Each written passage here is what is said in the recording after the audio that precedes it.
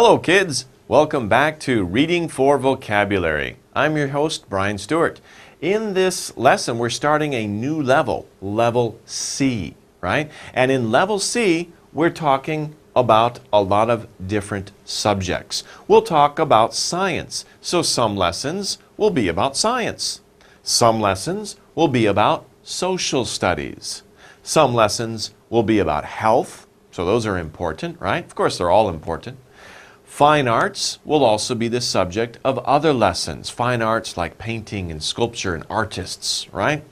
Math, well, math is interesting. We can take a look at some lessons about math and a new subject, entertainment. So that will be interesting too. Also, something new with level C is that some lessons will have short videos in them. So hopefully that will be fun and interesting to look at those.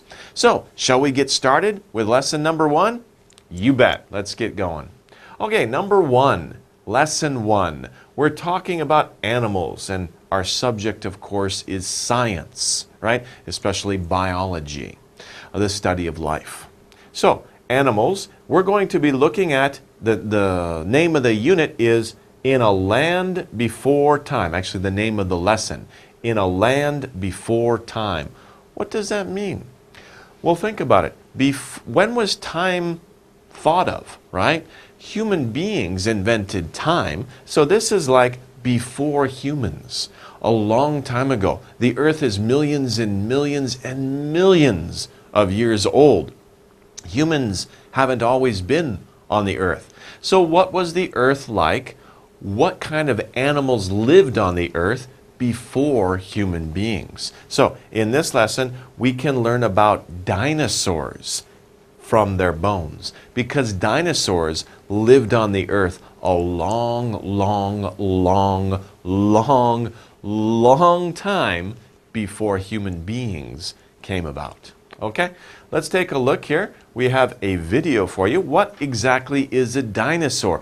You probably know what a dinosaur is, right? There's many television shows, animation shows, and movies about dinosaurs, right? You've probably seen some of those. Of course, a dinosaur is like a big, terrible lizard, right? It looks like this. Oh my gosh, look at that. That's kind of, oh my gosh. Look at that. That's a huge dinosaur. That's kind of scary, isn't it? Wah! Is he gone? Oh, he's still there. Okay, he's gone. We got rid of the dinosaur. Okay. Dinosaurs were really, really scary. We're very, very lucky that there are no more dinosaurs because they're huge. Some dinosaurs were huge. We'll learn more about dinosaurs in this lesson. Okay, but as we get started, of course, we need to learn some vocabulary. Let's take a look. The first vocabulary word, the definition, a hot place with a lot of plants. So if you think of a hot place, there are many plants there. What do we call that type of environment? We say it is a jungle. A jungle. And you can think if you go south, or if you go to Southeast Asia, if you go to Vietnam, Thailand, the Philippines, those are very hot places. There are many plants there. They have many jungles in those places. A hot place with a lot of plants. Jungle. Okay, next one. Oh, this is the opposite of a jungle, right? It's very cold. There's a lot of snow on the ground. But look at what happens when somebody walks across the snow. They're making marks. So this word is a mark made by a foot, right? When a person or an animal is walking in the snow, in the sand, in the mud, what do they leave behind them? They leave behind them a footprint. Footprint. Footprint. This person is leaving many footprints behind them. Remember, footprint is singular, hana, right? If you say footprint, you mean Hanuman. If you say footprints, you mean manayo, right? Many. So footprints. Be careful. Sometimes students will make that mistake. Footprint is only one, but you can't leave just one footprint. right? Unless you're jumping really far, right? So you leave footprints behind you. Next one. Ooh, what's this? This looks very old, doesn't it? This, of course, is the bone around your brain. This is a person's head, someone who died a long time ago. The only thing that's left is the bone. Bones last for a long time. Skin, hair, organs, those things dissolve and they go away after somebody dies. But the bone stays for a long time. So the bone around your brain, what do we call this bone? We call this bone a skull. Now that's a little hard to pronounce, right? S-K and L-L at the end. S-K, ska, ska, and L-L just L. So, and we have the U. Skull, skull. So we say that word as skull. Now, a lot of times when we see the skull, we think of death, right? That's a symbol for death. You guys know pirates, right? The pirate flag is a skull and crossbones. What that means is they take two bones and they cross them, right? Now, I'm not a very good artist, but I'll try to make a skull. No, I'll just make the crossbones. I can't really draw a skull. Am I doing okay? Yeah, I seem to be doing okay. It's kind of like a bone here, right? So the crossbones. So they'll have a flag and they'll have a skull on the top and they'll have crossbones. Skull and crossbones is a very common flag for pirates. If you see a pirate ship, they have a black flag and a white skull and crossbones on it. So skull is usually associated with death because pirates are bad guys, right? Okay. 4. The weather conditions in a certain place. So if you're talking about the weather conditions, it's hot and sunny or it's cold and snowy. How do we describe those conditions with one word? We say, what is the climate like? What is the climate? What is the climate like? Right? It's very common if you're talking to a friend, you make a friend on the internet or with email through your school, a program, and you meet a friend in Africa and you want to exchange emails with that friend. Or you meet a friend in Finland and you can ask them, what is the climate like in your country? The person in Africa will probably say hot and humid. The person in Finland will probably say cold and snowy. So what are the weather conditions in a certain place? Okay. Number 5, to continue to live. If something continues to live, they endure, they survive, right? I can't say it without saying the word, right? Survive. That's a little difficult word to say. Remember, survive. It's two sounds. 1, 2. Survive. Survive. So when you put them together, survive. One more time, survive. So survive means to continue to live, not die. So if something doesn't die, it continues to live. And this is for individuals, but it's also for groups too, right? Of course, individuals die all the time, but groups of animals might survive for a very long time, okay? 6, interesting and special. Very interesting, very special city, very beautiful city, right? What do we say? It's remarkable. Now this is a long word, right? Remarkable. If you're going to split it up into sounds, you got 1, 2, 3, 4. So 4 syllables. Remarkable. Remarkable. And you know, remark, you could probably put it there too. Remark. You don't have to say remarkable, but you know, it depends on how you pronounce it. So you can say, if you put them all together, it sounds remarkable. Remarkable.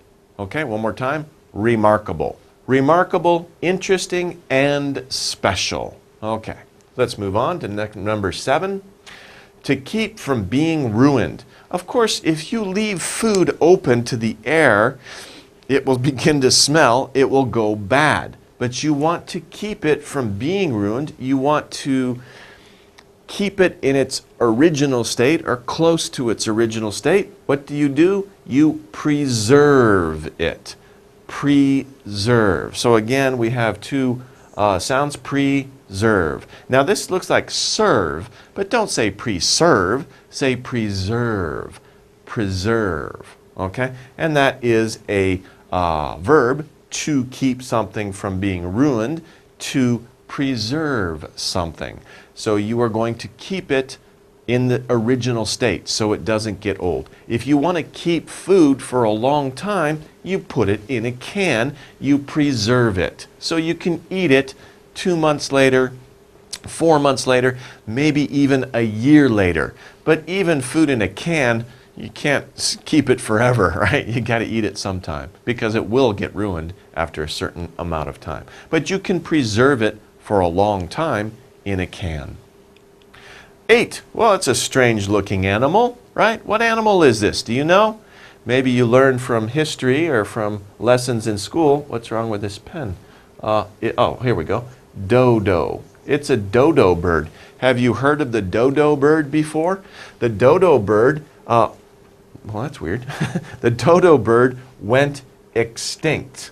And that's our word, extinct. So when people think of the word extinct, it's very common to think of the dodo bird. It's a very famous bird that died when human beings came to the island where it lived. Extinct means no longer in existence. The human beings killed all the dodo birds, and they brought dogs with them. The dogs also hunted the birds. So in a very short time, all the dodo birds went extinct. So we can use the word go, this is past tense, right? To go extinct, the dodo bird went extinct, past tense, okay? No longer in existence is extinct.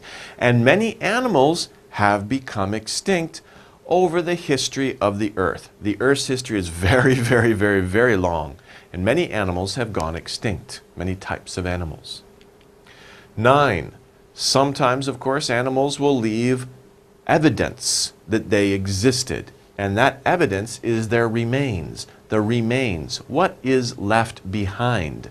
The remains of an animal or plant. So it's an animal or a plant. Not just animal, but also plants leave remains, and you can find them in the rocks. Usually the animal or plant dies in mud, and the mud is compressed under pressure, and that mud becomes rock. Well, the imprint of the animal's body or the plant's body is left or made into the rock. And these are very neat if you find them. What am I talking about? I'm talking about fossils.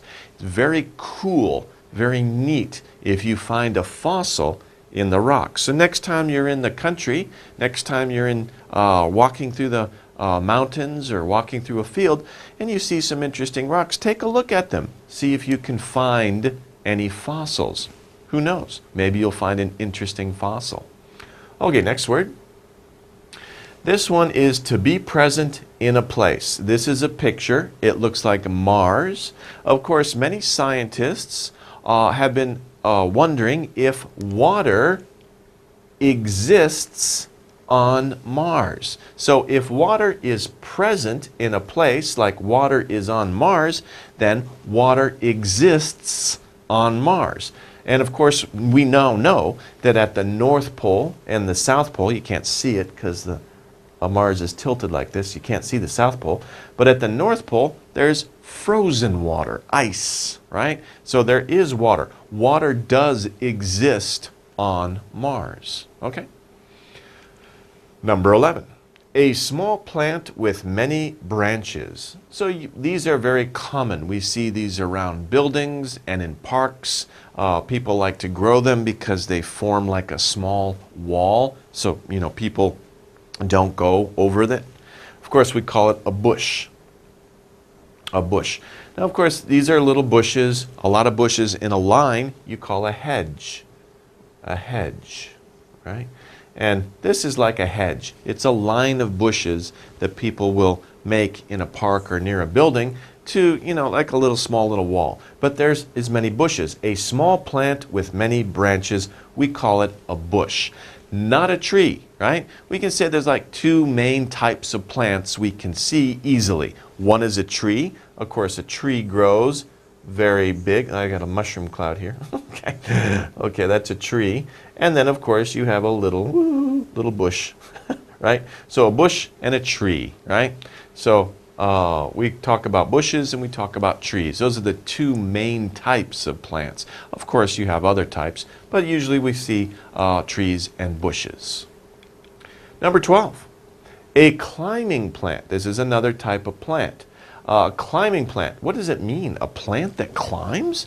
Yes, because these branches or long, thin stems, right? You can say a branch is like a tree branch. It's very thick and it's very strong. But some plants are they have arms or branches that are very small and they're not strong. You can bend them. And we call those stems, okay? So long, thin stems. And this is a plant with long, thin stems that grow and climb up walls. So it's a climbing plant. We call it a vine. So on some very old buildings, especially old brick buildings, you can see that they're covered with a green plant because the plant, it's called a vine, has grown up and they hook.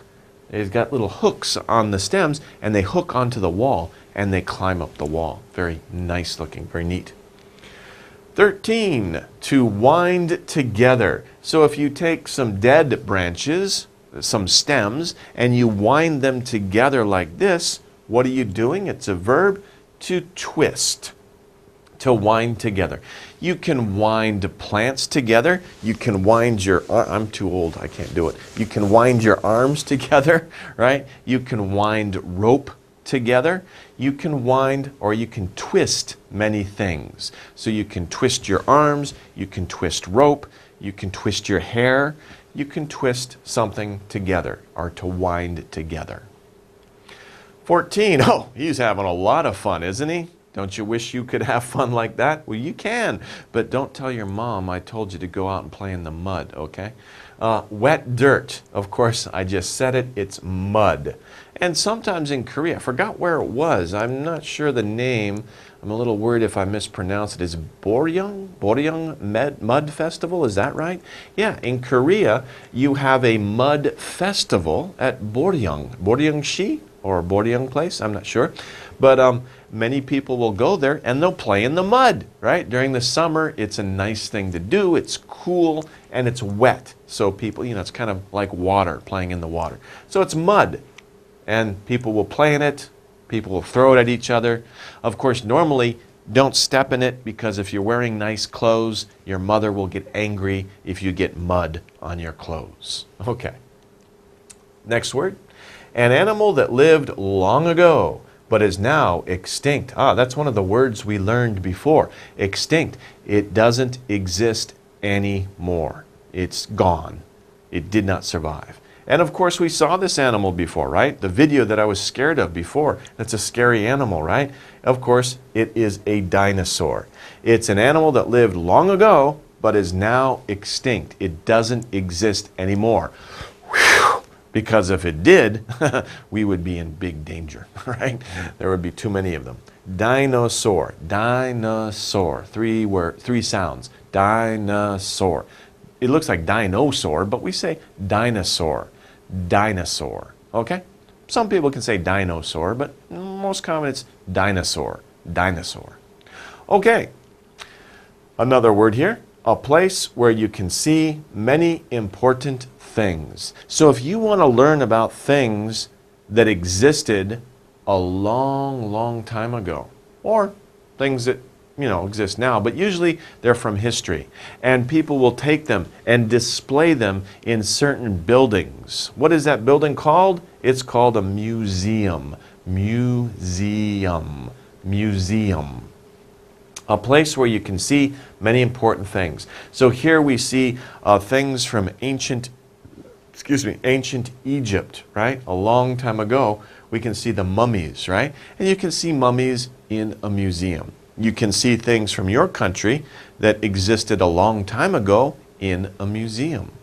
In natural museums, natural history museums, we can see animals that existed a long time ago in natural history museums. Okay, let's go over exercise here. The first exercise has to do with antonyms. Antonym. What is an antonym? Antonym means, oh, let's draw that line here a little bit more slowly. Antonym means words that have opposite, opposite meaning. It's like pandero, right? Pandero, opposite meaning, antonym. So our instruction, our direction is match the words in the box here with their antonyms listed below. So these words are the opposite of these words. That's what we have to do. We have to match the opposites, okay?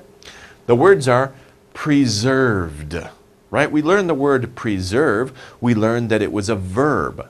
So now it's used with an ed, so it's past tense, like preserved. They have been preserved. Next one, jungle, jungle. Next one, survive, survive. And last one, extinct, extinct. Okay, what are the opposites of these words? Number one is alive. What is the opposite meaning of alive? Something that is not alive anymore. It's dead. And maybe all of them are dead. Then we can say extinct. If they're extinct, they're dead. They're gone. No more. But if they're alive, they continue to exist. Okay. Next one, desert. What is a desert? A desert is a hot place, but it has no plants. No plants grow in a desert. It's just dirt or just sand. There's no plants. So what's the opposite of a desert? We could say it's a jungle, because a jungle has many, many plants. There's a lot of water in the jungle. There is no water in the desert, or very little water in the desert. 3, die. So that's a sad word, right? Die. So what's the opposite of die? If something dies, right, it doesn't what? It doesn't survive any longer. It's not alive, right? By the way, die and alive, those are also antonyms, aren't they? Die and survive are also antonyms. Okay. The last one here, ruined. If something is ruined, it's been spoiled, it has changed from its original condition. But if you keep something in the original condition, it doesn't change, you have preserved it. It's not ruined, it is preserved. It's not ruined, it's preserved. Okay? So those are the antonyms, the opposite meaning of these words. Now our next exercise is talking about synonyms, right? Before we talked about antonyms, now we're going to talk about synonyms. What does synonyms mean? Synonym is same. The same meaning. So a synonym is a word or two words that have the same or similar. 비슷한데요, right? Maybe not 똑같아요, but 비슷한데요. Okay? So maybe not exactly the same, but similar meanings. Okay? Same meanings. Match the words in the box with their synonyms listed below. So these words in the box, we need to match them with the word that has the same or similar meaning. Similar. So same or similar meaning. Okay, let's look at the words in the box first. We have skull. Skull. Next word, footprints. Footprints. The next word is remarkable. Remarkable. The next one is climate. Climate. Okay? Now we have to match these words in the box to the same or similar meanings of these words here. The first word is amazing. Amazing. It's really amazing. It amazes you. It impresses you. It's really exceptional. What do we say is a similar meaning? We would say, of course, remarkable. Remarkable is similar to amazing. If you think, wow, that's amazing, it is remarkable. Okay, the similar meaning. Number 2 is head. Okay, so head, not the same meaning, but similar meaning for head. What's in your head, right? What is that bone there? We could say it's the skull. So skull isn't the same as head, but it is similar. Similar. Skull and head are similar. 3, weather. So we're talking about the weather in a certain place, especially. We're talking about what? What word has to do with weather? Of course, this word means weather. Climate. So climate. Weather is climate. Okay, the last one is marks. Now, when we learned this word in the vocabulary, we said marks that are left by feet, right? If somebody's walking along, especially in the snow or the sand, they leave marks in the snow or the sand. What do we call those marks? We call those marks yogita. Right here, footprints, right? Sorry. Yogita. We call them footprints. Okay, so marks are footprints that we leave behind us by our feet. Okay, well that wraps up the vocabulary section. We're going to take a short break here. We'll come back and look at the reading. So don't go away.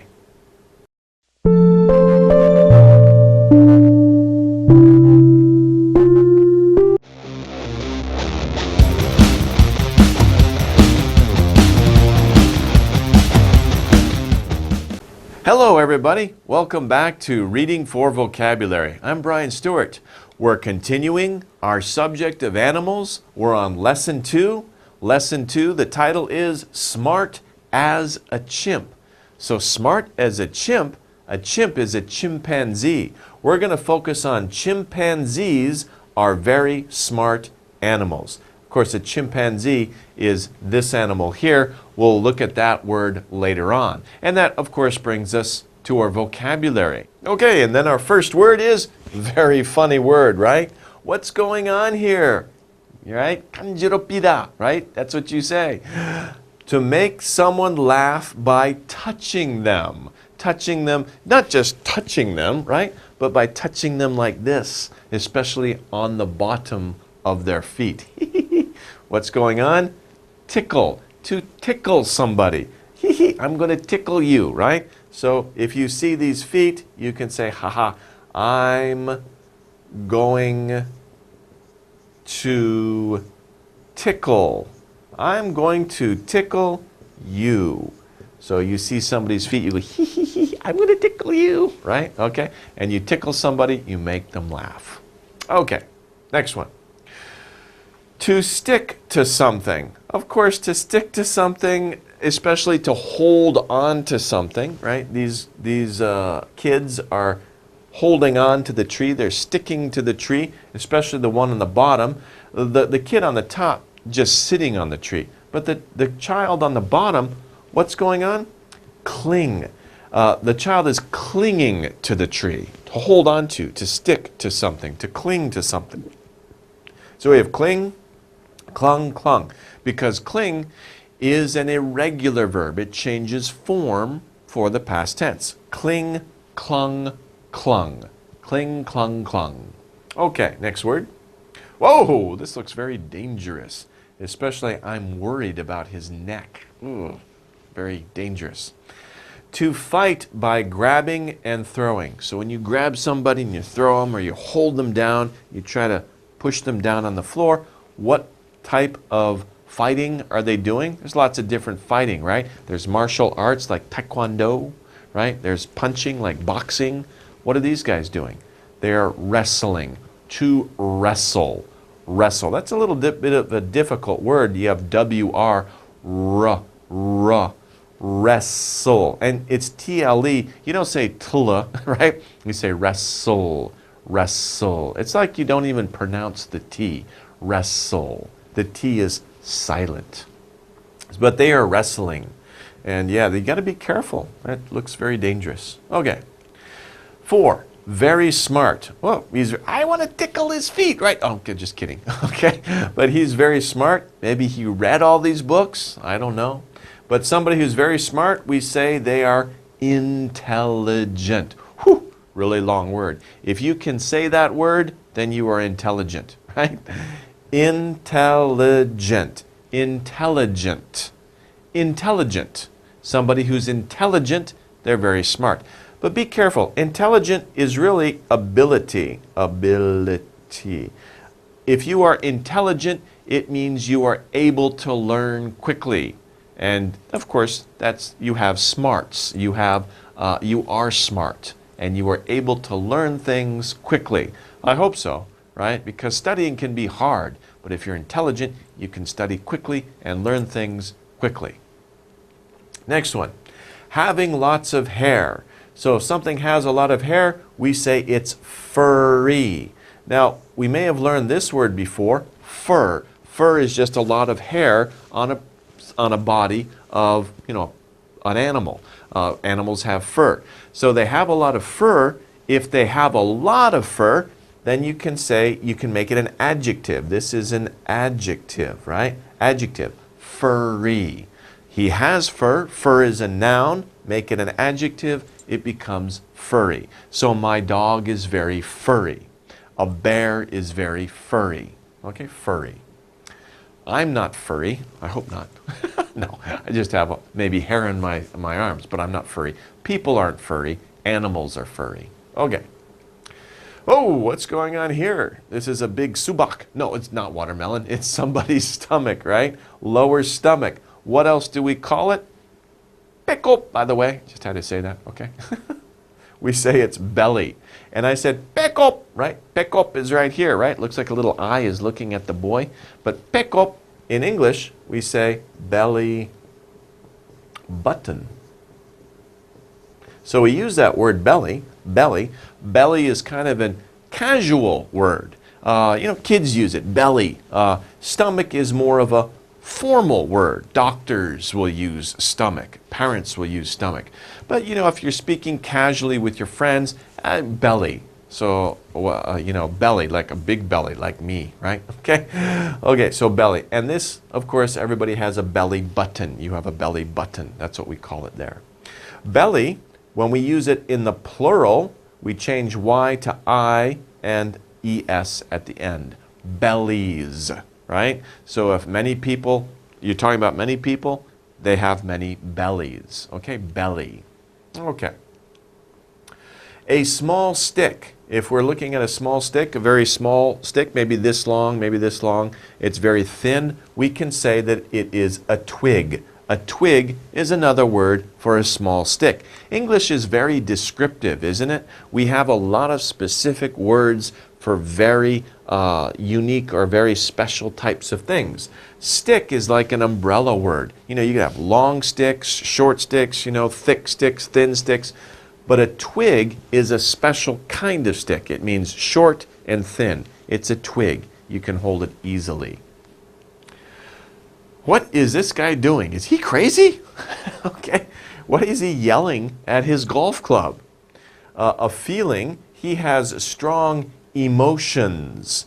Maybe he's very upset because he hit the ball and it went the wrong way. So instead of thinking, oh, I made a mistake, he blames his golf club. He has a very strong emotion towards his golf club. But remember, emotions aren't just negative. Emotions can be positive too. Happiness is an emotion. If you're really, really happy, that's an emotion. If you're really, really sad, that's also an emotion. There are many kinds of emotions. Emotions can be positive and they can be negative.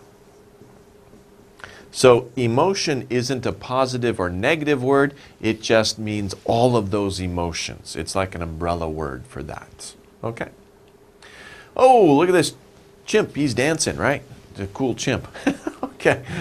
An animal that looks like a monkey. I just said the word. It's a chimpanzee. Now, notice that at the beginning of the lesson, it said smart as a chimp, because chimpanzee, which is the whole name, is a lot of times people will shorten it and just say chimp, right?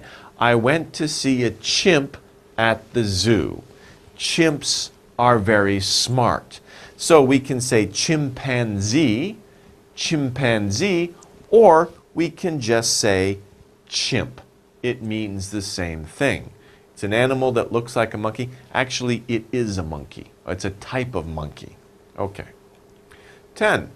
Thinking much or thinking a lot about what you are doing. When you're thinking a lot about what you're doing, you are being very careful, right? You're being very careful. This person's being very careful looking at the bugs, right? When you think a lot about what you're doing, you do it carefully. You should think a lot about the things you are doing. Do things carefully. Some things you don't have to think a lot about, like, well, brushing your teeth, you have to do it carefully. Think about how you brush your teeth. But sometimes we don't do things very carefully. We don't think about them because it's habit or we do them many times. But if we do something and we think about it very deeply, then we're doing it carefully. Okay. 11. Oh, that's a sad situation.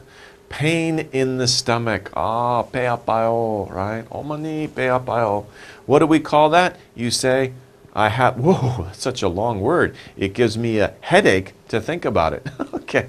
Stomach ache. And notice I just said headache. Now, there's a lot of aches that you can have. There are a lot of aches. You can have a headache, right?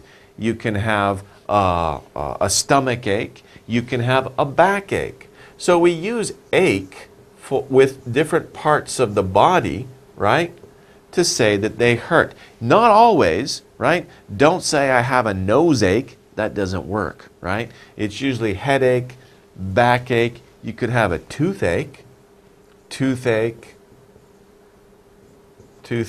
It's one word. I'm just showing the difference. And stomach ache, right? Those are commonly the words we use with ache. Don't say I have an elbow ache or an arm ache. That's weird. You could say I have an ache in my arm.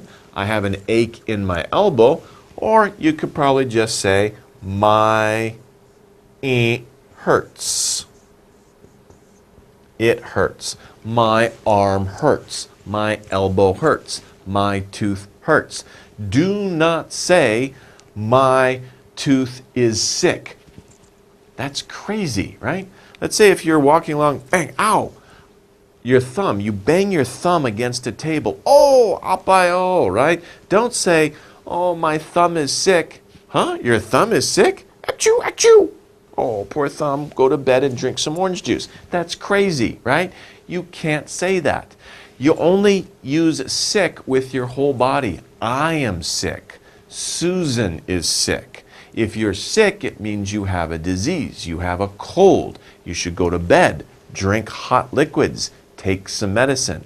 That's not what this is going on. You don't say, my stomach is sick. Oh, poor stomach, go to bed. No, you say, I have a stomach ache or my stomach hurts. Don't say my stomach is sick. That's 이상해요. Only people can be sick. Now, notice we say stomach ache before we learned belly. So you can also say belly ache, right? I have a belly ache or my belly hurts, right? Pain in the stomach, pain in the belly ache, or most people will say stomach ache. Whew. Okay, so one word.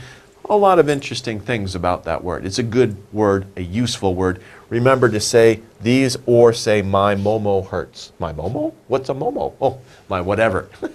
Right? My arm hurts. My ear hurts. My head hurts. My leg hurts. My thumb hurts. Okay? So interesting word. Okay, next one.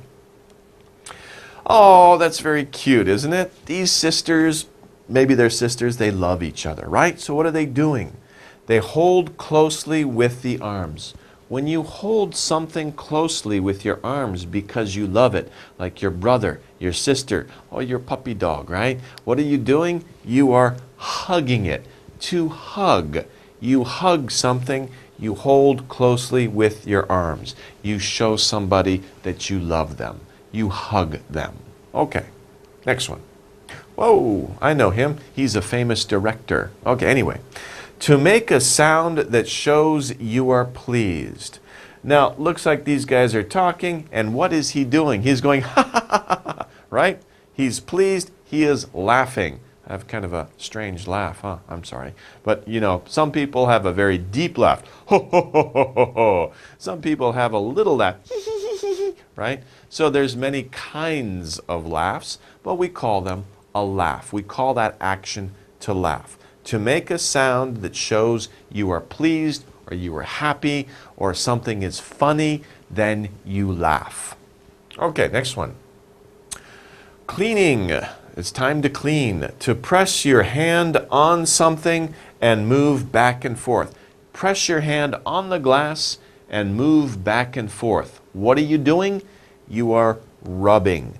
Now, rub doesn't always mean somebody's cleaning, right? If somebody's arm hurts, you can rub it. Maybe it will feel better, but be careful. Why does it hurt? If there's a nail sticking in their arm, don't rub it, right?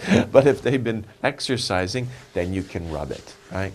So rub just means to put your hand or your fingers on a surface and move back and forth, right, with pressure, to rub something.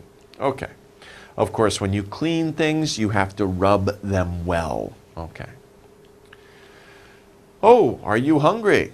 We have something here to eat. A dry fruit with a hard shell. So the outside part, right? The outside part is the shell. The inside part, this part here, is the dry fruit. And what do we call the whole thing? What do we call all of it? We call it a nut. A nut. This looks like a walnut. And of course, you know about a peanut, right? There are many kinds of nuts. A nut. By the way, it's interesting, in English, be careful using nut, right? Nut is a food, but you can also call people a nut. If you say, he's a nut, it means he's kind of crazy, right? He's kind of crazy, he's a nut, or you're a nut. Sometimes people will joke around and you call your friend, oh, you're so silly, you're a nut, right? That's sometimes people will call other people a nut, but that's just, a different meaning. This, of course, is food. It's a nut. Nuts are good for you. Okay, next one. Oh, these are not good for you, but they taste great. How do they taste? They're very delicious. So how do they taste? In Korean, you might say nyam. Oh, don't forget that one. So you say nyam. How's my spelling? Is it okay? Yeah? Whoa. Oh, what am I doing? What is that? Yum. So you nam, yum, yum, yum, yum. Masita. Right? Very delicious. In English, it sounds similar to this. Sounds a little bit similar. Yummy. Yummy. It's yummy in my belly. Right? Yummy in my stomach. It's yummy. Tastes very good. Isn't that interesting? In English, we say yummy. In Korean, you say nyam, nyam, nyam, nyam. Very good. It's also very interesting to think about the opposite, pandero. Pandero in English, right? I'm going to use this symbol for pandero. We can say if something 맛이 없어. Oh, 맛이 yak. 맛이 없어요. Right? We say yucky. Oops, C. Y-U-C-K-Y. Yucky. Let me write that again. I'm getting too fast. There we go. That's much better. Yucky. Ooh, yucky. Oh, 맛이 없어요. Right? In Korean, you say yuckywa. Isn't that amazing? Yummy, yum, yum, yum, yum. Yucky, ooh, yuckywa. Well, it's like English and Korean are almost the same. Okay? It's very interesting that we have similar sounds for similar meanings in this case. Okay.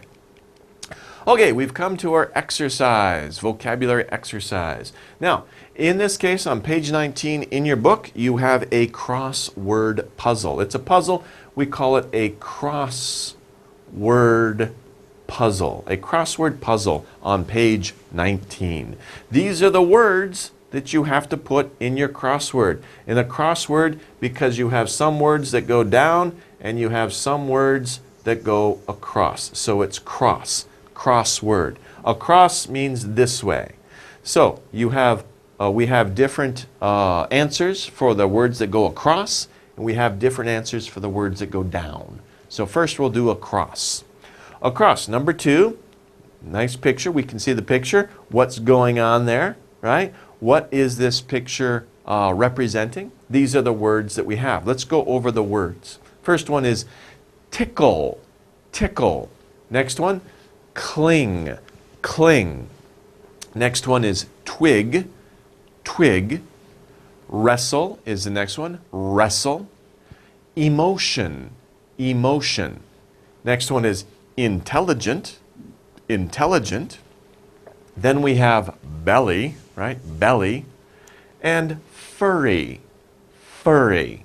Okay, so these are the words we have, and we have to fit them into the puzzle. Now, as I said before, we look at the picture, and we can see which word we can match with the picture. What's going on here? Remember, kanjiro pizza, pita. Sorry, kanjiro pita. Whew, my pronunciation not so good. Okay, if you do this, you are doing what? You are tickling somebody. To tickle. Kanjiro, right? I'm going to tickle you. So you tickle somebody. Okay, next one.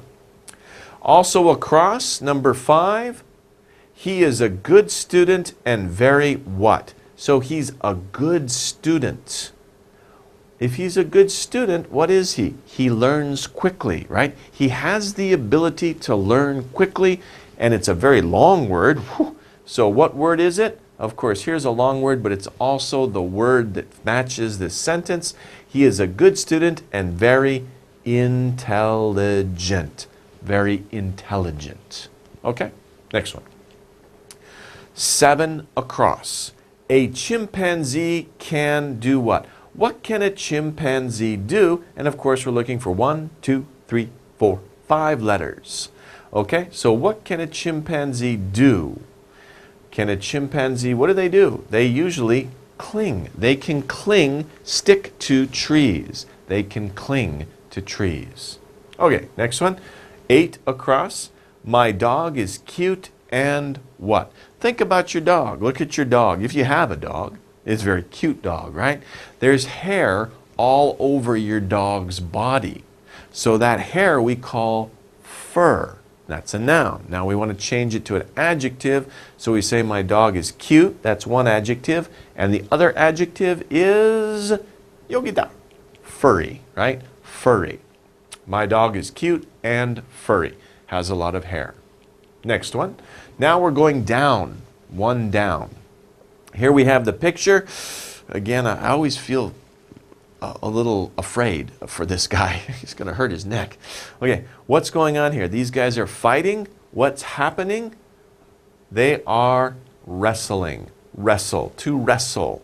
This is to wrestle. Remember, there's many kinds of fighting for sport, right? Don't do this because you have a strong emotion. Do this only if it's a sport, okay? Wrestling, taekwondo, boxing, whatever. Okay, next one, down. Oh, what's going on here? I just used that word, right? Don't wrestle or fight somebody because of what? Because of emotion, right? He's showing strong emotion towards his golf club. Emotion. Next one, 4 down. The chimpanzee has a big round what? What does the chimpanzee have that's big and round? Kind of like me. What's going on there? A belly. Has a big round belly, right? Maybe the chimpanzee's drinking too much beer. That makes a big, I'm just kidding, a big round belly, okay? Okay, next one. Small sticks, very small sticks we can see here. They're very small, very thin. Remember what we talked about? What is the same word for a small stick? That's right here, twig. A twig is a small stick. Okay.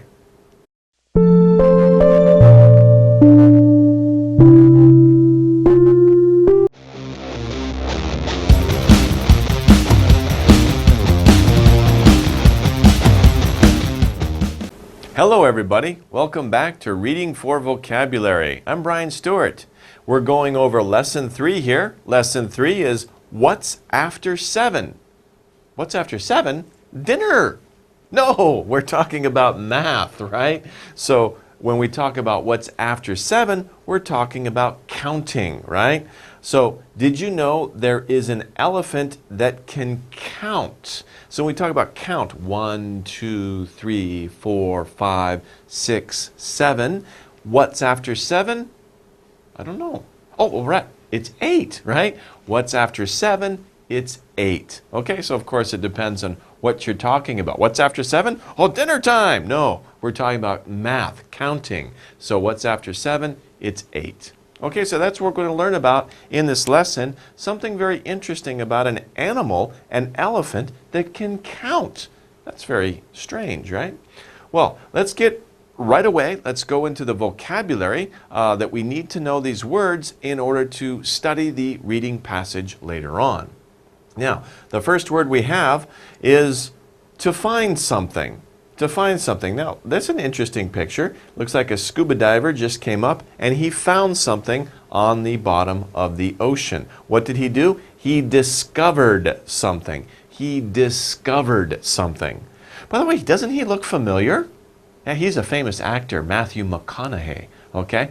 Maybe you've seen him in a movie before. But in this movie, he discovered something at the bottom of the ocean. So when you find something, you discover it. Okay, next word. Whoa, we have many apples here, many green apples. There's one red apple. To change one thing for another. So let's say this person says, okay, I'm going to take the red apple and I'm going to put a green apple in its place.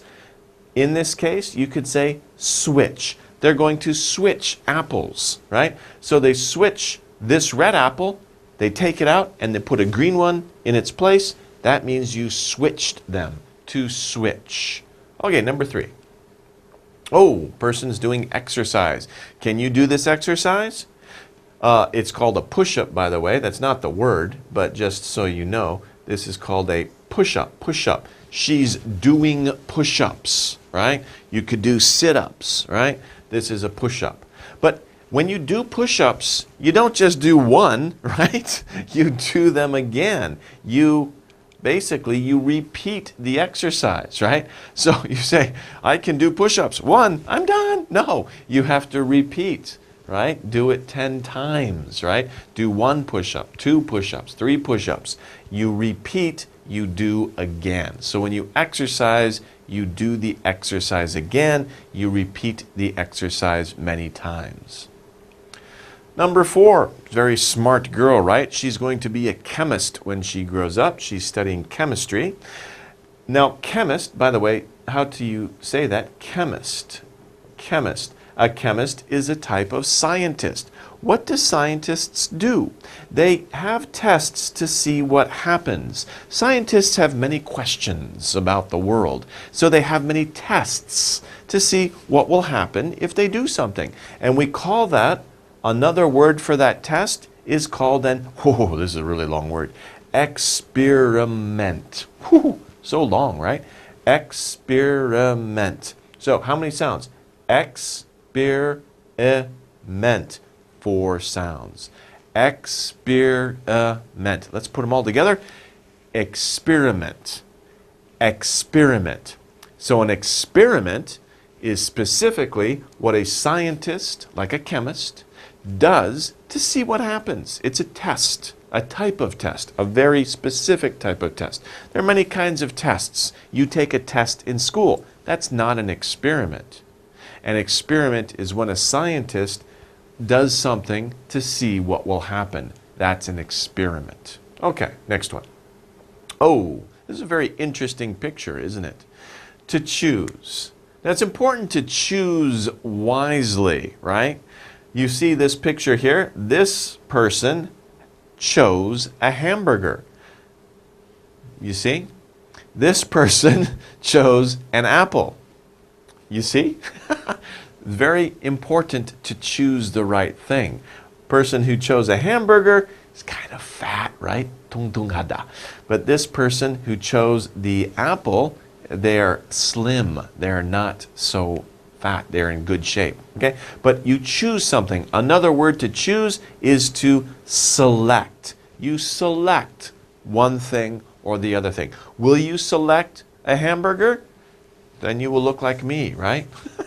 If you select the apple, you'll look like I did 20 years ago. Okay?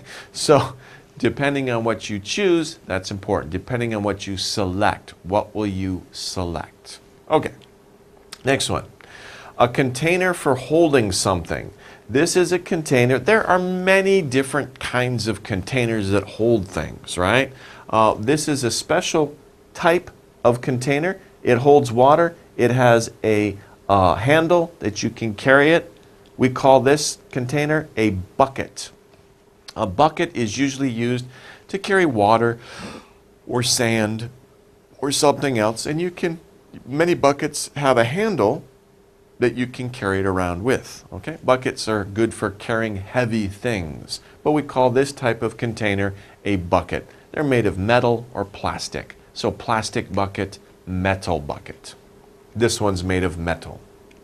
Next one. Oh, what's he doing? It looks familiar. He's teaching, right? A university teacher. But he's not just a teacher, right? In your elementary school, your middle school, your high school, you can call those people teachers. But at a university, they have a special word for that type of teacher. They call them professor.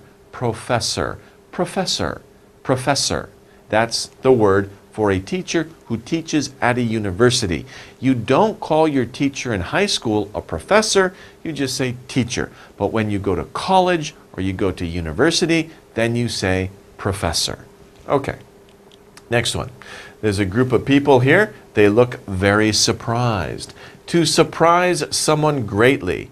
Now, when you surprise someone greatly, especially it means you scare them a little bit, right?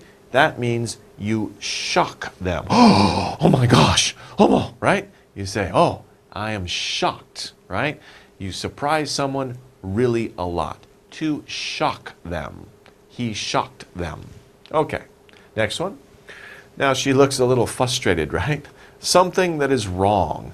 Something, of course, with computers, many things go wrong, right? So we can say it is a mistake. Okay, hopefully she didn't make the mistake. Maybe the computer made the mistake. But anyway, something went wrong. Something wrong happened. It is a mistake. So it's a mistake. Okay, next one. To make it difficult for someone to think clearly. This person is buried under a lot of work, right? They have so many things to do. It's difficult for them to think clearly. They are confused. They don't know what to do. Should I do this job? Should I do this job? Well, the phone's ringing. My boss is calling me. I'm confused, right? To confuse. Confuse. Confuse. Confuse. I'm very confused. I don't know what to do. 11. Well, this guy's pretty smart, right? He's doing, what is he doing? Well, the study of numbers. He's figuring out how to not just add and subtract, but also multiply and divide. He's studying math. Did you hear what I said? Add, subtract. That's simple math, right? If you add and subtract, that's simple math. Add is like plus or minus. But I also said multiply, multiply, and divide. That's more difficult math, right? That's multiply. We usually use that symbol. And to divide, we use that symbol, okay? So, add, subtract, multiply, divide. This is all the study of math. And the type of math he's doing is algebra. This is algebra. Algebra. There are many types of math, right? There are many types of math. There's simple math, doing this. There's algebra. There's trigonometry. There's calculus. Ooh, calculus is very difficult, right? But algebra, probably you will study algebra. Maybe you're studying algebra now. By the way, isn't this picture a little strange? Think about it. He's writing, but he's writing backwards. He's writing backwards so you can see what he's writing. But if you look at the picture closely, you see, oh, something strange about the picture. By the way, it's also interesting to notice, I'm just getting onto some of these. B equals 2. If you do these problems work out. And if, I'll just give you the answer. A, what does A equal? A equals 5. look at it later, okay? We're studying words now, but if you want to look at the math, a equals 5, do it later. Okay. 12. Intelligent. Somebody who's intelligent, okay? What do we call them? We call them smart. Are you smart? Of course you're smart. You're studying with me, right? I'm sorry. You're studying with these textbooks. So you're smart, right? Because you're intelligent. If you know a lot of things, it's interesting to look at this word, intelligent and smart. Intelligent doesn't mean that you have a lot of knowledge. Intelligence means that you can learn quickly. You can learn the knowledge. There's a difference between being intelligent and being wise. If somebody is wise, that means they have a lot of experience and they know from life what to do. But somebody who's intelligent has the ability. Intelligent is like ability to learn. And if you're smart, you can learn quickly, okay? So that's interesting.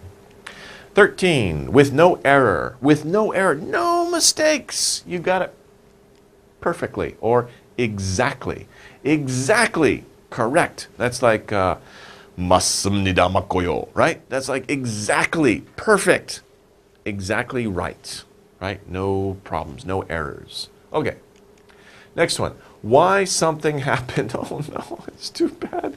She got an F. 아이고. There's some reason. What is the reason she got an F? The reason explains why something happened. We don't know, but we can think there are many reasons why she got an F. 1, she didn't sleep last night. 2, she didn't study. 3, she played a video game all night. There are many reasons why something happened. Many reasons why somebody would get an F. So I hope that doesn't happen to you. Make sure there is no reason for you to get an F. There should only be a reason for you to get an A. Okay. Number 15, to make a point in a test or a game. To make a point, or when you look at the points for both teams or for people, we're talking about the score. So when we use the word score, a very common question is, what is the score? So imagine Korea and Japan are playing a soccer game, right? And you want to know, what is the score? Then of course, you say, well, Korea has 8 points and Japan has 0, right? That's the score. 8-0. 8-0. Okay? Maybe. Okay. What's the score? What are the points that each team got or each person got? That's the score. When we talk about the score, we usually talk about both teams. 8-0. Okay? Or you could say, what is your score on a test? Because it's also a test. My score was 89. That's pretty good, but it's better if your score is 100, right? Wow, that's a perfect score. So hopefully you get 100, okay? That would be a score on a test. Okay. The next word, to think that something is true. So if you think something is true, you believe in something. In this case, we have a picture of Santa Claus. Do you believe in Santa Claus? Of course, in that case, you think that Santa Claus is real, and it's true. That to believe something, to think that something is true, you believe in something. Okay? Okay, well, let's go over the vocabulary exercises. Exercise number 1. What is our directions? Complete each sentence with a word from the box. So we have 8 words in the box. We're going to have 8 sentences to fill in the blanks. Each sentence we have to choose which word goes into the blank for the sentence. We have a lot of words. What are they? Of course, these are words we just studied. The first one is discovered. Discovered. Remember, we studied the word discover, but now we're using it in the past tense. Discovered. Okay? Bucket. We learned singular bucket. More than one bucket is buckets. Buckets. Okay, next one. Repeat. To do over. Repeat, but this one is repeated. Repeated. Okay, next one. We learned shock, but remember we can say shocked. Shocked. Okay? Next one, experiment. Ooh, there's our really long word, right? Experiment. Experiment. Okay, next one, switch. Switch. Okay, switch. That might be a little difficult with the SW. You exchange or you move one for the other. Switch.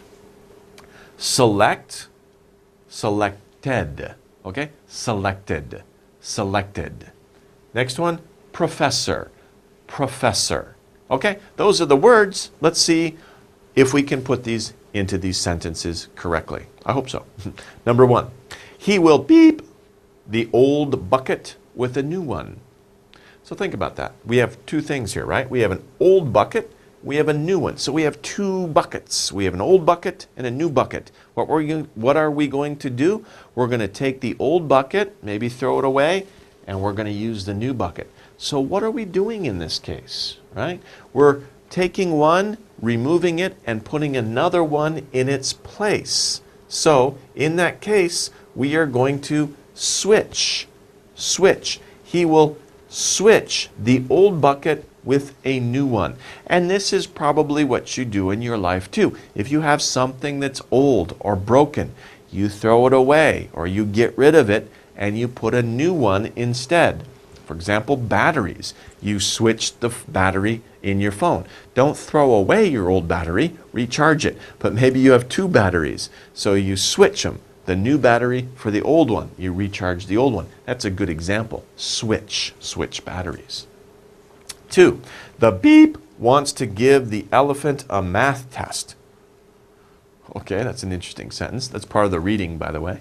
Okay, so if somebody wants to give an elephant a math test, who would do that, right? Think about that. We need a person, right? The professor wants to give the elephant a math test. Basically, that's the only one that we can use here because professor is a person, right? And that's the only person we've got up here. So the professor wants to give the elephant a math test. Okay, number 2. The workers beep gold and diamonds in the cave. What do the workers do? There's gold and diamonds in a cave. What are they going to do with those things? Now, not all caves have gold and diamonds, too bad, right? If you go to a cave, there's probably not going to be gold and diamonds in there. But if you're looking around and say, oh, look, if you find the gold and diamonds there, what did you do? You discovered gold and diamonds in the cave. Okay, so discovered. They discovered gold and diamonds. They found gold and diamonds in the cave. Okay, the next one. They beep the same test 3 times. 3 times. They did it 3 times. Not just once, but they did it again and again and one more time again. Okay? So what word means that you do something not just once, but twice or 3 times or 4 times, right? What means that you do something more than once? That's this word right here, repeated. They repeated the same test 3 times. Okay, that's the word that makes sense there. Number 5. Fill the beep with water from the well. Okay. Remember we looked at this container that holds something, and it's usually, this container is made of metal or plastic, and of course I said you usually use it to carry water or sand or something that's heavy. What is it? What is that container that we use to carry stuff? There it is right there, bucket. Fill the buckets with water from the well. Okay? The next one, 6. The scientist is doing an what in the lab? What do scientists do? Remember before I talked about a scientist has many questions about the world. They want to make tests to see if the question is yes or no. Will this thing burn if I increase the temperature? That is what? That is an experiment. The scientist is doing an experiment in the lab. Okay? Our last 2 sentences. Ashia. Ashia is a name. It's the name of the elephant in the reading passage that we're going to read. Ashia, beep, the one with more apples in it. So, if you've read the passage already, what did Ashia the elephant do?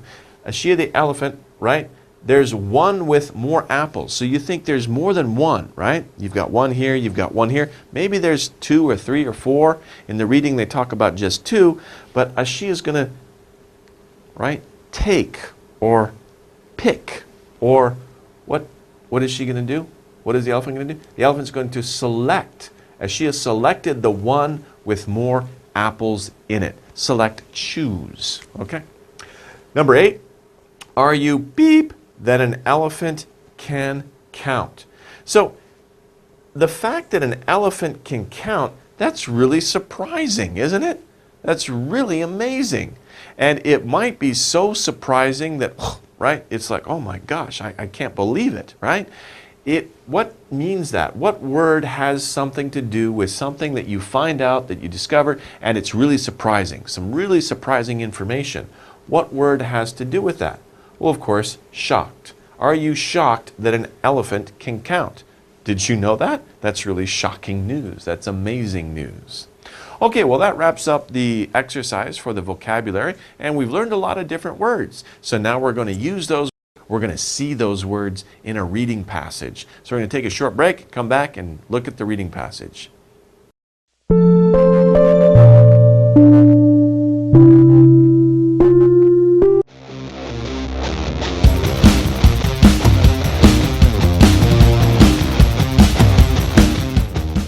Hello everybody, welcome back to Reading for Vocabulary. Are you ready to continue with the lessons? Great, because we're going to be starting today with Lesson 4.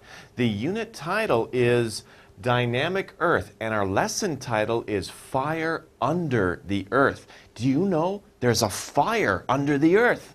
We're going to talk about that in this lesson.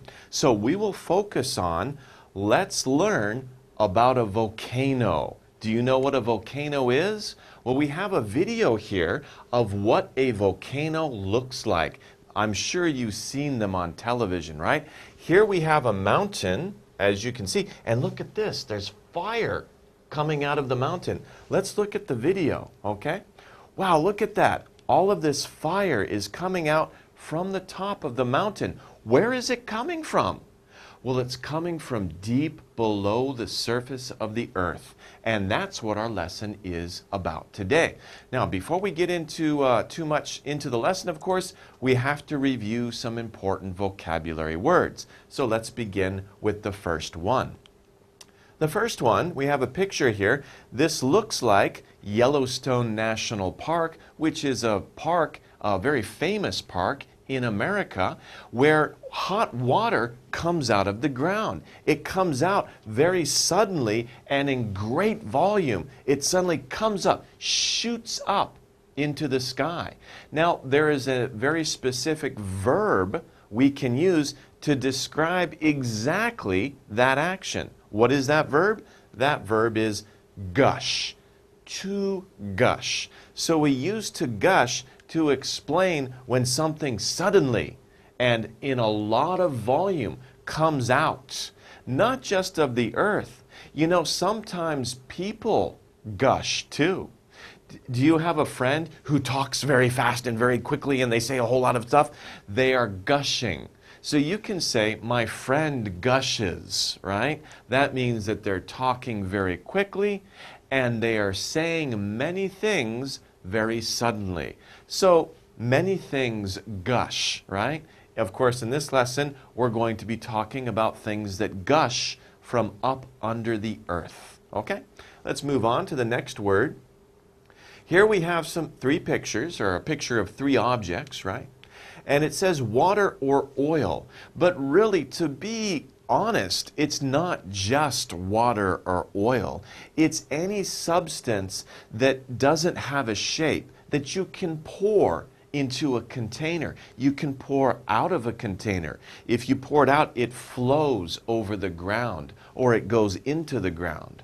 What type of substance is that? We say that that is liquid. Liquid, right? Liquid. It's liquid. Water is liquid. Oil is liquid. That video that we saw of the volcano, that's actually liquid rock. Isn't that amazing? Rock can be liquid. We'll talk about that some more later. Okay, the next one. Wow, this looks very, very, very old, doesn't it? When we look at something like this, these are ruins, right? Ruins from a very, very old civilization. You've probably read about Rome, or a long, long time ago in China, or even in Korea. We can see ruins. They're very old. Another word for very old, it's an adjective that we use, it's ancient. Ancient. It's a little bit maybe a difficult word, so ancient. Ancient. Ancient. These are ancient ruins. Okay, let's move on. Wow, very neat picture. That's really cool looking, isn't it? Very beautiful, right? Here, of course, we can see another volcano. This is another volcano here. And actually, we can see many volcanoes, right? To throw out violently. If something is being thrown out violently, what do we say? We say it's erupting, to erupt. When a volcano begins to throw out the very hot rock and smoke and ash, and also ash. Ash is, you know, when you have a fire and the smoke goes out. Sometimes pieces of the smoke fall from the sky onto your arm, right? That's ash. It's actually pieces of the wood that fly up in the air and come down on your arm. So ash. All of this stuff, smoke, ash, molten rock, is thrown out of the volcano when the volcano erupts. Okay? Next word. Now, we're talking a lot, right? I keep talking about the hot melted rock, but there's a better word for it, right? There's a better word for it.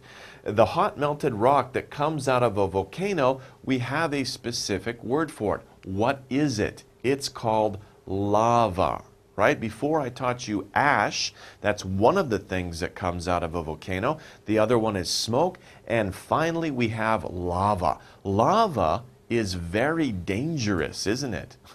It's also difficult to pronounce. Lava, lava, okay? It's hot melted rock. Imagine rock that is so hot, it's red and it's liquid.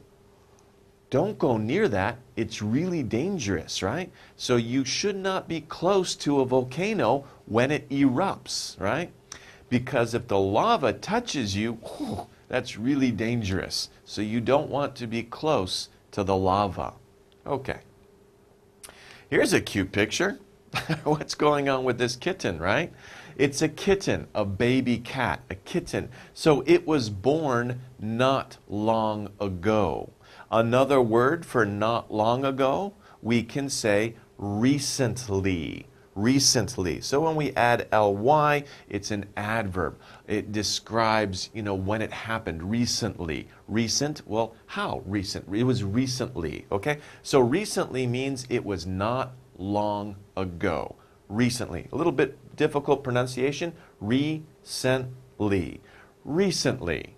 Recently. Remember, recent is just an adjective. Recently, add ly to say, answer the question, how? How was it, right? Recently. Okay. Whoa, what's wrong with this lady? She looks very strange. Well, she has many arms, right? Well, what this picture is showing is that she has many things to do. She's very, very busy, isn't she? To be busy doing something. So, unfortunately, she doesn't have 6 arms, right? Maybe she wishes she had 6 arms, but she's very busy. She's doing many things, so she is very active. Active.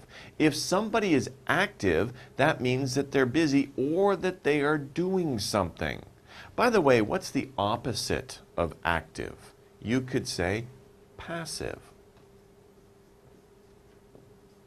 When we talk about people, people are active or sometimes people are passive. That means sit back. Sometimes You are passive, right? Oh, you had a long day at school. You go home, oh, I just want to rest, want to watch TV. You are being passive. We use active and passive for people, but we also use active for volcanoes. If a volcano is active, that means it can erupt soon. But we don't really use passive for volcanoes. If a volcano is dead and it will not erupt, then we say it's dormant. Dormant. So dormant is used for volcano. A volcano is dormant. It's a little strange to say a volcano is passive. People are passive, volcanoes are dormant. Okay, let's move on. Number 8, sleeping. Now this is our word here, dormant, that I just taught you, right? We say people are passive, but we say volcanoes are dormant. And it says sleeping here. So, volcanoes aren't really awake, right? They're not really sleeping. They're either active or they're dormant, okay? Of course, in this picture, this volcano has been dormant. It looks like it's been dormant for a long time. It has snow on it, or maybe it's just winter, right? And there's a lot of snow there. But this volcano is not active. It's not erupting, so it's dormant. Sometimes people can say the volcano is sleeping, but that's kind of a poetic way to describe it. It's kind of like, oh, the mountains are sleeping, the forest is sleeping. But usually the technical or scientific word is dormant. Okay, next one. Hot melted rock found inside the earth. We saw this picture before. When you see this picture, do you remember the word we just learned a few seconds ago? Lava? Well, this is different. This word is magma. So magma is hot melted rock found inside the earth. And you're probably thinking right now, what's the difference between lava and magma? It's a good question, right? The difference is location. Location. In other words, where is it? This one says found inside the earth. If it's underground, if it's deep inside the earth, we say it's magma. But when the magma comes to the surface, when it comes out of the volcano, now it's in a different location. It's on the surface, and then it is lava. Okay? So maybe let me do this differently. A surface, if it's on the surface, it is lava. But if it is inside the earth, it is magma. So it all depends on the location. Where is it? On the surface, lava. Inside the earth, magma. So we have different words for depending on where it is, on where it is. Okay. Number 10, wow, where is that? That's not on Earth, that's on the moon, right? The outside of an object. But when we talk about the moon, of course the astronauts didn't go in the moon, right? They walked where? They walked on the surface, on the surface, on the surface of the moon, right? On the surface of the moon, on the surface of the earth. We don't live in Earth, right? We live on the earth, right? We live on the surface of the earth, okay? So the outside of an object is the surface. Okay. Next one. A mountain with a hole in the top. A mountain with a hole in the top. We've already talked about this word. I've used it several times already. Of course, we're talking about a volcano. Volcano. We don't really pronounce the L. You don't say volcano. You say volcano. Volcano. Okay? So, of course, we're talking about this. It's a mountain. There's a hole in the top, and smoke, ash, and lava come out of the volcano, erupt. Okay, number 12. If you're looking at a map, let's say you're here and you want to go there, well, that's not far away. It's not far, right? If it's far, it's, oh, muruwayo, right? Muruwayo. But it's kakawayo, right? Not far away. We say nearby, nearby, nearby. Or you could also say close. It's close. It's nearby. It is close. It is nearby. Where is the post office? Oh, don't worry. It's nearby. It's close. It's not far. 가까워요, right? Okay. Next one. A scientist. Do you want to be a scientist like this? This looks like an exciting job, looking and studying the heavens. This is a scientist who studies outer space. Of course, there are many scientists. Scientists study different things. Some scientists study life. They're biologists. Some scientists study the earth. They're geologists. But this is a scientist who studies outer space. Ooh, right? Out the moon, the planets, the stars. What do we call that scientist? We call that scientist an astronomer. That's a big word, right? Astronomer. Astronomer. Astronomer. So we say astronomer is a scientist who studies outer space. Okay. Number 14. This is a fun thing to do in the summertime. Maybe you go to Gwanghwamun in Seoul or City Hall and they have a fountain coming from the sidewalk, right? And that's very fun to play in the summertime. Well, a stream of water going into the air, I just said it, it's a fountain. Fountain. Fountain. Okay, two sounds. Fountain. A fountain. And many kids like to play in the fountain during the summer. Okay, so the next word here, we have a picture of a very hot liquid, and it's something that wasn't liquid before, to become liquid by heating. Now, before we've talked about rock being so hot, it turns into a liquid. That's really amazing, isn't it? But if you think about it, everything on the earth, all the material you can think of, if you heat it up at a high temperature, it turns from a solid into a liquid. It goes from solid to liquid. Now, what word do we use to describe this action? We say melt, to melt. LT at the end, ult, melt, melt. So if something melts, it turns from a solid to a liquid. It becomes liquid by a lot of heat. We can see melting every day. If it's a hot summer day and you have ice cubes in your water, those ice cubes will melt. So ice melts very easily. Ice cream melts easily. You have to eat it quickly, right? Now, don't eat it too quickly, right? But ice cream will melt. Sometimes people like the melted ice cream. That's also good. Okay, this is our last word, and look at the picture. Wow, it makes you really sleepy, right? It's like 평온한, right? Very peaceful. There's no people in the picture. All we can see is just like an empty dock. The boat is empty, nobody's there. The sea is very calm. Everything is very peaceful and what? Quiet.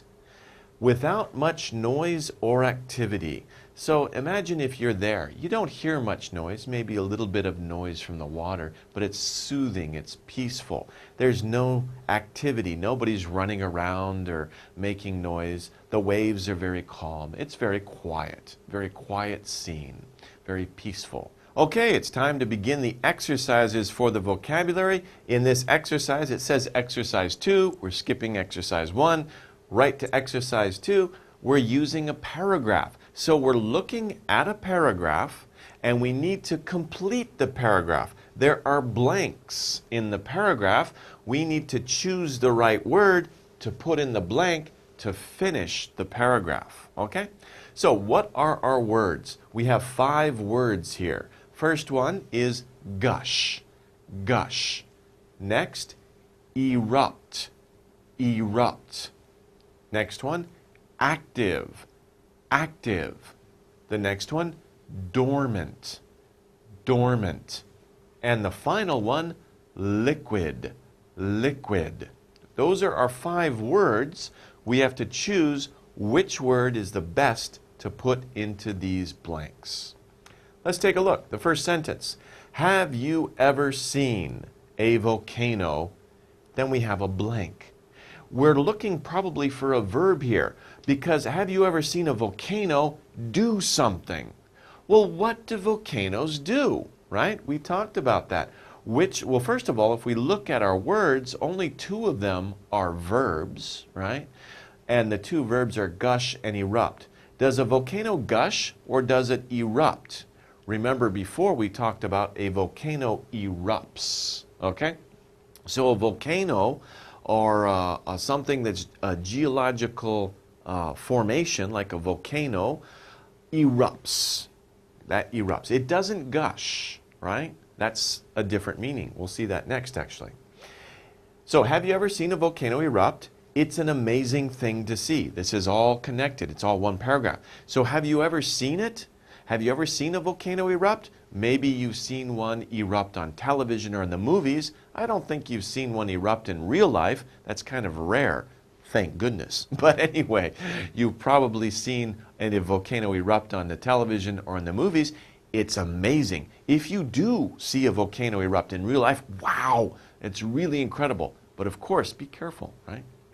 Pay attention to what the police and people tell you about active volcanoes. Anyway, it's an amazing thing to see. I like watching the lava beep out from the top. So the lava, what does the lava do, right? We have two verbs here, right? I said we have two verbs. Gush and erupt are both verbs. We used erupt. We need another verb here. It's going to be gush, right? Now that's interesting. Think about this for a minute. Volcanoes don't gush, they erupt. Lava doesn't erupt, it gushes.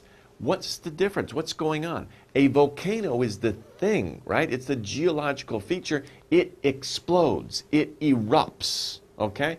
It doesn't gush. What the substance that comes out of it, that's what gushes, okay? So the lava gushes. Or before on the slide we saw before, at the very beginning, we saw water coming out of the ground. The water was coming out of a geyser. A geyser is similar in this sense to a volcano. Of course, a geyser isn't a big mountain. It's a hole in the ground where water comes out of. The geyser erupts, water gushes. So you see, the thing, whether it's a volcano or a geyser, that's the geological thing, object, it erupts. The substance that comes out, that gushes. So that's a good difference. That's a good thing to remember. Okay, the lava looks like beep fire. What kind of fire? Is it active, dormant, or liquid fire? Remember when we saw the video? It looked like the rock looked like a what? Liquid. It looked like a liquid. So the lava looks like liquid fire. It's like a liquid that is on fire. And actually, it's very dangerous. It is a liquid, and if you touch it, your skin will become on fire. So don't touch lava. Don't get near lava, okay? So those are our words. Have you ever seen a volcano erupt? It's an amazing thing to see. I like watching the lava gush out from the top. The lava looks like liquid fire. Continuing on the slide, but I've only seen lava once. That's because most volcanoes are not what? Okay? So think about this. I said it's rare to see a volcano erupt because most volcanoes are not what? If a volcano is erupting, is it active or is it passive? Most volcanoes are not active, and that's a good thing, right? Whew. We don't want most volcanoes to be active because that would be dangerous for the people around the volcano. Most volcanoes aren't active. Most of them are what? What's the opposite? Pandero of active. The opposite of active is dormant. Dormant. So most volcanoes are not active. They don't erupt. They're dormant. They are like sleeping. They don't have any action. They are quiet.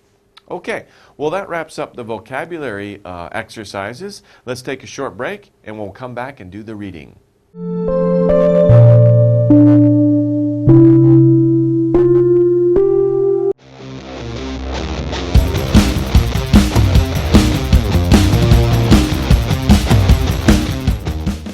Hello everybody, welcome back to Reading for Vocabulary. I'm Brian Staurt. We're going over Lesson 5 now. The title for Lesson 5 is Never a Warm Day. Never a warm day? Well, obviously we're not talking about Korea because Korea has many warm days, right? That's good, right? We don't want to be cold all the time. But we're talking about a place that never has a warm day. So we're going to focus on, let's learn about the Arctic. In the Arctic, there's never a warm day. It's always cold. So we're talking about geography that falls under social studies. Well, first of all, let's talk about the Arctic. As you can see, it's very cold in the Arctic, right? Very cold. Never a warm day. It never gets very warm there. It's always covered with snow and ice. And the animals that live there are used to the cold weather in the Arctic. Okay, let's begin with our vocabulary. Whew, frost just jumped on up in there, right? A covering of ice. So when it's really cold outside, right? And you can see the plants or the grass, the trees are covered with a very thin covering of ice. We call that frost. Frost is on the grass. Frost is on the trees. Frost is on your windows sometimes, okay? So it's a thin covering of ice that covers things when it's very cold. Number 2, wow, she must be a famous person, right? She looks like a famous singer.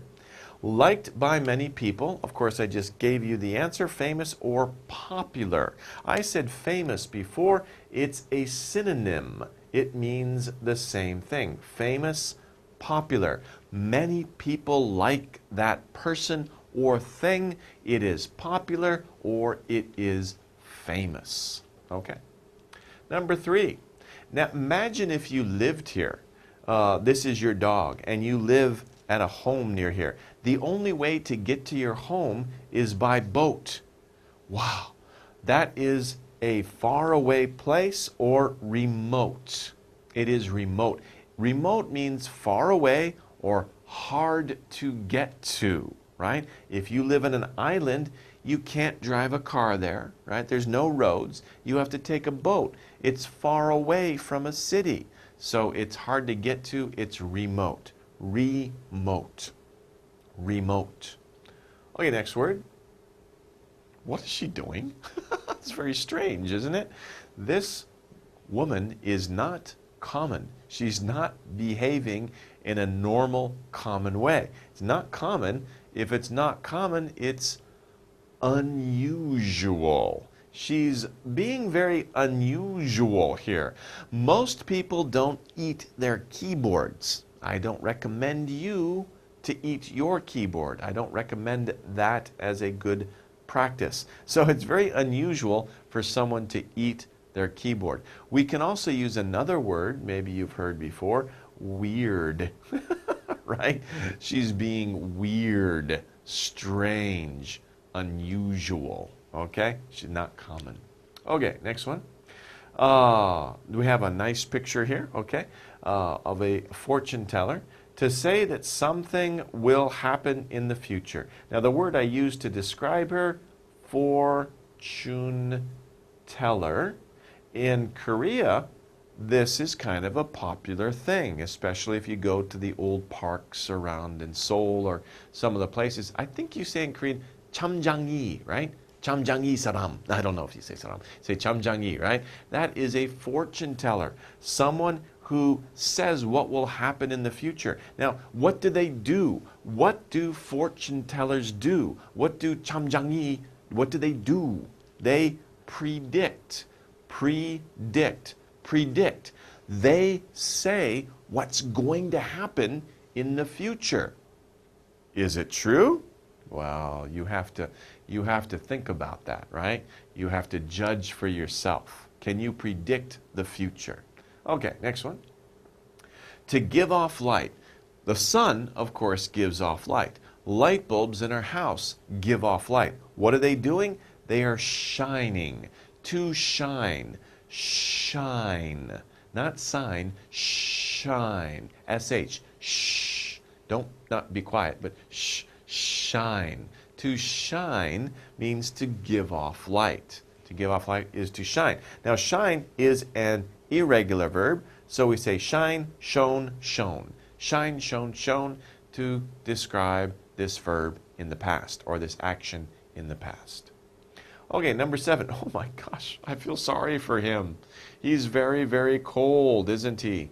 Oh my gosh, he looks like an ice cube. He's extremely cold, very cold. 진짜 좋아요, right? You say that, 진추 or 아주 좋아요, right? Very cold. What do we say? There's another word, frigid. Frigid. Frigid. If something is frigid, it's really, really cold. Go into your kitchen, open your freezer, stick your head inside. It's frigid. Don't do that. Your mom will get angry, okay? But it's very cold. Frigid. 8. Something that is completely different. Something that's different. So some people say incinerator is good. Other people say incinerator, no thank you. We don't want it. So you have two sides. You have maybe a pro and a con. You have what other type of sides? You can say opposite. Opposite sides. These people are on the opposite side, right? Opposite. Opposite. Opposite. So if an argument, you have some people saying it's good, another person saying it's bad, these are opposite sides. Okay. Number 9. A person who visits a place for pleasure. Where is this? This looks like it's in Venice, Italy. You can tell by the stripes on the shirts. That's their trademark. Also, of course, they have the canals that go through the city. Looks like Venice. But if you go to Venice and you go there to look around, wow, it's really cool. People get by on boats. Look at the buildings. Look at the food. Let's experience a new place for pleasure, for entertainment. Then you call that person a tourist. You are a tourist if you go to these places for pleasure. To travel for pleasure, that is a tourist. Okay, next one. I'm sure you have some of these in your room, right? I hope you do, because books are good, right? And a book of stories for children, we can call those what?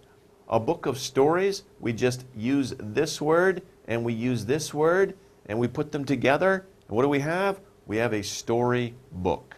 So a storybook, of course, is a book of stories. It has a story or several stories in it. It's a storybook. Next one, an area of the earth. So an area of the earth, especially farmers use this to grow crops. What do we call it? Of course, it's land. They need land to grow food. So an area of the earth is land. The area around the North Pole. Now it's maybe a little hard to see, but if you look closely, you can start to recognize some of the shapes here. This is North America here.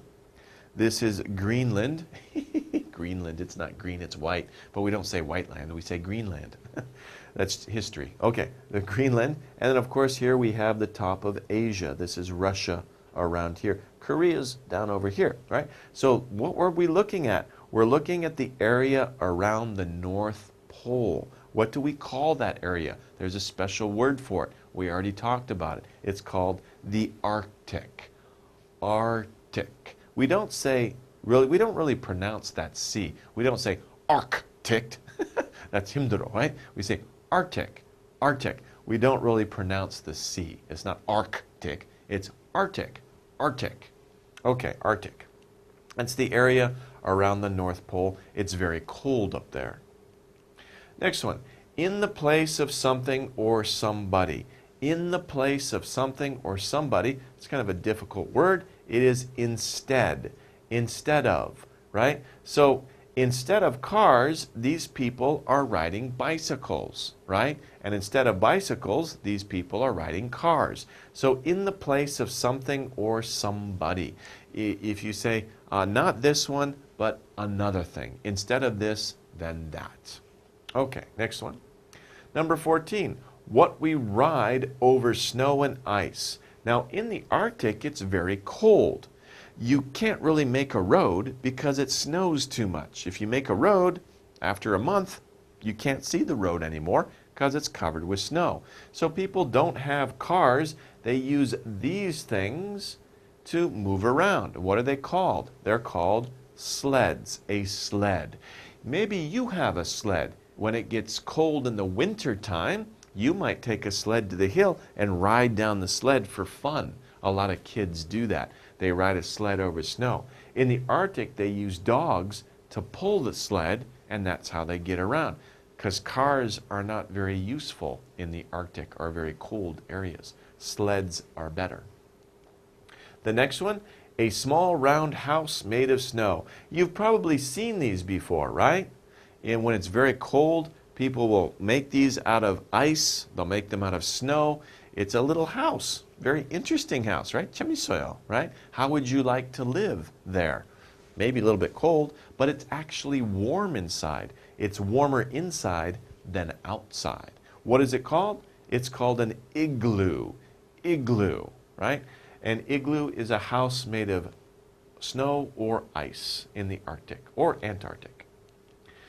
To sense sounds. Now, of course, we have many organs in our head that we use to know what's going on around us, right? When we use our eyes, we're seeing. When we use our mouth, our tongue, we're tasting. But when we use our ears, what are we doing? Then we are hearing. To hear is to sense sounds. Right now, you are listening to me. You are hearing the noises, the sounds that I'm making. It here is an irregular verb. Hear, heard, heard. So, maybe you heard me yesterday too, as also today. Maybe you're studying very hard, right? So hear, heard, heard. We use heard to describe sensing sounds in the past. Okay, let's go for the reading, the vocabulary exercises, the vocabulary exercises. We have several words here. We need to fill in the blanks. Very easy exercise, right? So we have our sentences. We need to use these words to complete each sentence. Let's go over the words. The first one is frost, frost. Then popular, popular. Then unusual, unusual. Next one is shine, shine. Next one, frigid, frigid, frigid, right? Opposite, opposite. Next one, remote, remote. And the next one, predict, predict. Okay, so let's use these words, figure out how we can put them into the sentences. Number one, I got cold. I got cold. I became cold because of the beep weather. What kind of weather makes you cold? What kind of weather makes you cold? Probably this word is what we're looking for, frigid. Very cold. Remember, frigid is very cold. So if the weather is very cold, you become cold. You will get cold. I got cold because of the frigid weather. Number two. Oh, by the way, it's interesting. This says I got cold. That just means you are not warm anymore. But if you add one little word and you put I got a cold, it's completely different. That means you got sick. 아파요. I got a cold. Achoo, achoo, right? I got a cold. I became sick because of the frigid weather. But if you don't use a and you just say I got cold, it just means your body was cold. You didn't get sick. You go inside, you get warm, no problem. So it's sometimes in English, it's very important whether you use a or no a, changes the meaning. Okay, just a little note. Number two, after the heavy rain, so after it rained very heavily, after the heavy rain, the sun began to what? So after it rains, the clouds go away, you can see the sun begins to what? Give off light, it begins to shine. Okay, so the sun began to shine after the heavy rain. Number three, the Arctic is a very beep place. Not many people go to the Arctic. It's very difficult to live there. Like I said before, you can't really build a road in the Arctic, so it's hard to get to the Arctic. A place that is hard to get to is remote. The Arctic is a very remote place. It's hard to get to. Number 4, in winter, his car window was covered with what? I talked about this when we talked about this word. When it's really cold outside, there will be a covering of ice on plants, on grass, on your windows. What do we call that ice? We call that ice frost. So in winter, his car window was covered with frost. Okay, number 5. The beep of hot is cold. Interesting. Hot and cold, pandero, right? They are what? They are opposites. So the opposite of hot is cold, right? The opposite of happy is sad, right? The opposite of tall is short, okay? So the opposite of A is B, right? That's a good thing. Of course, A and B are opposites, pandero, okay? Number 6, I can't beep the result of the match. The result of the match. Match here means like game or contest. For example, a soccer match, right? Do you know who will win? Sometimes it's hard to tell. It's very difficult to know the future. So I can't, when you know the future, you probably don't know the future. Of course, it's very difficult to know the future. It's very difficult to know who will win the match, which team will win. So it's difficult to predict. I can't predict the result of the match. I don't know. I can't tell the future. Okay? I'm not a chamjangi. Right? Okay, next one. Number 7. He is a very beep singer in Korea. So we're looking for something that has to do with singer or entertainers or actors. Of course, if a singer is to be successful, many people have to like that person. So if we're talking about somebody who is, many people like them, he is a very what? He's a very popular singer in Korea. And number 8, she is a girl with what ability? She is a girl with some type of ability. The only word left, of course, but also we're looking for something that's makes her unique, makes her different from other people. She's a girl with unusual ability.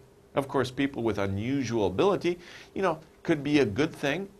Somebody who sings very well, that's not common. That's unusual. Somebody who has a very good voice.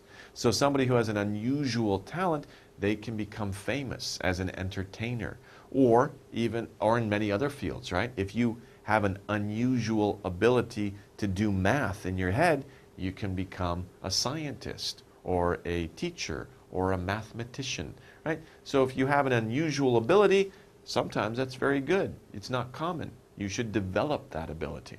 Okay, anyway, that wraps it up with the vocabulary. Let's take a short break now, and we'll take a look at the reading section in a few minutes.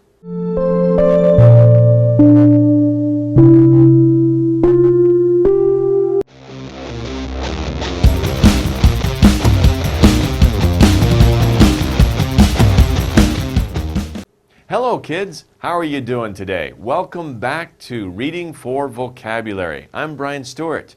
We're on Lesson 6, Fossil Fuels. So in this lesson, we will focus on, let's learn about how plants from long ago can cause pollution today. And of course, pollution is not good for our bodies. So our topic, our subject is health, right? So that's what we'll be talking about in this lesson. Let's take a look here. First of all, what are fossil fuels? There are many kinds of fossil fuels.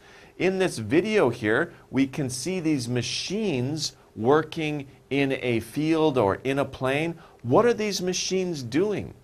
They're getting oil from the ground. They're pumping up oil from deep underground. And oil is a fossil fuel. We make gas out of oil, right? Kyungyu, I think you say in Korean, Kyungyu, right? Where you go to the jujuso, the gas station, and you get fuel, right? So oil is made into gas. It's a type of fossil fuel. Also, we'll look at other types of fossil fuels in this lesson. Okay, our first word for the vocabulary, he's very happy. He's very proud. I hope you get the same thing. He got an A+. Yay! Right? It can be done. Yes, you can get an A+. It is possible. Yes, you can do it, right?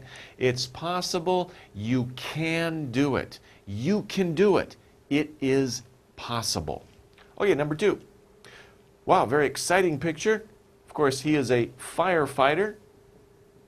Firefighter. And the word, though, is not firefighter, it is to need. Now, when we say to need, what's another word for that? It's require. A firefighter needs water to put out the fire. He requires water to put out the fire. To require. Now, maybe a little difficult pronunciation. Require. Require. So to require is to need something. You say 필요하다, right? 필요하다, I need it. I need it. I require it. I must have it. Okay, number 3. This is a big city. Looks like New York. Central Park is in the background. But when we talk about all big cities, any big city, connected with a city, we say urban. Urban. So if you live in a city, you are living in an urban setting. You are living in an urban setting. But if you live on a farm in the countryside, you are living in a rural setting. So urban and rural, pandero, right? They are opposites. So I live in a city, I live in an urban place or setting. I live in a farm, I live in a rural place or setting. Okay? So rural is countryside, urban is city. Okay. Number 4, having to do with factories. So when we talk about factories and factories that are making things and machines, the process of manufacturing, we're usually talking about industrial topics or industrial things. Industrial is an adjective having to do with factories. This job is an industrial job, right? This business deal is an industrial business deal having to do with factories. Industrial. Industrial. Okay, so the pronunciation, it's a long word. Industrial. Industrial. Okay? Okay, next one, number 5. Well, this is very interesting. What is this? If we look closely, this is rock, right? It's a piece of rock, but there's some strange, it looks kind of scary. It's a spider, right? It's a spider that died a long, long time ago. And at long time ago, this rock was mud. It was soft. And the spider's body laid there and got covered with mud and got pressed. And because of the pressure, it turned into rock. So that all that is left of the spider is this form or this shape in the rock. It's all that remains. All that remains. The remains of the spider is all that is left of this spider is the shape of the spider in the rock. So if something is gone, it goes away or something dies, sometimes there's a little bit that remains from that thing that died a long time ago. Remains. Okay, next one, number 6. To come together. When things come together, what do? They form something, okay? So they form a field. They might form a landscape. When you put like wood and concrete and other materials together, you can form a house or a building. It's when you have many things or materials come together, they form or make or create some other thing. They form something. Okay. 7.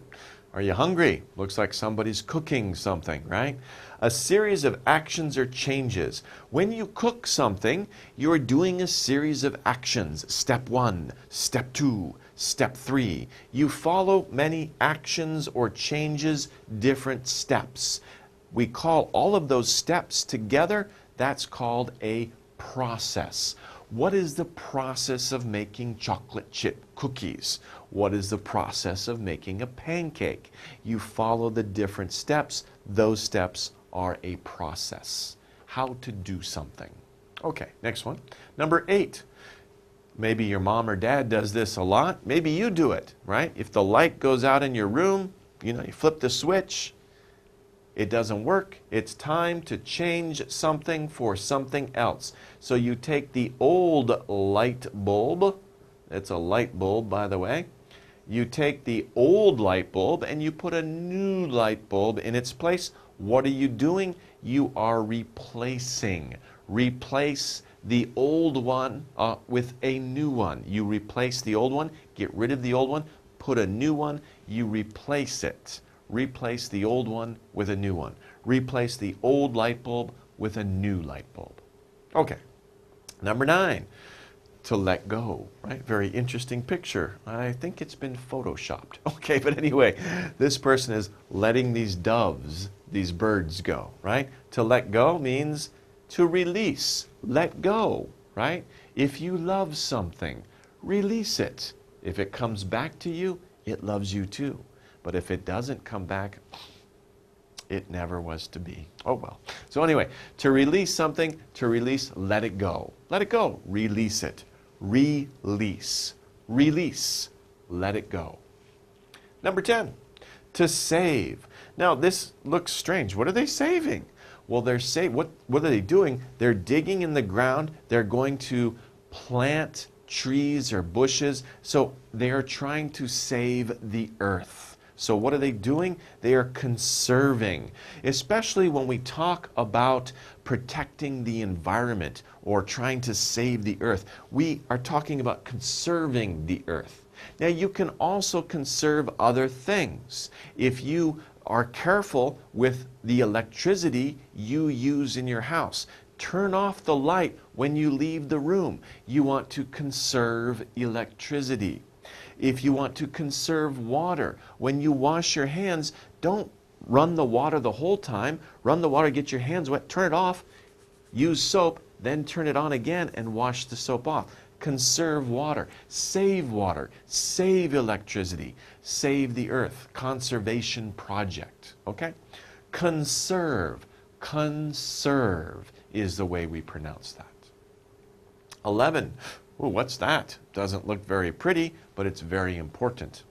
A black stone burned for heat. What do we call it? We call it coal. C is a hard K sound. K. Coal. Coal. Coal is a black stone, like we see in this picture, and we burn it for heat. If you go to, what do you say, bulgogi or gogi jeep? Bulgogi jeep, you want to get bulgogi, or some places where they have the outside barbecue, right? They put coal in the fire underneath and they burn it, right? And that's an example of coal. You can see it every day, right?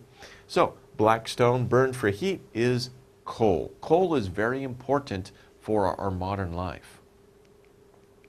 Next one, you don't worry about this. You're not driving, but when you get older, you have to be careful. Look at the gas, right? Because when you use up all the gas, no more. 다 없어요, right? Then you have run out of gas. Run out. And the way to use it, run out of Momo. Run out of gas. Run out of food. Run out of water. That means you used it all up. You used it, now it's all gone. We can use up all the water. We can use up all the food in your refrigerator. We can use up all the electricity, right? That means we don't have any more. It's 없어요. 다 없어요. We run out. Okay, number 13, to make dirty. Imagine that this is not water. Maybe this is some chemical that's coming out of these pipes into the stream. It's making the stream or the river dirty. What is it doing? It's polluting. So when we make the environment dirty, we are polluting the environment. And sometimes factories or industrial places, industrial companies will pollute the environment because of what they're doing. Their activities make dirty water, it makes dirty air, or it makes things that we throw away in the ground, so dirty land. If we make something dirty, we are polluting the environment. Pollute, pollute. Okay, next one. Fuel. That was very fast. Fuel is very energetic, isn't it? So it jumps on the screen. Okay. Something that produces heat or power is fuel. And it's interesting to look at this picture because you say, well, where's the fuel? It's not an engine. He's using his legs. The fuel is inside his body. He ate breakfast that morning. The breakfast is the fuel. The food that we eat helps us produce heat or, in this case, power. Right? When we put gas in our car, that's the fuel that makes the engine go. It gives power to the engine. So fuel, there's many kinds of fuel, right? And this word, of course, is fuel. Okay, next one. Oh, very peaceful picture, very nice picture. Looks like the American West, looks like where I'm from, okay? A part of a place. If we look at this very wide landscape, very big what? Very big area. An area is a part of a place, right?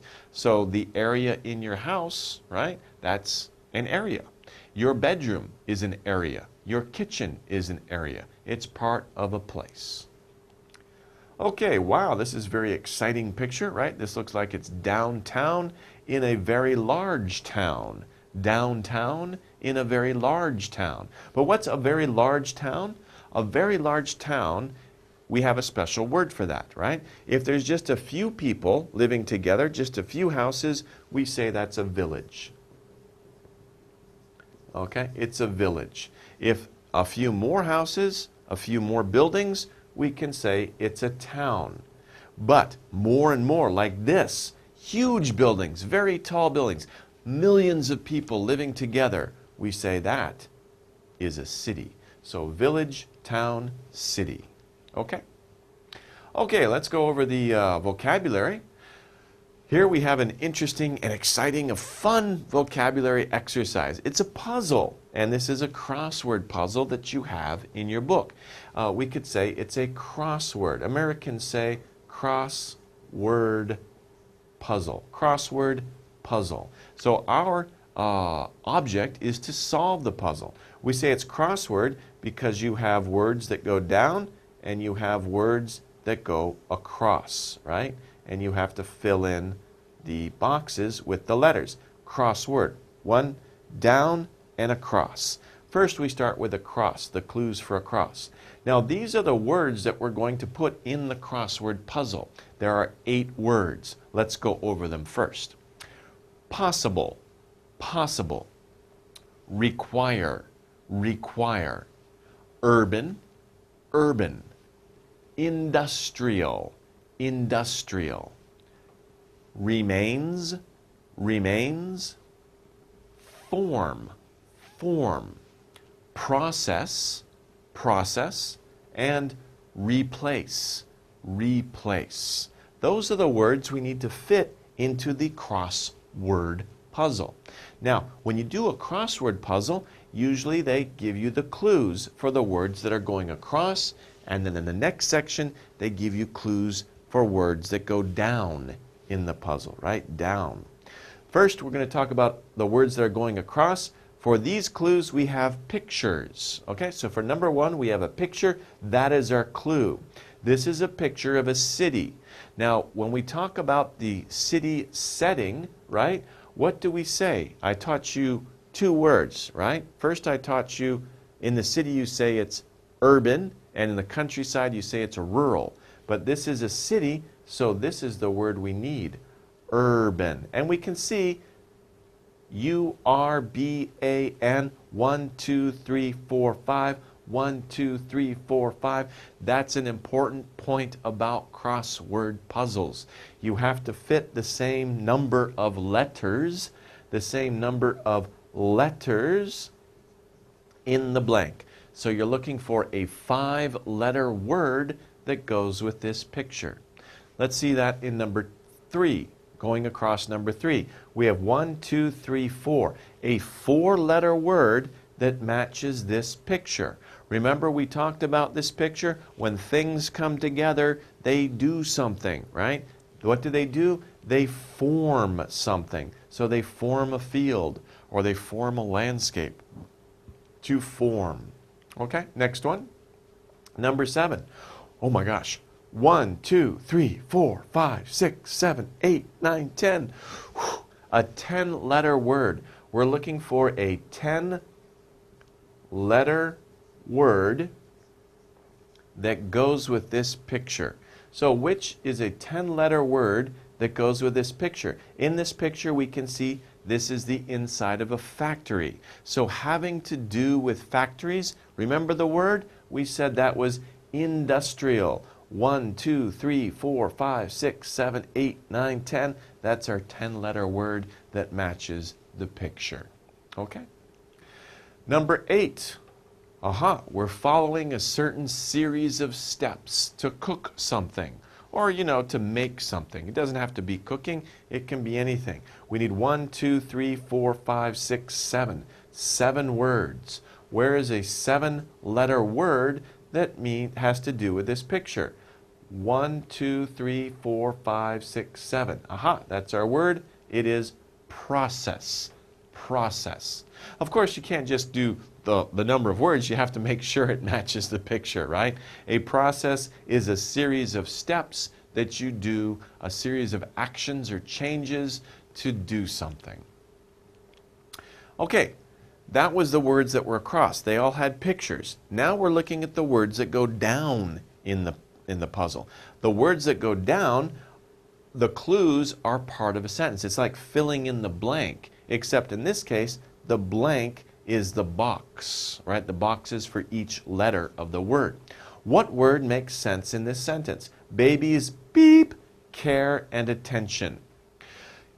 Babies need something, right? Babies need care and attention. What's another word for need that we talked about? Would it be require? 1, 2, 3, 4, 5, 6, 7. 1, 2, 3, 4, 5, 6, 7. That fits and it makes sense. Babies require care and attention. That's true. So that's the correct answer. Number 4. I gave the beep of my lunch to the dog. I gave the what of my lunch to the dog? Well, think about that. Do you have a dog? When you eat food, your dog looks at you like this, right? So after you finish eating, maybe you don't eat everything, so you give what's left to your dog, right? What is left is the what? It's the remains. You give the remains of your lunch, maybe a piece of bread or maybe some rice or maybe a piece of apple. Dogs eat apples, right? So you give the remains of your lunch to your dog.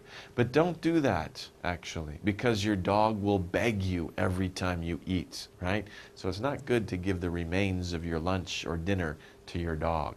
Give them their food separately. Okay. Next one, number 5 down. New cars will beep the older cars. Remember, we talked about this. You change one thing for another. If something's old, it doesn't work, you remove it and you put a new one in its place. What are you doing? You are replacing. New cars will replace the older cars. So you will replace the old one with a new one. Replace new cars new cars will replace the older cars. They will replace the older cars. Okay. Number 6, it is beep, but not easy. So when we talk about this, is a little bit more difficult, right? You can do many things. Some things you can do are very easy, but some things you can do are very hard. Don't give up. Even though it's very hard, you can do it. It's what? It's possible. It's possible, but not easy.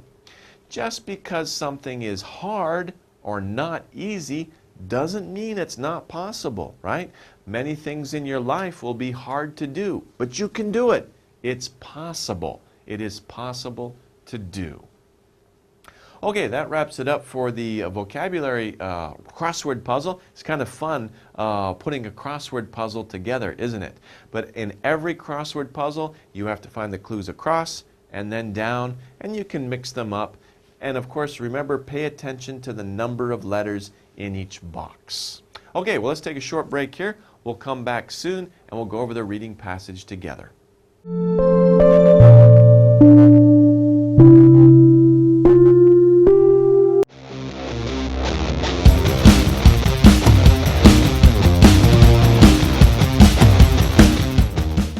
Hey everybody, welcome back to Reading for Vocabulary. I'm Brian Staurt. We're on Lesson 7 right now. Do you hear that? What? Do you hear what? Oh, I'm just kidding. That's the name of the lesson, right? Do you hear that? Do you hear that? We're going to focus on let's learn what sound is. So we're going to study about sound. What exactly is sound? When we talk about things like sound or sight or smells, that's an area of science. So we're talking about science in this lesson. First of all, what is sound? You know, when we talk about sound, sound is something that we hear through our ears. Whether it's somebody who's yelling, somebody who speaks in a loud voice, so they could be yelling, yell, to yell. He's yelling, or he's shouting, right? Shouting. So sometimes we hear loud sounds when people are speaking in a loud voice. They're shouting or they're yelling. I'm not shouting or yelling. I won't do that to you. But I'm not whispering either, right? Pandero, yelling or shouting, is whisper. Whisper. Whisper. Very small sound. Whispering. Okay? Now down here, this is a problem with electronic devices, your computers, your music players. Somebody's playing loud music. Ah! It's too loud. Please turn it down. Turn it down means turn down the volume. It's too loud. He will say to his friend, hey, please turn it down. It's too loud. Okay, let's talk about some vocabulary having to do with sound. The first word is to hit hard. When something hits something very hard, like lightning comes from the sky and hits the ground hard. What do we say? We say it's strike. And this is a good picture because usually we call this type of action lightning strike. If the lightning touches the ground, we say, where did it strike? Where did it strike ground? But there's other things we can talk about when we strike something. If we're playing a drum, we strike the drum with a drumstick and we make a sound. So to strike, to hit something hard. Strike. Okay, number 2. Oh, very strange people. It's kind of hard to have pictures when you're describing a sound, right? So some of these pictures we have to think a little bit, okay? This is a picture of a sound telling of a danger. These people are not crazy. They're supposed to be very frightened or scared. Why? Because they heard a sound that tells them of danger. What kind of sound tells you of a danger? If there's a fire in your apartment building, what can you hear? Some sound will go off telling you, be careful, there's a fire. We call that sound an alarm, a fire alarm. If a robber or a bad person breaks a window to get into a store at night to steal something, then a burglar alarm will go off. A burglar is the bad person, the criminal who breaks into the store. A burglar alarm, a fire alarm. That's a sound that tells you, hey, danger, there's something bad happening. 3. Now, a message telling that something bad may happen. Not an alarm, it's before an alarm, right? You see a sign that says, be careful, 조심해요. Something bad might happen. The word we want actually is on the sign itself. It's a warning. Warning, 조심해요, right? 머리 조심해요. Watch for your head, right? Watch your head. Or in this case, don't go on the land. Don't go past this sign. It's dangerous. Warning. It's a message that tells us something bad may happen. We should pay attention to warnings. Look at warnings. They will help keep you safe. Okay, next one. Number 4. How high or low a sound is. Now, when we talk about sound, and we'll look at this more in the reading, you can say a sound is high or low in terms of what? In terms of pitch. Now, when you say high sound or low sound, think of it this way. An alarm clock, might sound like this. Ding, ding, ding, ding, ding, ding, ding, ding, ding. That's a high sound. Alarm sounds don't sound like this. Boom, boom, boom, boom, boom, boom. That's a low sound, okay? So you have a high sound and you have a low sound. When we talk about that, we're talking about the pitch. Pitch. What is the pitch of the sound? Usually we say it's a high-pitched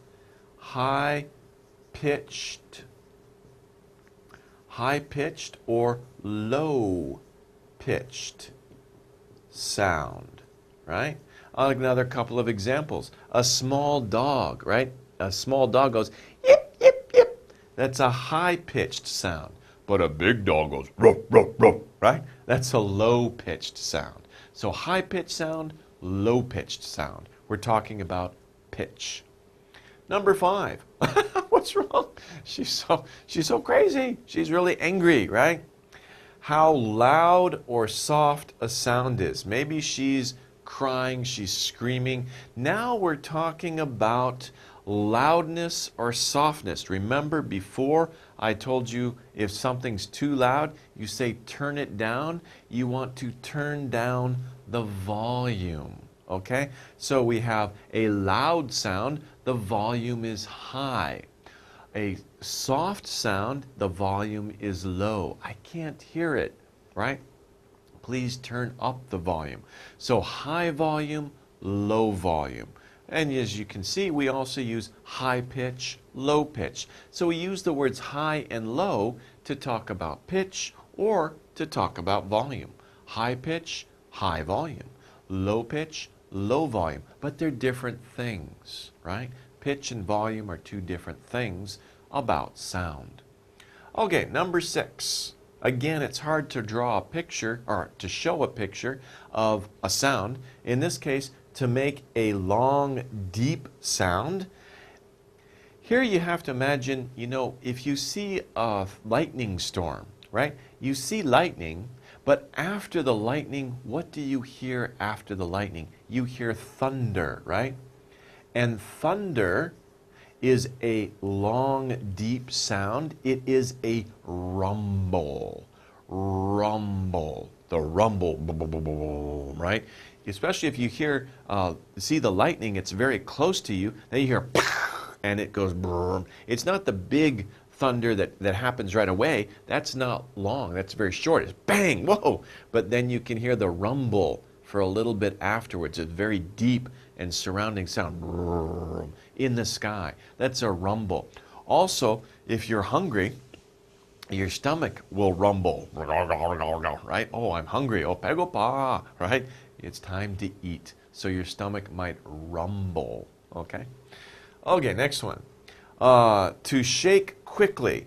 These guys are street construction crew. Before they change the street, they have to break the street up. So they use a jackhammer. This is a jackhammer.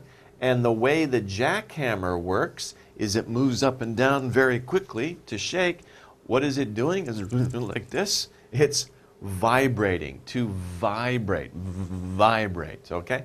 To shake quickly back and forth is to vibrate. Okay, number 8. To pull and then let go. To pull and let go. You can also say, what are they doing with the guitar? They are plucking the guitar. Not right now. Right now they're tuning the guitar. But after they do that, then he or she, I'm not sure, okay, because long hair, I don't know. He or she is going to touch the strings, but pluck the strings very quickly. Going to pull the string and then let go. And that's how many string instruments are played. You pluck the strings, tick, tick, tick, tick, right? You pull them quickly and then let go. You pluck. You also maybe pluck your hair. Don't do that, but some people might do that. They pluck, to pull and then let go. Pull the hair, let go. Pluck. Now this person is a referee at a game. Maybe you're playing soccer or you're playing baseball or something. And the referee has a whistle. And when he blows that whistle, right, there is a loud, high-pitched sound coming from the lips or whistles. What is that? It's a whistle, the same one that I just wrote up there. So we call this instrument, you can't see it, it's made of metal, but what he has in his mouth, it's a whistle. Also, it's a verb. So this whistle that I put up here, this would be a noun, and a high sound coming from lips or whistles, well, of course, the sound is a noun, but you can also say to whistle, and that is a verb. So whistle can be a noun, whistle can also be a verb if you use to whistle. For example, can you whistle? Can you whistle? I am whistling. But the sound I'm making, that is a whistle. So whistle can be noun or verb. 10. A loud warning sound. We talked about this a little bit before. A loud warning sound. We talked about alarm, but alarm can also be siren, especially on a fire truck or a police car. We say the siren. Can you hear the sirens? The police are coming, or the fire truck is coming. That's a siren. We can also call those alarm. When a fire truck goes to a fire, if there are 2 fire trucks, we say it's a 2-alarm fire. That means 2 fire trucks came. 2-alarm fire. 2 fire trucks came to put out the fire. If it's a 5-alarm fire, well, that's a big fire. 5 fire trucks came. Okay, so alarm and siren, very similar. But usually we say siren is on a vehicle. It's the noise or the object that makes the noise. Number 11, something that is asked, right? He has a question. This boy has a question. Raise your arm if you have a question. Question is something that is asked. Okay, next one. Opposite of forward. So this girl, she's kind of looking this way, but she could be looking behind her. Forward, pandero, is very simple. Back. Or you could also put backward, right? Forward, back, or backward. Sometimes people don't say ward, they just say back. Of course, you can also say front. Front, back. Frontward or forward, backward. Don't say frontward. Forward or backwards. Usually forward, though, is used for motion. He is walking forward. Look forward. Backward, walk backward. Look backward.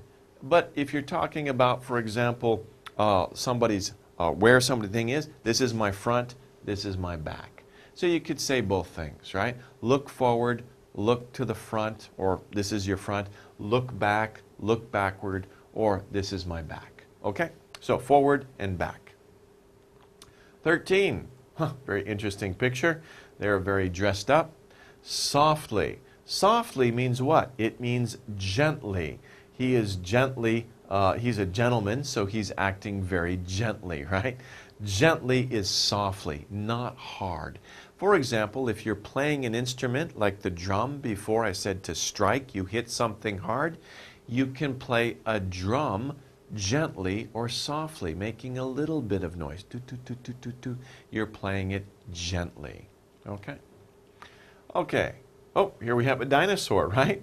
The part of the body between the head and the shoulders. Here's the head, here's the shoulder. So what is this part of the body between the head and the shoulders? And of course on a dinosaur, it's very long. Also on a giraffe, it's very long. We say it's the neck, right? The neck is the part of the body between the head and the shoulders. On me, on people, the neck is very short. On dinosaurs, some dinosaurs and giraffes, the neck is very long. Okay, a long thin rope. What is this rope that this person is tying around their finger? We call that a string. A string. You might have strings in your shoes to close your shoes up. You probably have strings in your backpack, right? Maybe you have strings in your backpack to close pockets. Strings are very useful. Okay, our last word, forward. Forward means fourth, okay? Now, we use fourth, and by the way, that might be hard to pronounce, F, fourth, and then R, right? And TH, fourth, okay? So what he's doing is his voice is coming forth, right?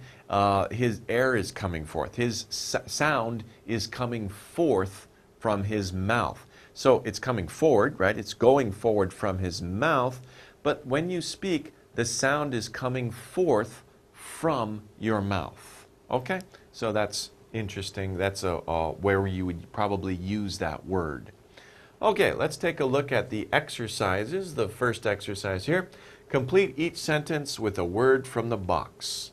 We have many different sentences. We have blanks in those sentences. We have to fill those blanks with words from the box. What are the words? The words are strike, strike, alarm, alarm, warning, warning. Then we have rumble, rumble, vibrate, vibrate, pluck, pluck, pitch, pitch. Remember with this P sound, you've got a P, right? So pluck, pitch, okay? Next one, volume, V sound, V, volume, volume. Okay, those are our words. Let's see how they fit into the sentences. Number one, people ran to the underground passage when they heard the fire what? Now remember, in times of danger, there's a sound that comes out and it warns people of danger, right? You hear it. You hear the fire what? What is that sound? It's the alarm, the fire alarm, the burglar alarm. Okay, it's an alarm. It's a sound that says something bad is happening. Be careful. Okay, number two. I was so hungry that. So, adjective, that. Good construction. I was so hungry that I could hear my stomach what? Remember when I talked about this word, I gave two examples. One was the thunder, you know, the thunder in the sky after a lightning strike. But you can also hear more commonly when you get hungry, your stomach will make a growl, growl, growl sound. It will do what? It will rumble. I was so hungry that I could hear my stomach rumble. Okay, number three. Birds sing at a really high what? When you hear birds, they're like, they're not like, ooh, ooh, ooh, ooh, ooh, right? So what is that? Remember we talked about that. A high sound, it's like a little dog barking. That's also a high what? It's a high pitch. Birds sing at a high pitch.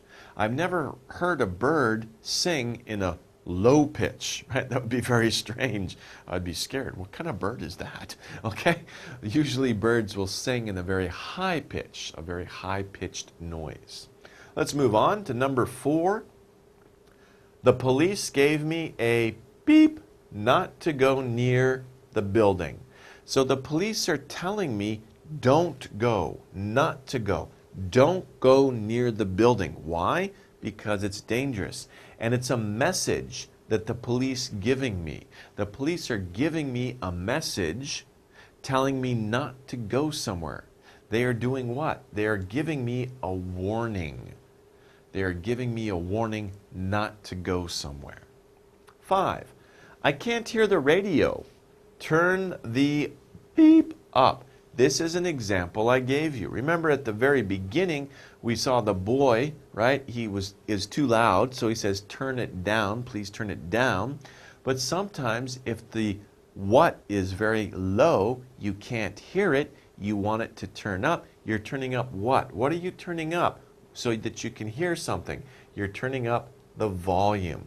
Turn the volume up. Or 반대로, turn the volume down. But if you can't hear, it's too low. The volume is too low. Turn the volume up. 6. Watch the violinist, somebody who plays the violin, beep the string gently. Remember I said many people who play an instrument that is a string instrument, like a guitar, a violin, a harp, right? What are they doing? They're grabbing the strings and they're letting go. They pull and let go. They are plucking. Watch the violinist pluck the string gently. Usually violinists don't pluck the string, right? They have a bow and they rub the strings. But sometimes they might pluck the strings to make a sound also. Some violinists do that. Okay, 7 and 8. Lightning may beep the tree during a thunderstorm. So this is like lightning might come down and hit the tree hard. Of course, lightning hits hard with a lot of energy, right? So it might come down. And remember, this is a very common word used with lightning. What word was it? We said strike. Lightning may strike the tree during a thunderstorm. Number 8, I felt my cell phone beep in my pocket. So if you have a cell phone, right, and like me right now, I don't want my cell phone going off because I'm talking to you. If my friend calls me, it interrupts us. So I turned my cell phone on a different mode so it will shake. You don't know. I know because it's in my pocket. I can feel it, but there's no sound. I felt my cell phone, what? Vibrate in my pocket, right? Right? You can feel your cell phone vibrate. So turn off your phone obviously in class or if you're doing something important, but you can keep it on vibration mode. You can feel it vibrate. Okay, well that wraps up the vocabulary section of the lesson. Let's take a short break here. We'll come back and do the reading.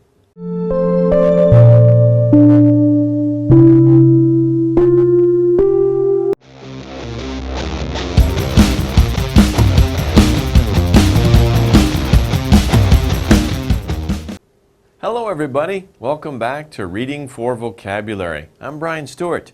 We're on Lesson 8, Too Cool. Too cool? What does that mean? 너무 좋아요? No, it doesn't mean that. In this lesson, we're going to learn about the meaning of too cool. So I'll explain what that means later, and we're going to learn about music trends in the 1990s. So what are some music trends in the 1990s? Before we do that, we could talk about 1990s music trends in Korea. What was a trend in Korea? A very popular one. Do you know these guys, right? Is it Soktaeji wa Idol, right? Soktaeji and the Boys, right? They were very famous in the 1990s. Maybe you don't know them. You were too young, right? but maybe you heard about them, right? Where are they now? Do you know? Are they old men like me? I don't know. But it's interesting. Every generation has a different style or trend, right? Your trend, I'm sorry, will be gone in about 10 years, but there will be a new trend that will come up. So trends constantly change. Okay, so before we talk about the reading passage, though, let's talk about some words. Let's learn some vocabulary. Number 1.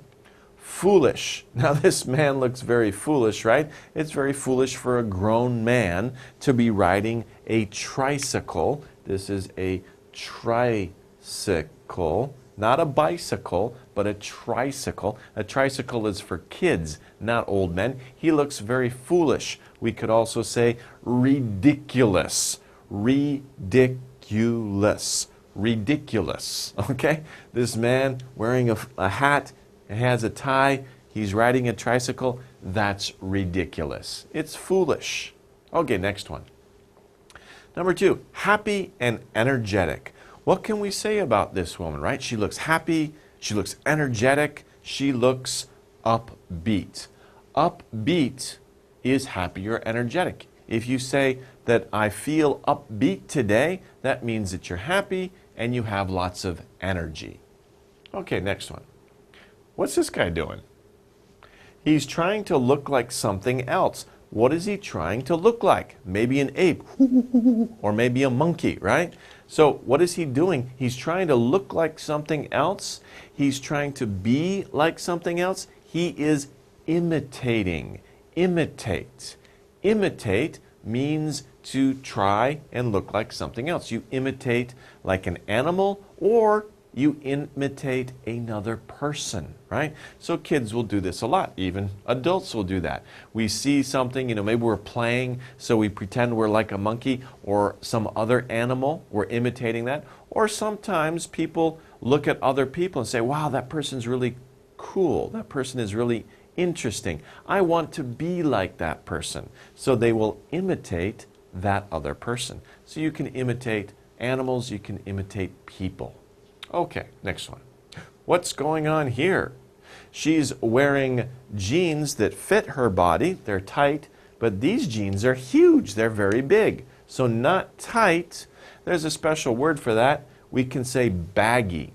But baggy really refers to like a style of fashion. If this woman puts on these jeans, I would not say they're baggy. I'd say they're too big. They'll fall down, right? Baggy jeans would be okay on her waist, but they would be very wide on the legs, right? And a baggy shirt is a shirt that's too big and it's very loose on her. So baggy clothes. It's a fashion style. We'll talk about that later. But baggy, not tight, very loose fitting clothes. Very loose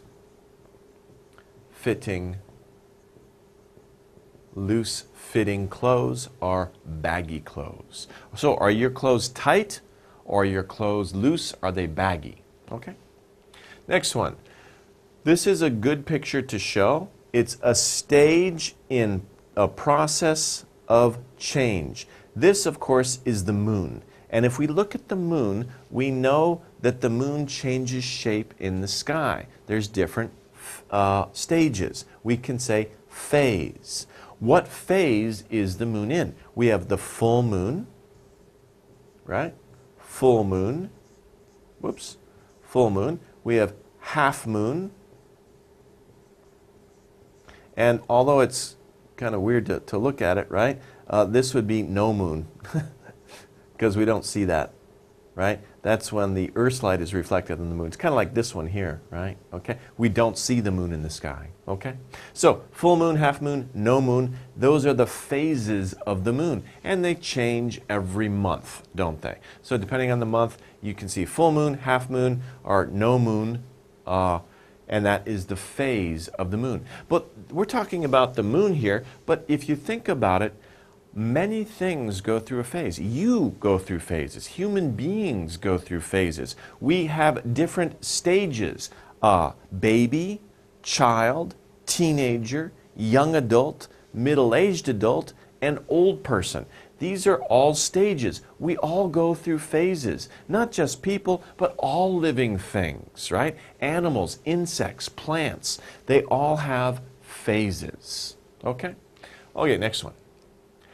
Happening unexpectedly. This poor woman, right? She looks like she's in New York. It's raining. She doesn't have an umbrella. Why? Because it suddenly started to rain. Maybe she didn't know. She didn't have any idea it was going to rain, so she didn't carry an umbrella. Now it's suddenly raining. She's getting wet. It's a very, very poor situation, very sad situation. Okay, next one. Oh, that was fast.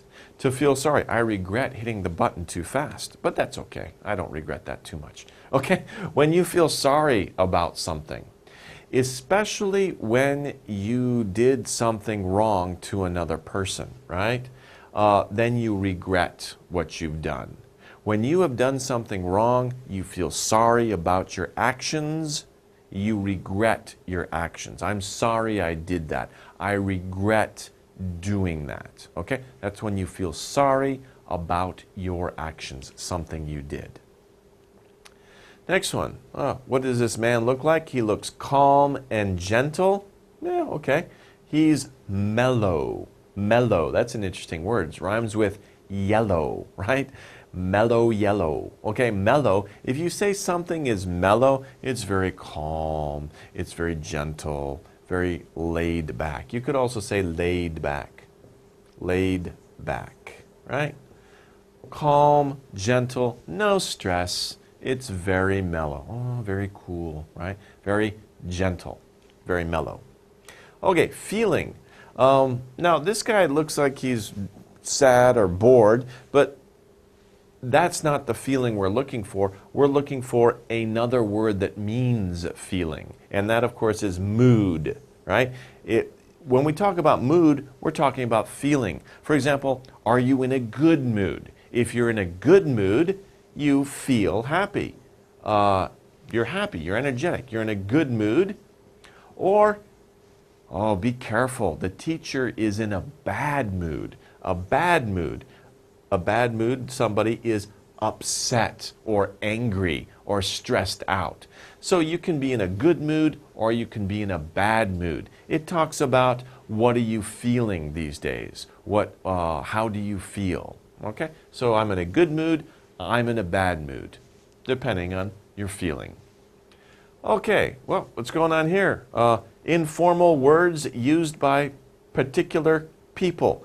Now, this is kind of funny because the word we're looking for is slang, but it doesn't just mean that people who look like this guy use slang. Everybody uses slang, right? In some stage of their life, right? In some part of their life, everybody uses slang. Slang is just really informal words. Informal words. Like if I say, hey brah, hey dude, right? Instead of saying hello to a person, a man, I don't call him a man, I call him a dude. Dude is more, it's like slang. Hey dude, what's up? How's it hanging, right? What's hanging? You know, what's going on? That would be slang, okay? Maybe I'm getting old, I'm forgetting all my slang. But anyway, slang is informal words. Words that are not formal. And we use slang with your friends. It's not proper to use slang when you're at work or when you're talking to your teacher or when you're talking to your parents. Usually slang is used among friends.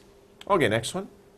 This is kind of funny. He's a cute little kid, right? His clothes are way too big for him. His shoes are really big, not tight, loose. Remember when we talked about baggy? Very similar, right? Baggy, whoops, whoa, stop. Okay, baggy and loose are very similar together, right? It just means they're not tight. It's not tight, it's loose or baggy. Okay. 12, to have something on your body. So she looks actually like a model. What is she doing though? This is an interesting looking dress, isn't it? What is she doing? She's wearing this dress. Now be careful with wear, okay? Wear means that you have something on your body. It doesn't mean that you put it on, right? that's different. If you say, what will you wear today? That means, what are you wearing? What are you wearing? That means, what are you wearing now? What is on your body? But in the morning, you put on clothes. Put on clothes. So you can say, I will put on a shirt, right? I will put on shoes. And then during the day, you wear those clothes. Okay? So wear. Wear is an irregular verb. It changes form for the past. So we say wear, wore, worn. Wear, wore, worn. Okay, next one. Wow, what are these guys doing here? The part of the body that bends in the center of the leg. So these people are not standing, right? They're kind of on their what? On this part of the leg that bends in the middle, we call that the knee. Knee. So I'm talking about, what are these guys doing here? They're not standing on their feet. They are kneeling. To kneel. That's interesting. This is a verb, to kneel. It's when you stand on your knees, right? You get off your feet and you're like this. That is to kneel. And you can see it comes from knee, right? Because they're on their knees. So knee is the part of your leg, this part here, and if you sit down and are just on your knees, then you are kneeling, to kneel. And you can see it comes from that word knee. Interesting. Okay. Of course you have one of this in your book bag or in your room at home. I hope so. This is a book that tells you what words mean.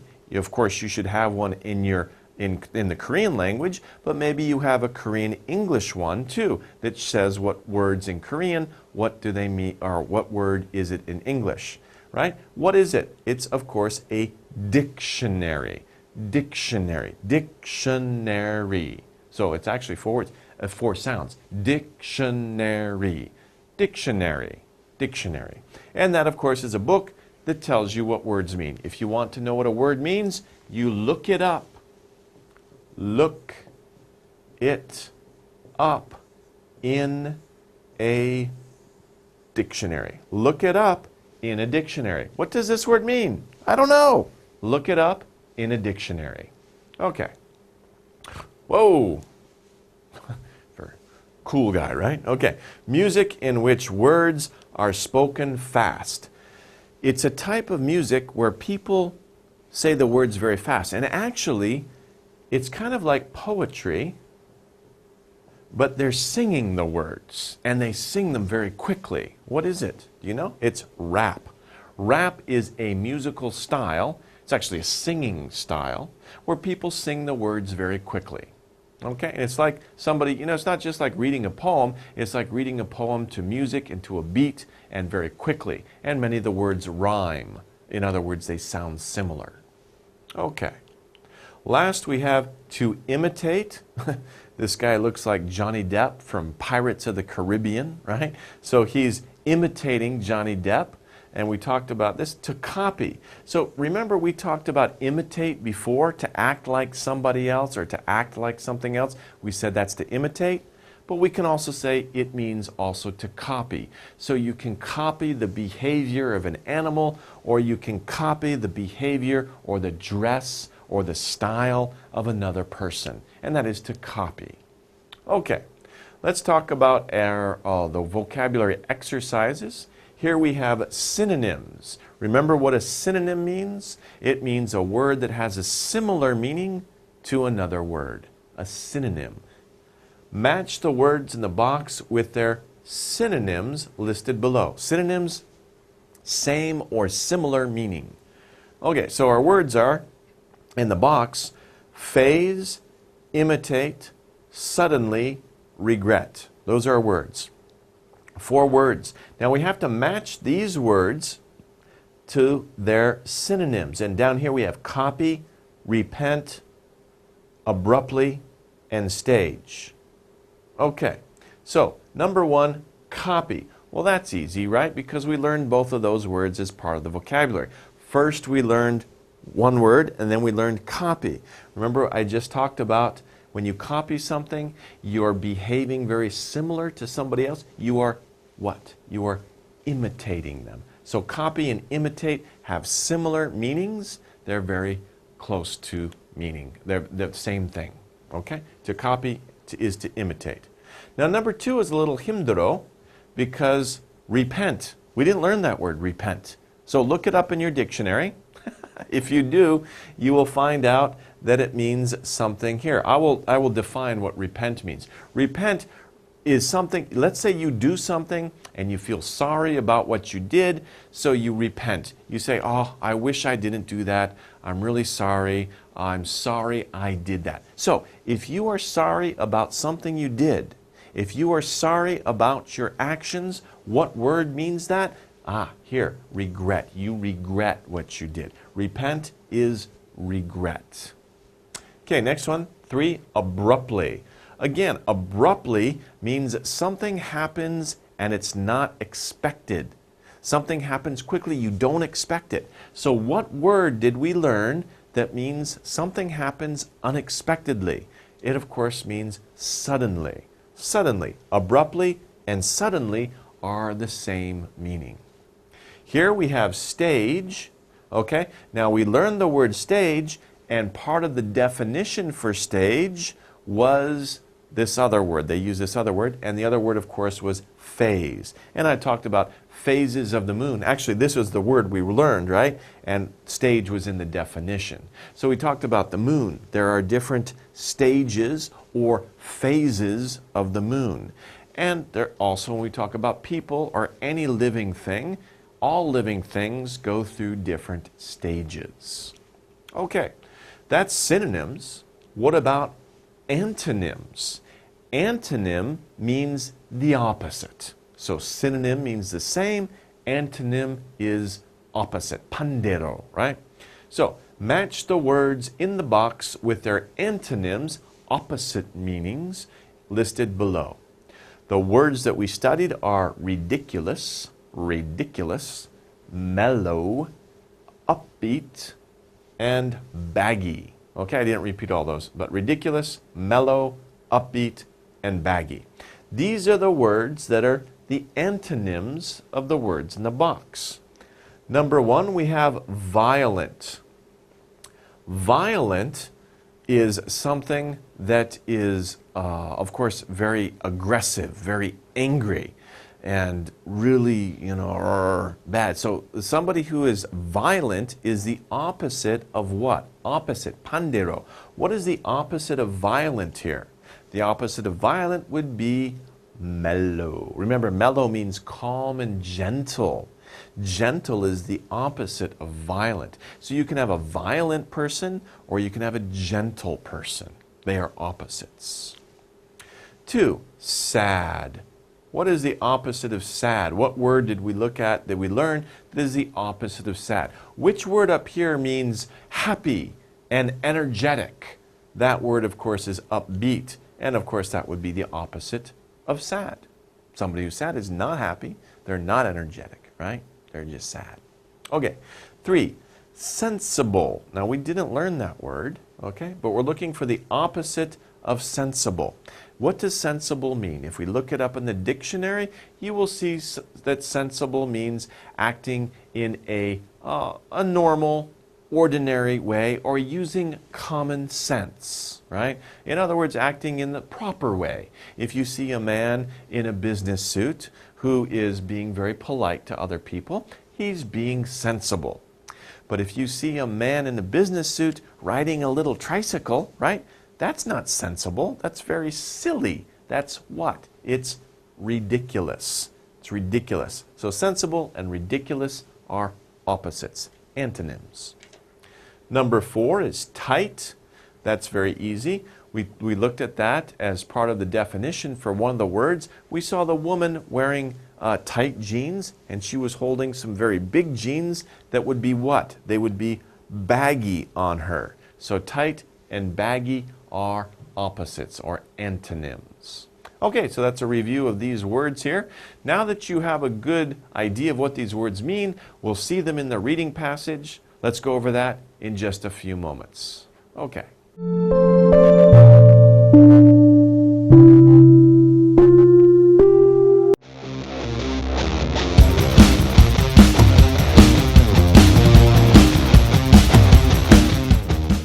Hello everybody, welcome back to Reading for Vocabulary. I'm Brian Staurt. In this lesson, lesson 9, you'll notice an interesting title, Bravo! Encore! These are words that we say when we see a performance, a band, or somebody does a really good job, and we clap our hands, bravo, bravo, right? Very good job. It's like, 잘했어요, right? And that is the title of this lesson. So what is this lesson about? Bravo, encore? What are we talking about? Well, in this lesson, we will learn about the New York Philharmonic. The New York Philharmonic. Well, it's a 힘들어 word, right? That's a difficult word. What is the Philharmonic? The Philharmonic, the New York Philharmonic, is a large group of musicians, people who play instruments, all different kinds of instruments, okay? So we'll learn about them. We'll think about different sounds and what sounds are good and what sounds are bad, okay? So of course for good sounds we say bravo, encore. For bad sounds we say boo, oh, no good, right? Okay, so let's get started with the lesson, but before we do that, to give you an idea of what the Philharmonic is, we can take a look at this video here. This video shows an orchestra. That's one of the words we'll learn in the vocabulary, orchestra. An orchestra, as you can see, are many musicians playing together. There's different sections. Here we have violins, right? Over here we have the cello, right? Over in the back you have people playing trumpets or different kinds of horns. You also have the drummers. They're all in different places in the orchestra. And of course you have the audience outside, and at the end, if the orchestra is good, they will say bravo, bravo, encore, right? They will show their appreciation. They will say, wow, that was a good musical performance. Okay, so that's what we're talking about here, this type of orchestra. Let's begin with the words. Are you ready? Let's go. Okay, number one, word number one. The person who leads a musical group. In the video, maybe it's a little hard to see, but there was one man standing in front of all of the musicians. And usually he has a stick, right? And he waves it like this, okay? What do we call that person? He's the leader of the musical group. We call him the conductor. Conductor. Conductor. He is the leader of an orchestra. He leads the musicians, right? So he tells them when to play or, how fast to play, and he's always doing this. He doesn't make any music, right? He's just telling the other musicians how to play, okay? And he's like the leader. He makes sure they sound good. Okay, so that's the conductor. Next, we have a public performance of music. So before we saw the video, there were many musicians, right? So many. But look at this picture. There's only 1, 2, 3, and maybe a number 4. There's a guy behind there. This would just be a band, not an orchestra. But a band, an orchestra, sometimes there's just one person, a singer, right? But it's any public performance of music. Any time that somebody plays music for the public and there's an audience, what do we call that event? There's a special word for that event. We call it a concert. Concert. A concert is any performance of music that you go to. It can be one singer, it can be 4 musicians, or it can be many musicians. It doesn't matter. When you go to listen to music, it's called a concert. Okay, next one.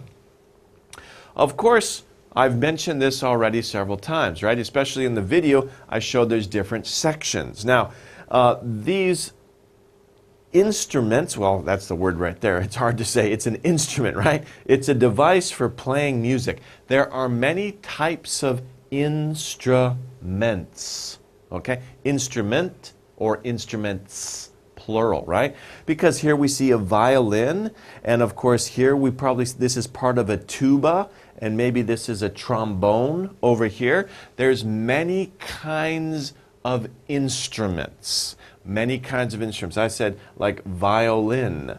Violin is a type. A tuba, right? The tuba is the big horn, right? That goes all around a person. It's the big bell out here. And boom, boom, boom, boom, boom, right? Okay, that's the tuba. Then you have a violin. A guitar is an instrument. A flute is an instrument. There are many types of instruments, devices for playing music.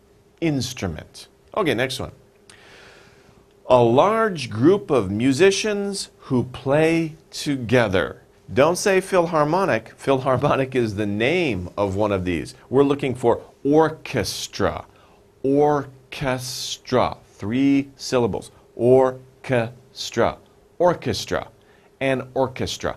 The Philharmonic, the New York Philharmonic, is a type of orchestra. It's the name of that orchestra, right? But it's a large group. You can see many people. It's a very large group. And in that group, you have smaller groups, each playing different instruments. You may have a group of people who play the violin, a group of people who just sing, a group of people, just one person playing the piano, a group of people playing the flute. So an orchestra is a large group of musicians. In the orchestra, sometimes there are smaller groups of musicians playing the same instrument, and they can make a really big and powerful sound, and that's special about an orchestra.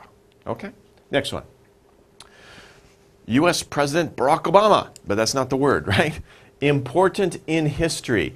Someone who's important in history is, something that is important is historic. The reason they're using this picture is because he is the first black president. It's not because it's Barack Obama, it's because of the historic event.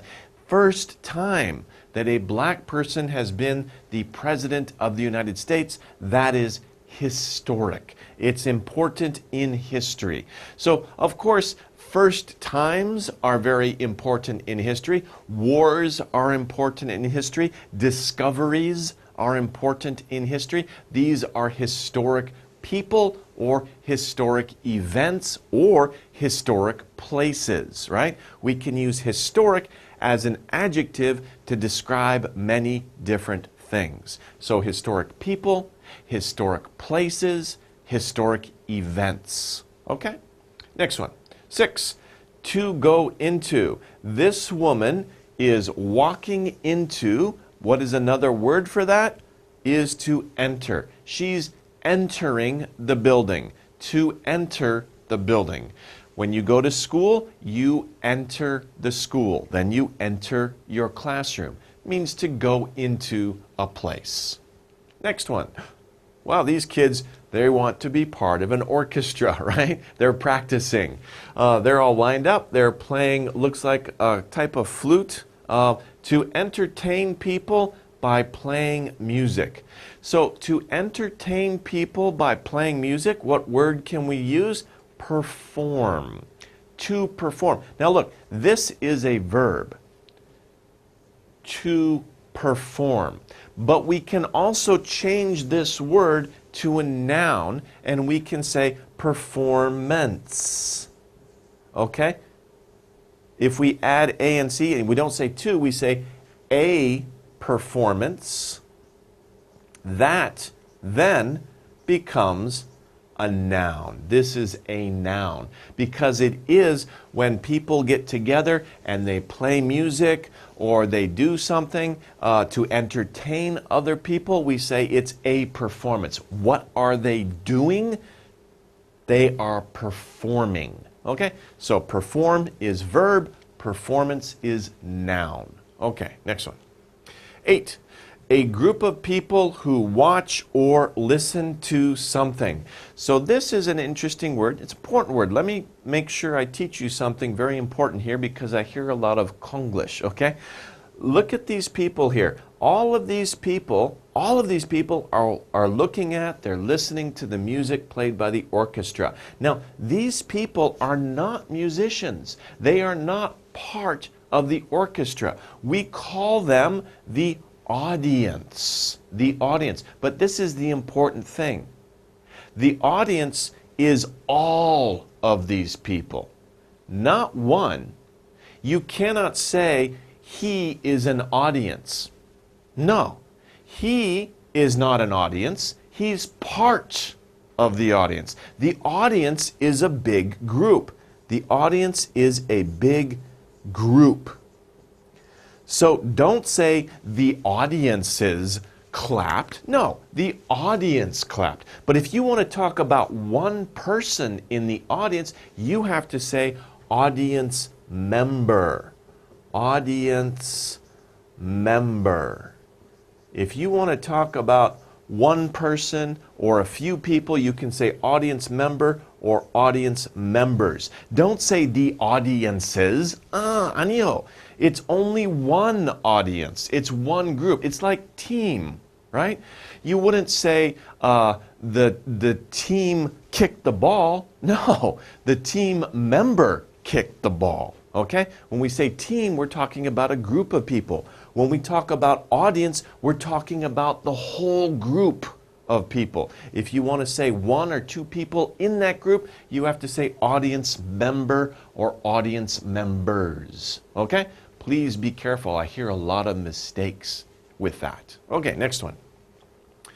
A thin stick used to direct a musical group. I talked about this guy before. Remember him? He is a conductor. But I said he has a stick that he waves in front of the audience. Like you go, you guys play. Okay, you guys, right? And he'll use that stick to show the rhythm or how people should play the music, right? He uses a stick. What is the stick called? It's called a baton. Baton. A baton. So the conductor uses a baton when he conducts in an orchestra. A baton. Okay, next word. A person who performs and writes music. So if this boy can play the guitar, but he can also write the music. Some people just play music. Somebody else wrote it, they read it on a paper, and they play it. But if somebody who performs and writes music, what do we call them? We call them a musician. Okay? Now, of course, they don't just also have to write music. Many musicians also just perform. Okay? Somebody who performs music, we can say a musician. Somebody who writes music is a composer. Okay? So, but somebody who performs and writes together, we can say, of course, they are a musician. Okay? Next one. A large number of people. So a large number of people. What do we call that? Of course, we call that a crowd. When there's many, many, many people, right? So do you say 사람 많아요? Or is that right? Okay? That's many, many people together. You can say it's a crowd. So if you go to a baseball game or a soccer game, the people, the audience in the stands, that is a crowd of people. Many people. Okay?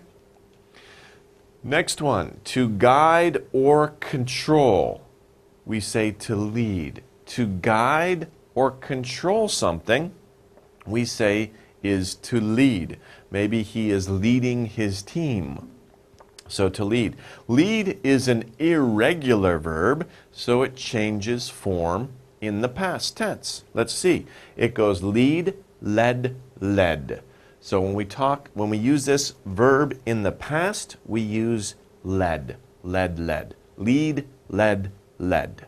Okay, next one. We're talking about to make something happen in a certain way. To make something happen in a certain way. And we can see a calendar here, a calendar with many dates on it, and somebody's marked the 14th, and they did it with a love sign, right? So I'm wondering, what is that? That looks to me like it's February 14th, right? I don't know, but I'm guessing, because February 14th is Valentine's Day. Valentine's Day. So I think this calendar is of February, And 14th is marked with a heart because it's Valentine's Day, when boyfriends and girlfriends say, I love you to each other, right? But anyway, so what are they doing? They're making something happen in a certain way. They are saying that on the 14th, we're going to have Valentine's Day. We're going to have maybe a party, or we're going to have a date, or we're going to do something special for that day. What are they doing? They are setting that day, or they are setting an event that will happen in a certain way. So to set. Set is an irregular verb. It doesn't change form in the past. Set, set, set is the verb. Next one. A large room for meetings or concerts. So it's a large room where people can have meetings, they can have concerts. What do we call that room? That room is called a hall. And many times you can see the word music hall, concert hall. Those words usually go together, okay? So a hall can be a large room where a performance or a meeting is held. Okay, next one. Wow, look at that. Many, many lights. To become full, in this case full of lights, we can say to fill. These lights fill the space. If that's the sky, stars fill the sky, right? So if you, there are many people, a crowd of people will fill the hall. They make it full. There's no more room. Okay. Next one. To move slowly on water or in the air. Look at this balloon. It's a big balloon or ball filled with air, right? It stays on the top of the water. If we put helium, right, some gas in this ball and let it go, maybe it will go up in the air. What do we say? It is floating. So something can float on the surface of the water, but if something flies just in the air, you know, it doesn't have any control, it just kind of floats in the air, like soap bubbles. You blow and all the little bubbles, they float away in the air. And clouds will float in the air. Some balloons will float. So to float, to move slowly on water or in the air. Okay, those are our words. Lots of words to remember, right? Let's see how well you remember what those words mean. Here we have exercise 1. Our job is to complete each sentence with a word from the box. So we have sentences here. We'll have 8 sentences. We have a blank in each sentence. We need to fill those blanks with these words. Let's review the words. First we have conductor, conductor. Next, instrument, instrument. Next, orchestra, orchestra. The next one is historic, historic. Next one, performed, performed. Now notice that performed, past tense, right? Because our root is here. Our basic word is here, perform, but it's past tense. We use performed. Okay, next one. Audience, audience. Next one is concert, concert. And finally we have enter, enter. That's easier, right? Okay, let's take a look. Number 1. The pianist. Remember, a pianist is someone who plays the piano. The pianist's first beep was held last year. So think about this. The pianist, what does the pianist do? When a musician, and it doesn't matter if it's 1, 4 people, or many people, they entertain an audience with music, what do we call that? It's a noun, right? We say it's a concert, right? The pianist's first concert was held last year, because here we're looking for, it's like a performance. Concert and performance are the same, but don't get confused, because performed here is a verb. It's not performance, right? Concert is the word we're looking for. That is a noun to talk about the performance or the event that a musician plays to entertain people. Okay, number 2. The only musical beep I can play is the piano. So the piano is a type of this. Remember when we talked about this word, I said there are many types of these. They're devices that people play. A guitar, a flute, a tuba, right? The big tuba, or a violin. In this case, a piano. The only musical what? The only musical instrument. The only musical instrument I can play is the piano. I can ask you, can you play a musical instrument? Say, no, I can't play any musical instrument. Or, the only instrument I can play is the piano, or the guitar, or the flute, or whatever. Most people can play a drum, right? Maybe not well, but you can play the drum. Okay, next one. Number 3. I wanted to beep the room, but the door was locked. Well, think about that. You want to do something with the room. You obviously want to maybe go inside the room, but you can't because the door is locked. If the door is locked, you cannot go into the room. Go into? What word means to go into a place? What word here? You're probably looking for this one right here, right? Enter. I wanted to enter the room, but the door was locked. You can't enter when the door is locked. Okay, next one, number 4. Last night she beep a concerto on the piano. A concerto, by the way, is a type of performance, okay? So, it's a type of musical piece that people will play, and she did it on the piano. So when somebody plays music, another word for that verb, right? And she did it last night, so it's in the past tense, right? What do we say? What verb means to play some type of performance, right? Like a concert or a performance. If you do that, you're performing. Last night she performed a concerto on the piano. Okay? So she performed. She performed a concert, or in this case a concerto, a performance on the piano. But if you say she performed a performance, that sounds a little weird. It's okay, but performance, too similar. So we say concert or something else. Okay. Number 5. All the people watch the beep event on television. The what event? What kind of event on television? And all the people watched it. So it was very important, right? It was very important. What kind of event can you watch on television? A conductor event? That doesn't make sense. An orchestra event? Well, that's weird. What about a historic event? All the people watched the historic event on television. That makes sense. That's correct. Okay? So if it's a historic event, it's very important. In history, many people will watch it. 6. He is the beep of this musical group. So we need one person, right? A word that describes a person in a musical group. Remember, one type of musical group is an orchestra. Well, what is one person in an orchestra? One person. An audience? No. An audience is a group of people, right? So it's not audience.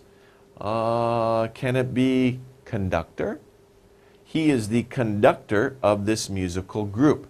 That's the only word there that describes one person of a musical group. And remember, audience is not part of the musical group. And also, remember, audience is a group of people, not one person. We can't say he is the audience. That doesn't make sense, okay? Unless the audience is only one person, right? Only one person watching, that would make sense. But of this musical group, well, actually, that could be possible. But in this case, we're looking for conductor. Okay, next one. 7. There was a large beep in the music hall. There was a large what in the music hall? What are we looking for? We're probably looking for how many people came to see the concert. So there was a large, think about if there was a crowd of people, many people came to see the concert and they gathered in the music hall. Many people who watch a musical performance, we call them, of course, the audience. There was a large audience in the music hall. So audience is better for this sentence here. 8. A full-size beep is called a philharmonic. So there we have a little bit of answer as to what philharmonic means, right? We're talking about the New York Philharmonic. What is it? It's an orchestra, but it's a full-size orchestra. That means that an orchestra with all the different instruments, all the many people who play those different instruments, if you have a certain number of people playing certain instruments, we call that a philharmonic. So philharmonic is a type of orchestra. Okay? Let's stop there, of course. That's the end of our exercises. Let's take a short break now. We'll come back and we'll look at the reading, and the reading will be about the New York Philharmonic. So, take a short break first. We'll come back in just a few seconds.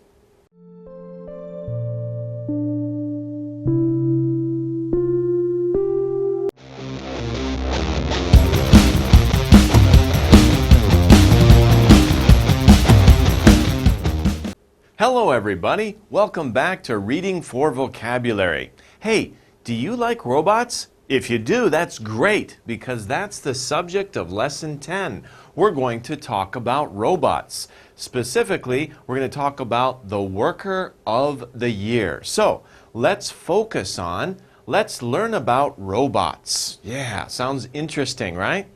Think about different kinds of robots. And different things that robots can do. So two things, right? Different kinds of robots and the things that those robots do. Are you ready? Let's first take a look at a picture here. This is a kind of a confusing picture, isn't it? What is it? It looks like something maybe out of Matrix, the movie Matrix, right? What we can see is a lot of machinery, right? There's a lot of machinery. Oops, let's write that slowly. Machine. Of course, you know the word machine, but we're going to say machinery. Because when we talk about many machines working together, we can say machinery. And these are actually what kind of machines? They are robots. And they're in a factory and they build things like cars or big pieces of big things that we use. Okay? So this is a factory, and there's a lot of machinery, and there's many robots in a factory. Okay, let's begin now with the vocabulary. Our first word, oh no, that's too bad, right? She's falling down. She made a mistake.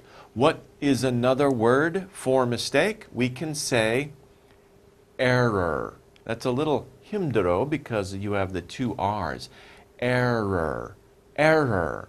An error is a mistake. If you make a mistake, you make an error, okay? So she made an error, and that's too bad. I hope it doesn't hurt, right? Okay, next one. Now, here, a person who has something. Of course, you know this type of scene. You've been to coffee shops or you've been to stores many times. The person behind the counter or in the store is a person who has something. They are the owners. Sometimes they're the owners. The owner of the store or the owner of the coffee shop, of the restaurant, whatever. The person who owns the place, that is the owner.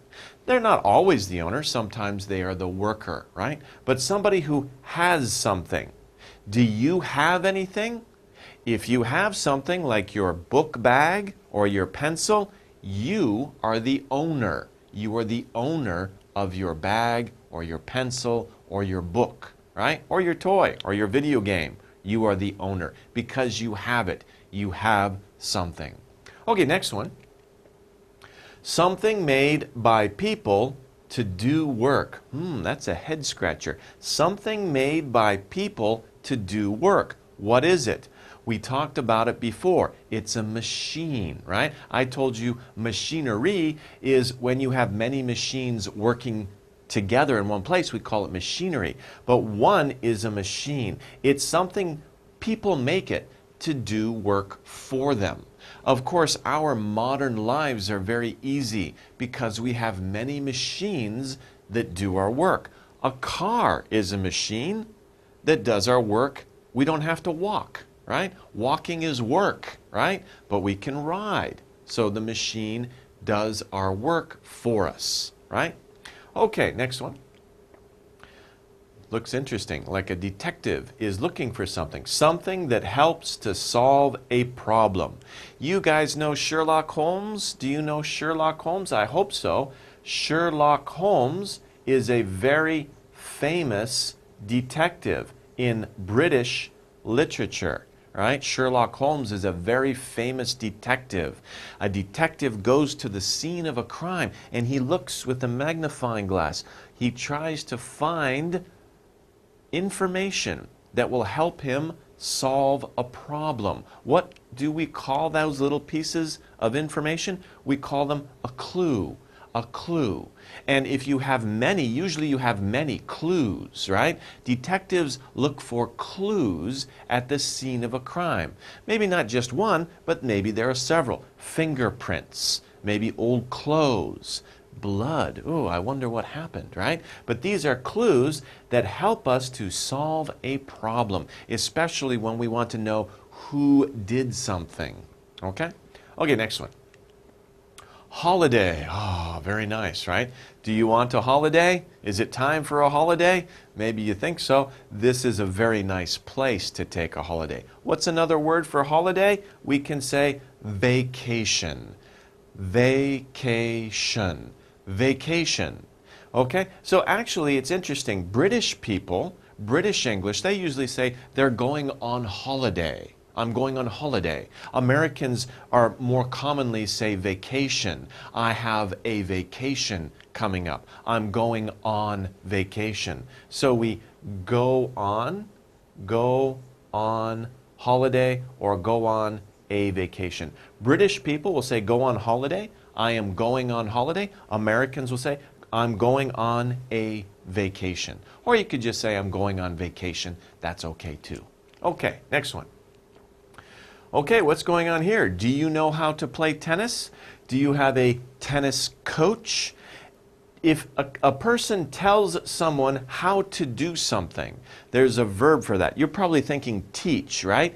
Teach is good, that's true, but there's another word that means to tell someone how to do something. What is that word? You may not have heard of it before. It's direct. But if you think about it, you have heard this word before, especially if you like movies, right?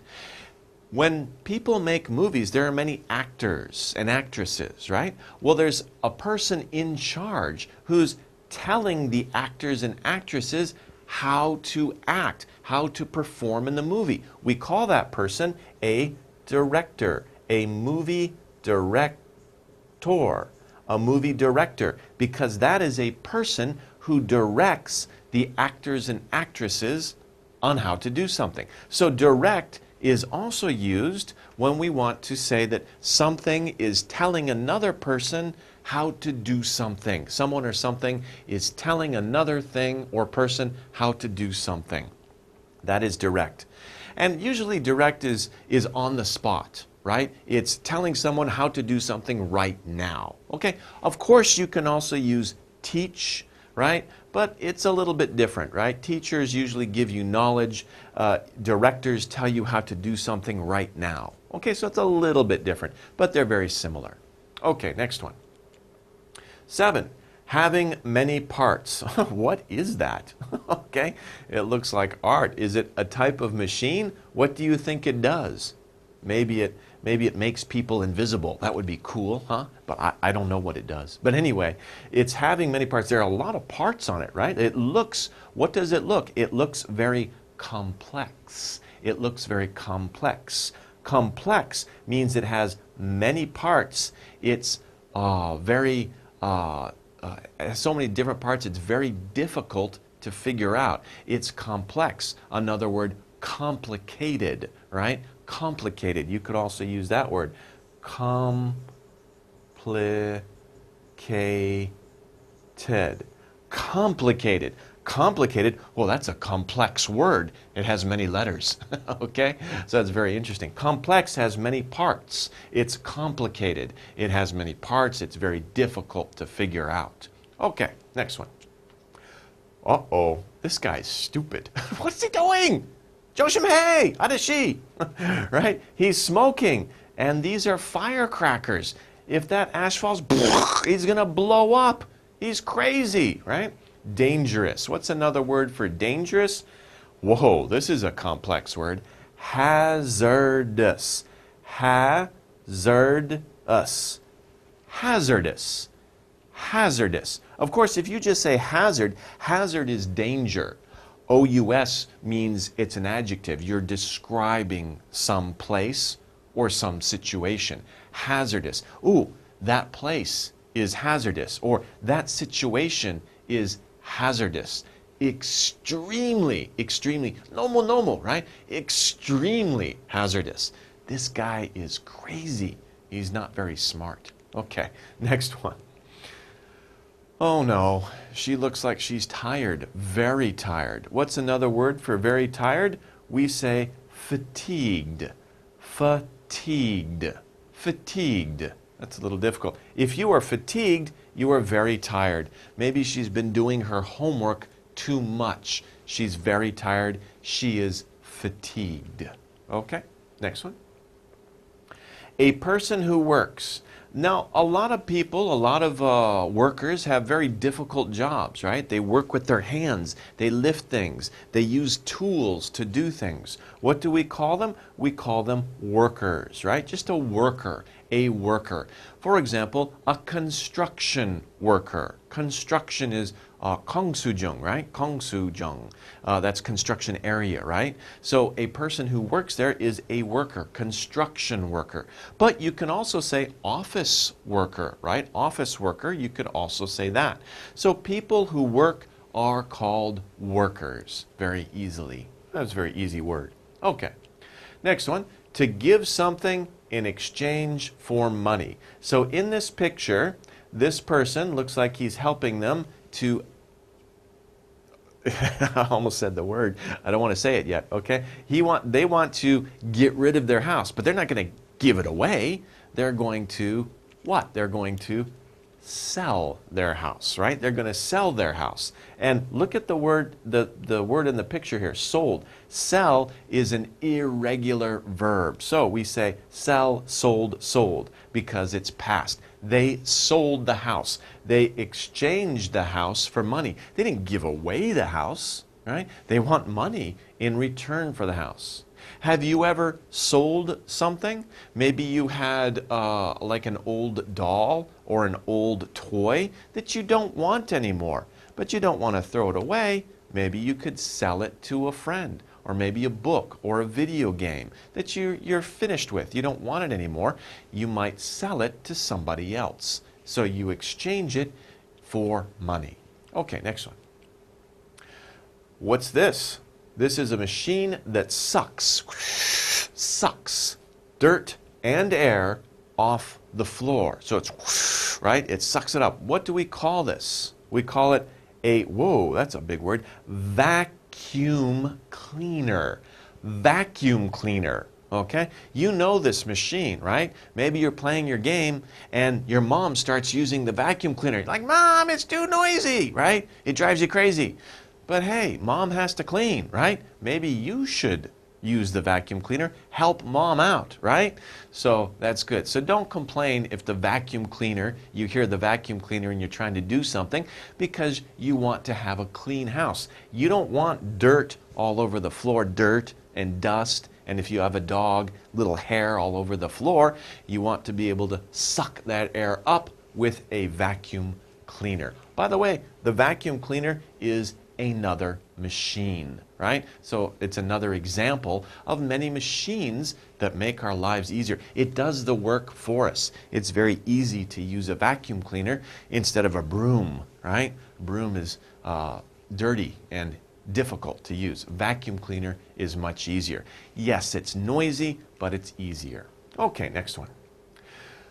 To control a car. Now, actually, the word is in this picture, right? The word is drive, and we can see that word right here, drive, right? But this word is driver. So, of course, in English, many verbs we can change to noun, and we can say the person who does it, right? Before we saw work er. If we just use work, that's a verb. Worker is a person. Drive is a verb. Driver is a person. She will be a driver. She is learning. She is a student driver. So she is learning to drive. To drive is to control a car. It's also an irregular verb, so it changes form for the past tense. We say drive, drove, driven. Drive, drove, driven. Okay, so that is to control a car. It's to drive a car. Can you drive a car? Probably not yet, but don't try. It's dangerous, right? It's hazardous. But when you're older, you can learn how to drive a car. But be careful, always. It's a dangerous machine. It's a hazardous machine. Be careful, be safe, and you'll be okay. Okay. A very large sea. So if you can see water all around for as far as you can see, and maybe it takes you days to sail across that sea, we call that an ocean, right? There are only a few big oceans in the world, right? There are only a few, and they're very big, like the Pacific Ocean, the Atlantic Ocean, the Indian Ocean, right? We call those really big areas of water, we call them an ocean. Smaller areas are called seas, like the Mediterranean Sea, the Caribbean Sea, right? Those are smaller areas of water. Next one, a short time to rest. Before we talked about workers, right? Workers are people who do work. Well, they can't work all the time, right? We need to take a break. We need to drink something or to eat something or go to the bathroom. In that case, we need to take a break. Take a break, right? Take a break. So we usually use it in this expression. Let's take a break. Do you want to take a break? Hey, everybody, it's time to take a break. So take a break means to stop working and to rest for a little bit. Okay, next one.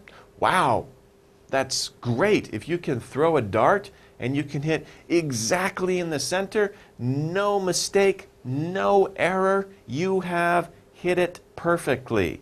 Perfect, it's perfect. No mistakes. It's perfect. It is perfect. So that is a perfect shot. In this case, we would say it's a perfect shot.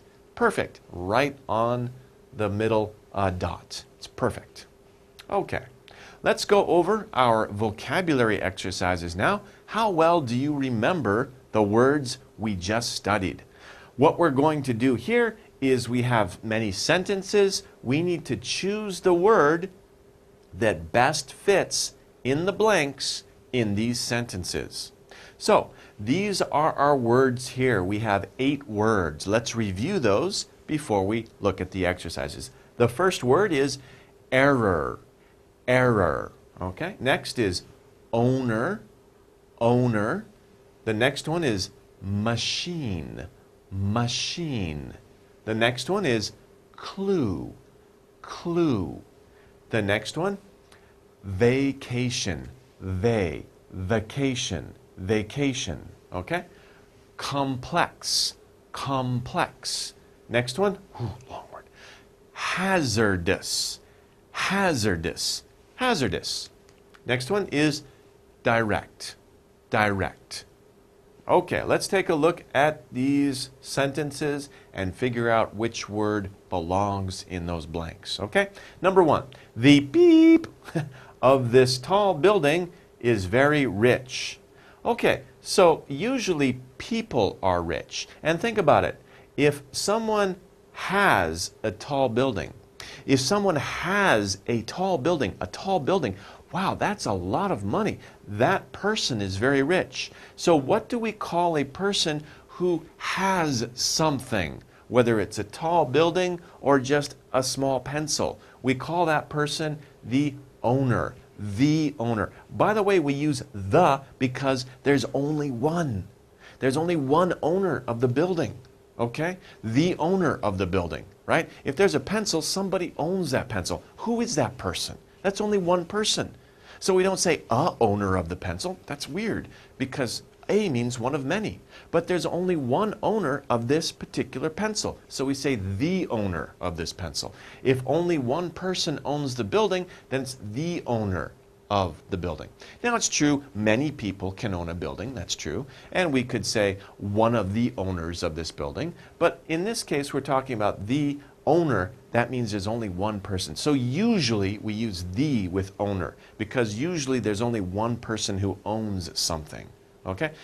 If there are many people who own the building, then we can say one of the owners. But in this case, there's just one person. He's very rich. Wow. Okay.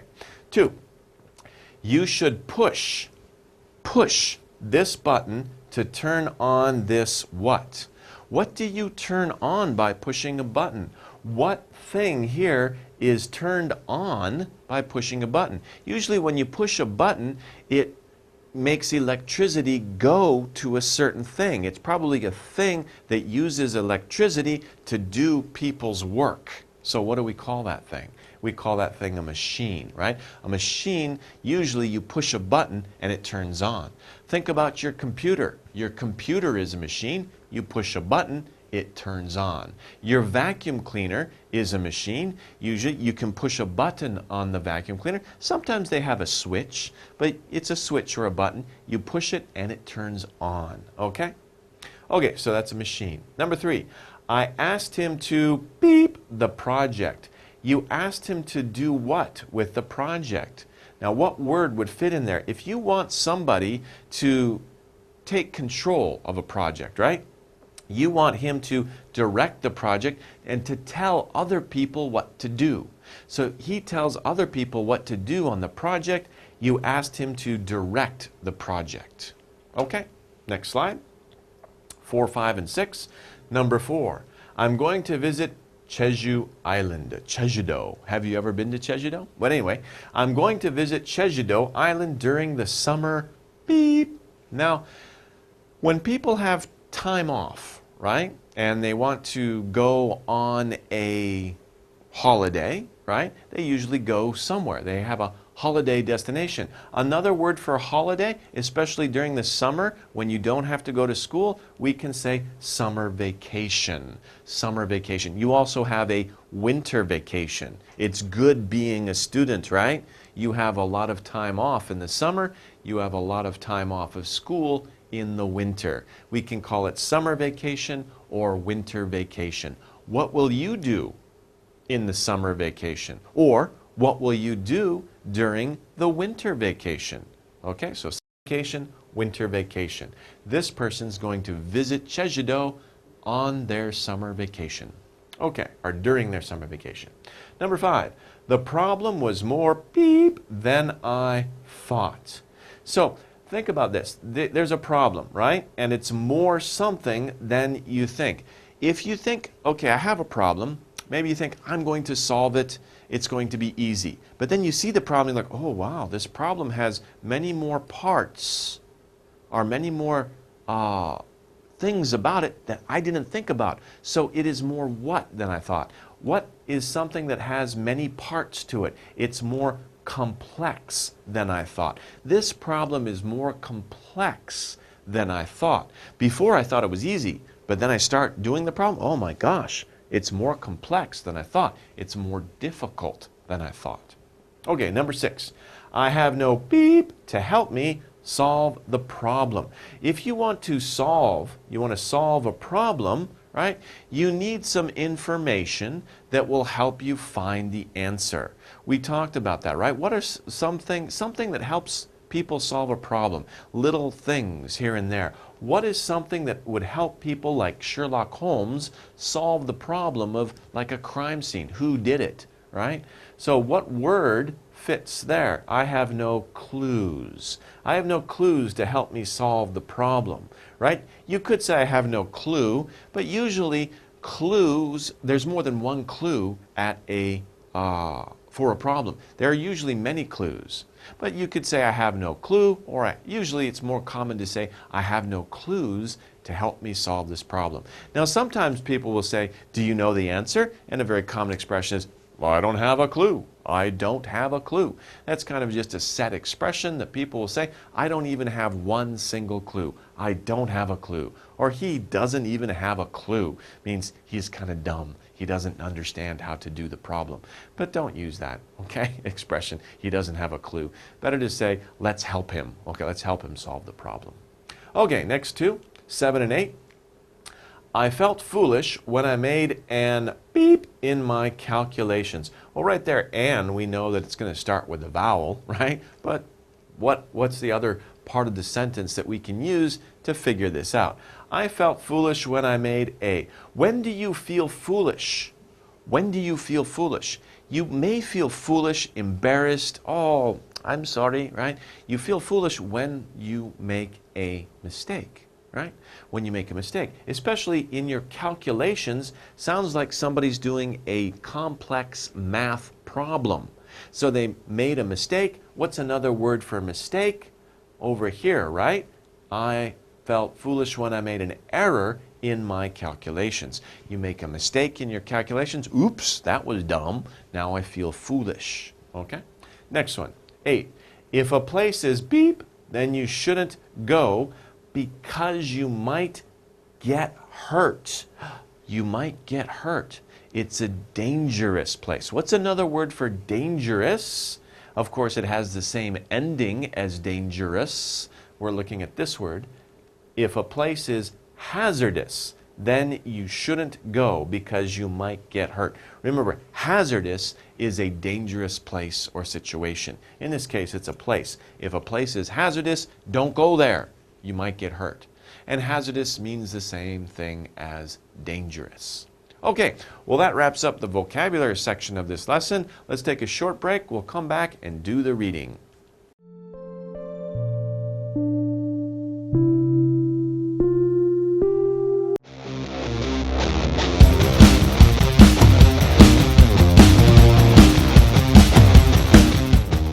Hello everybody, welcome back to Reading for Vocabulary. I'm Brian Staurt. Well, we're continuing on our theme of robots. And have you ever wondered about where robots came from? Well, in this lesson we're going to find out because we're going to talk about early robots. We're going to learn about the history of robots. Where did robots come from? What kind of robots were the first robots? Well, let's take a look at a picture first, and we can see a lot of different examples of early robots. You know, the first robots that came out, right? It looks like this machine, this is all the robot? Yes, because it all controlled this little robot bird up here on the top, right? Look at how ugly that is, and all that machinery just for this tiny little robot at the top, right? And of course, robots have been famous in storybooks and cartoon books like this here. There's been different types of robots, of course, early robots used in factories for lifting things up, did different things. I'm not really sure what this is. Now, this is not a robot. This is a person.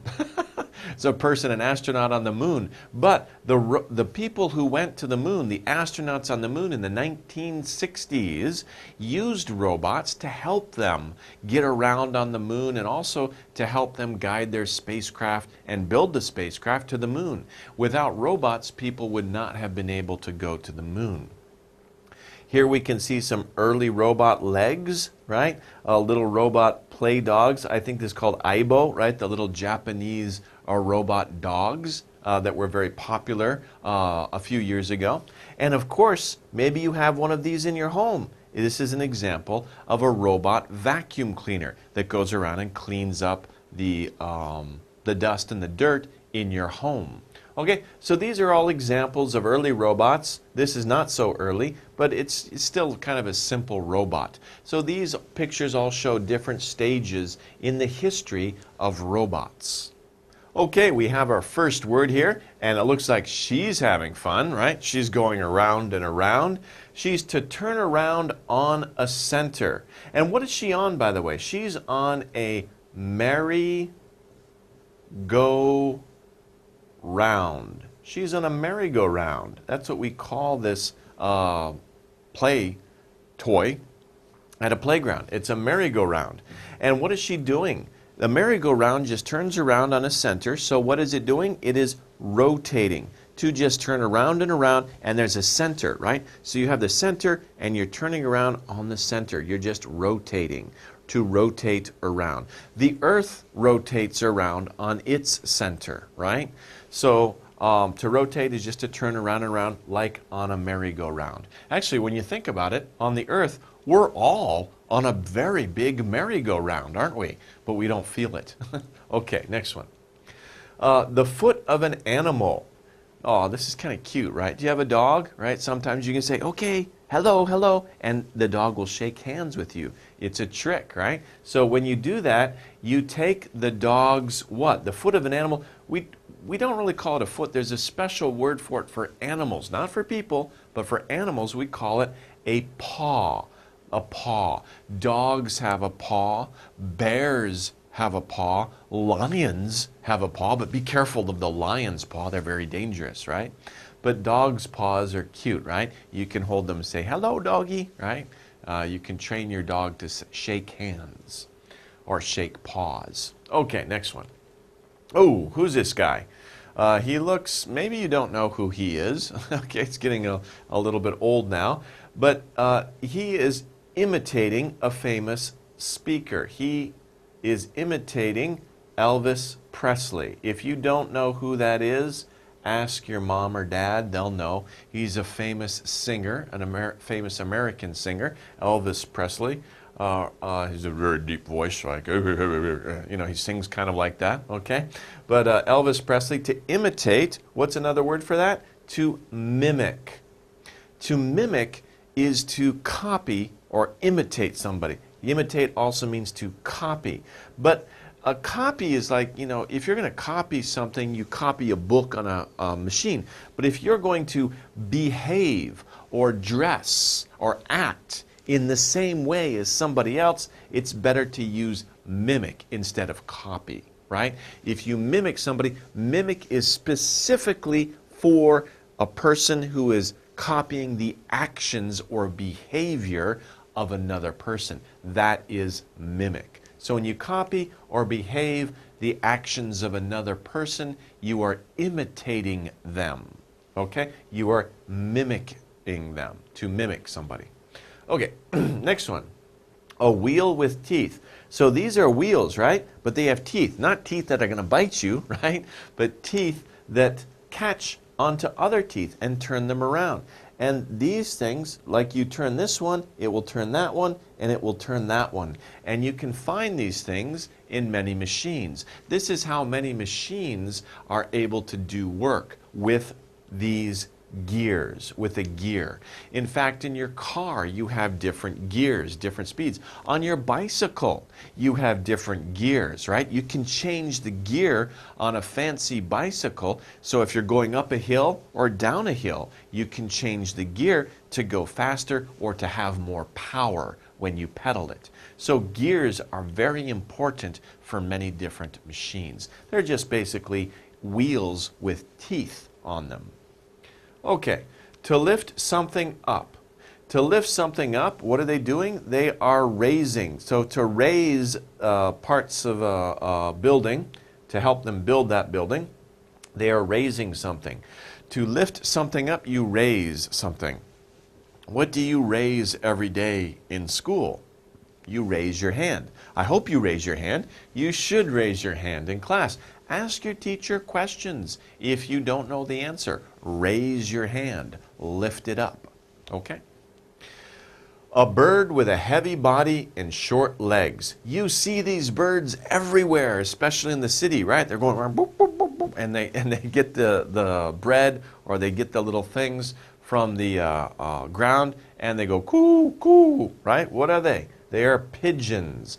Pigeons, but they're kind of dirty birds, right? Don't touch them. You know, maybe you can throw them food, but you know, don't chase them. Don't try to touch them because that's not good for your health, actually. But these are called pigeons, and unfortunately, they go 화장실 everywhere, right? They go to the bathroom all over the place, and it's little white places on the ground. So they are pigeons. Hopefully they don't fly over you. Oh, no, that's terrible, right? But pigeons are everywhere. Okay.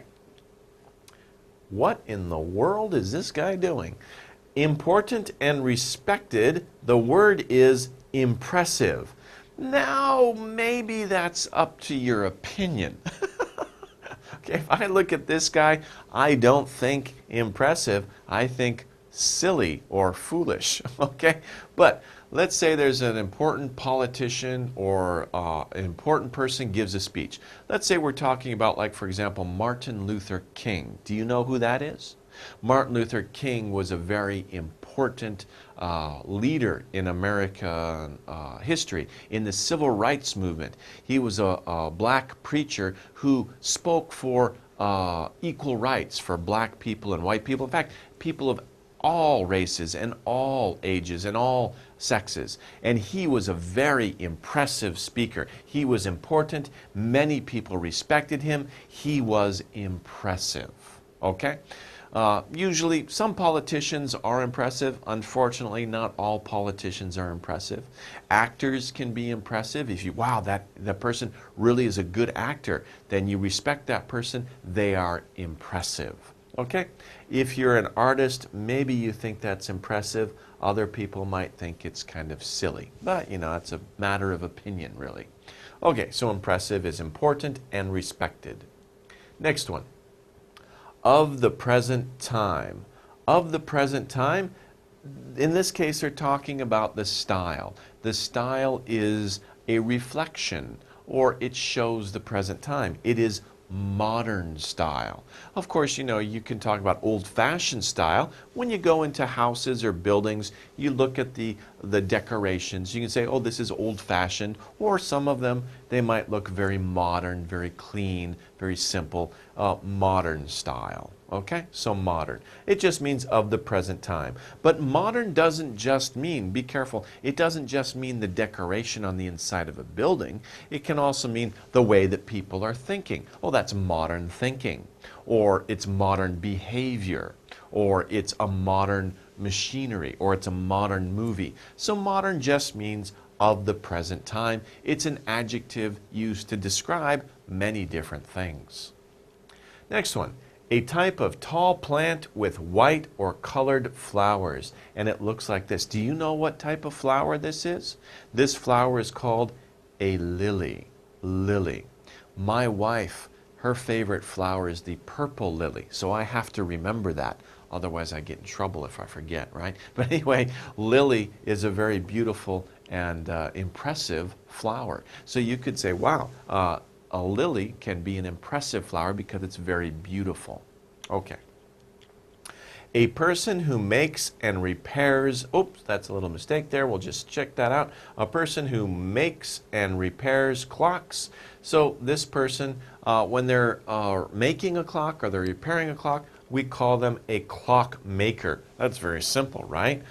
Makes clocks, clock maker. How simple is that? We're just putting two words together to make one word. Clock maker. Clockmaker. You could also say watchmaker, people who make watches. Be careful. Oh, that's a good thing. This is not a clock. Do not say that this is a clock. This is not a clock.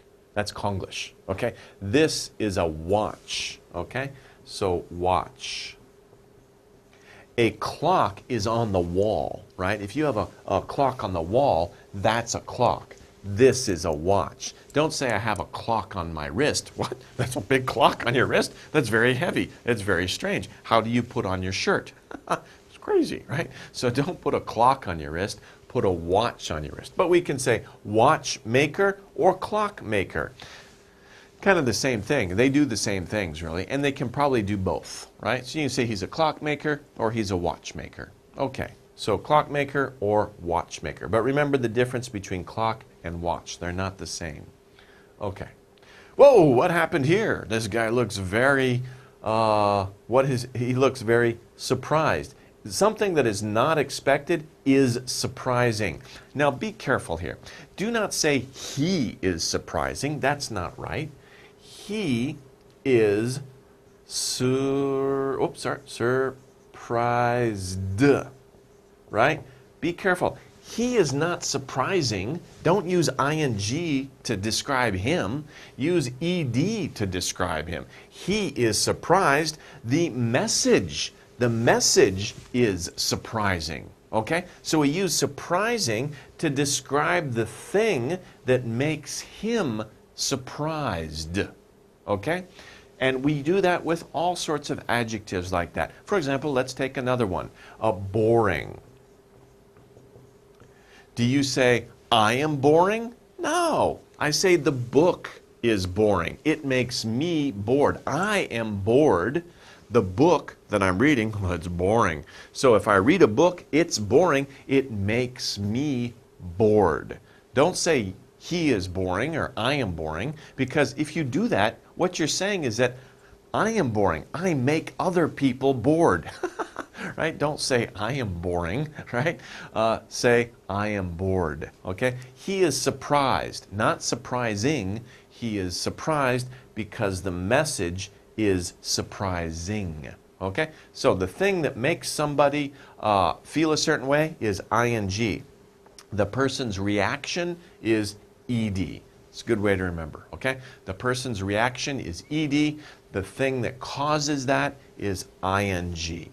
Okay? Cause is ing, reaction is ed. Okay? So, boring, bored. Surprising, surprised. Confusing, confused. Please don't make a mistake on those. That's a very common mistake. Okay, the next word here is unusual. So something may have pushed this boy down, but it's something unusual means it's not common, not ordinary.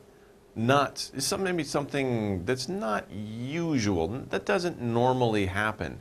So another word for unusual is strange. But it's interesting to note that strange may be a little bit of a negative word. When we say unusual, it doesn't mean negative or positive. It's just unusual. It's just not ordinary. But strange has a little bit of a negative meaning. So if you say that's strange, you may have a little bit of a negative meaning to it. But strange just means unusual, not normal. If you say, a strange force pushed the boy down, it's not an ordinary force. It's not a usual thing. Okay, so let's move on. Where your ribs and heart are. Of course, some of you guys might do that. Do you play soccer? Right? You can bounce it off your what? Off your chest, right? That's fine. You cannot bounce it off your arms, but in soccer, you can hit the ball, or football, you can hit the ball with your legs, of course, with your chest, or with your head, but no hands. Only the goalie can use his hands. But usually you cannot use it. So he's using his chest to hit the ball. It's where his ribs, right, and his heart, boom, boom, boom, boom, are located. Where your ribs and your heart are located, that's your chest. Okay.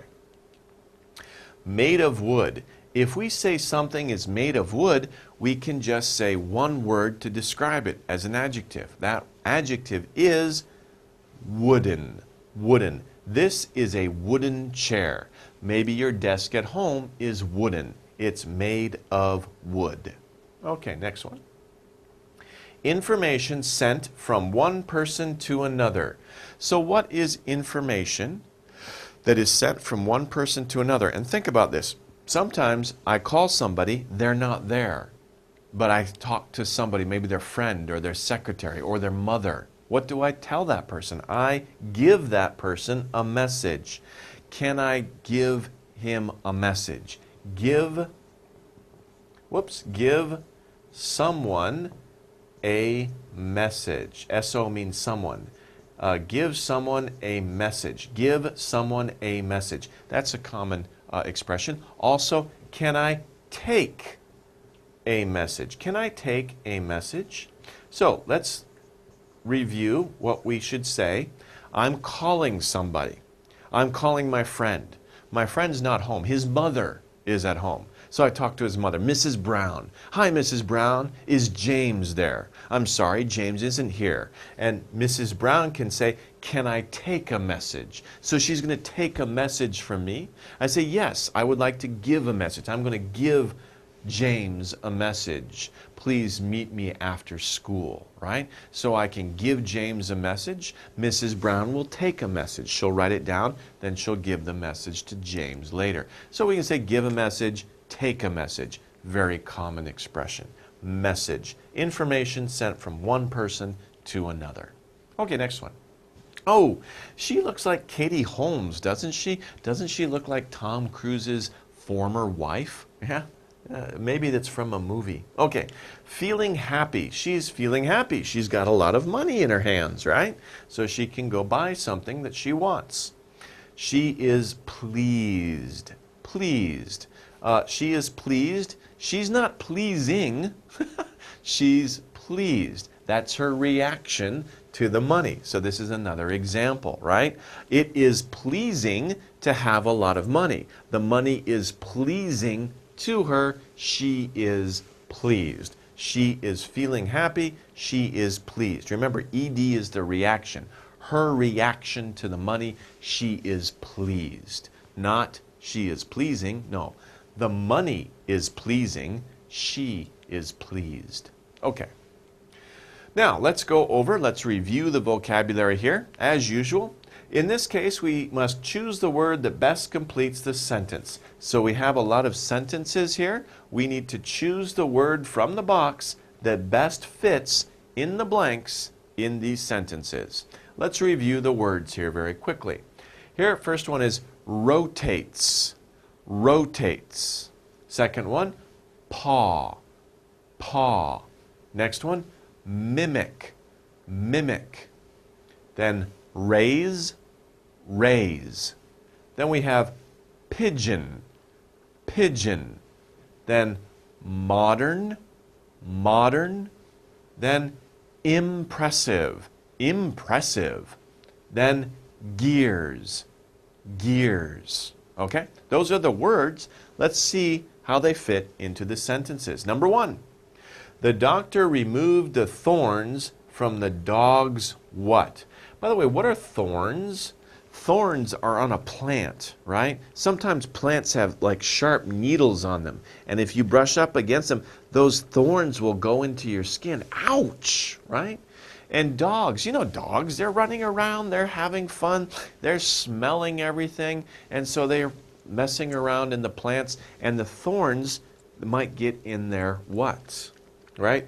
Dogs will walk on what? What are dogs' feet and hands? What word do we use for those? Well, of course, we use paw. The doctor removed the thorns from the dog's paw. The dog was, running around and got thorns in its paw. So that's the word that we use. 2, there are many beep in a clock. There are many what in a clock? We talked about this. It's a wheel with teeth. And like I said, these are very important for many machines. They help those machines work and move other things. I used the example of your bicycle. On your bicycle, you have the chain that goes around one of these wheel with teeth. And in fancy bicycles, you can change the position, right, to get more power or to get more speed. What is that thing? They are, of course, gears. And there are many gears, you have to use S because many gears in a clock. And if you look inside the clock, there are many gears that make the hands move and tell the time. And remember, this is a watch, not a clock, okay? Actually, I don't know if there are any gears in here. Some watches, like this one, are a little bit modern, right? They're electronic, so it's all electronic. There are no gears. But many clocks have mechanical gears that work, and they move the hands on the clock. There are many gears in a clock. Okay, number 3. The boy couldn't beep his arms because he was sick. So in this case, think about this. If a boy is sick, he can't do what with his arms? His arms are going to stay here. It's going to be hard for him to lift. What's another word for lift? What's another word for lift here? Another word is raise. The boy couldn't raise his arms because he was sick. Okay, next one, number 4. In beep society, people live longer. So this is comparison, right? Because we're saying longer. Longer than what? Well, if we think about it, in society nowadays, these days. Don't say in these days, just say these days. These days, people live longer than before, than traditional society. What's the opposite of traditional? It would be modern, in modern society. Remember I said we can use modern to describe many different things, not just the decorations inside a building, but also the way people think, our lifestyles, our society. In modern society, people live longer than they did before. Okay, next one, number 5. People can use a beep to send messages through the air. Now, we didn't talk about this, but when I described this word, I said you see them everywhere, right? And I said they're kind of dirty, don't touch them, right? But I also said be careful because they go to the bathroom all over the place. But by the way, they are also used a long time ago. People would tie messages to their feet and release them, and they would fly from one place to another. What kind of animal does that? Of course, we're talking about pigeons. People can use a pigeon to send messages through the air. And a long time ago, people did use pigeons. You know, before telephones, before the telegraph, the best way to send a message was with a pigeon, right? Release the pigeon, and the pigeons were trained. They knew where their homes were, so they would go to their home. You know, take them away from the home, release them, they would go back to their home, and people would catch them. Oh, there's a message, and they would read the message. 6. The earth beep around the sun. Now, I talked about this before when I was talking about a merry-go-round, and I said the earth was doing this by itself, but it's also doing this around the sun. What is it doing? It is, of course, it is rotating. The earth rotates around the sun. So you could say the earth also rotates because it moves around the center. The center is the sun. The earth is moving around the center, so it's rotating around the sun. But it also rotates on its axis. Okay. 7. The boy can beep his uncle perfectly. So here we're looking for a word that means copy, right? Maybe his uncle has a certain way of talking. Hello, kids. How are you doing today? You know, maybe a funny way of talking, and the boy can copy that perfectly. Sometimes people do that. Maybe your friends can copy famous actors or people on television, and they copy them really well. What are they doing? They're imitating those people. They are mimicking those people. So the boy can mimic his uncle perfectly. He can copy his behavior very, very well. Okay, number 8. The president made an beep speech last night. So the president made what kind of speech? What kind of speech can the president make? Something that's respected, something that maybe is important, something that gets a lot of attention. Right there. The president made an impressive speech last night. So that would fit. And of course, and because you have I there. An impressive speech last night. Okay, well that wraps up the vocabulary section of the lesson. Let's take a short break, come back and see how those words are used in the reading passage. Don't go away.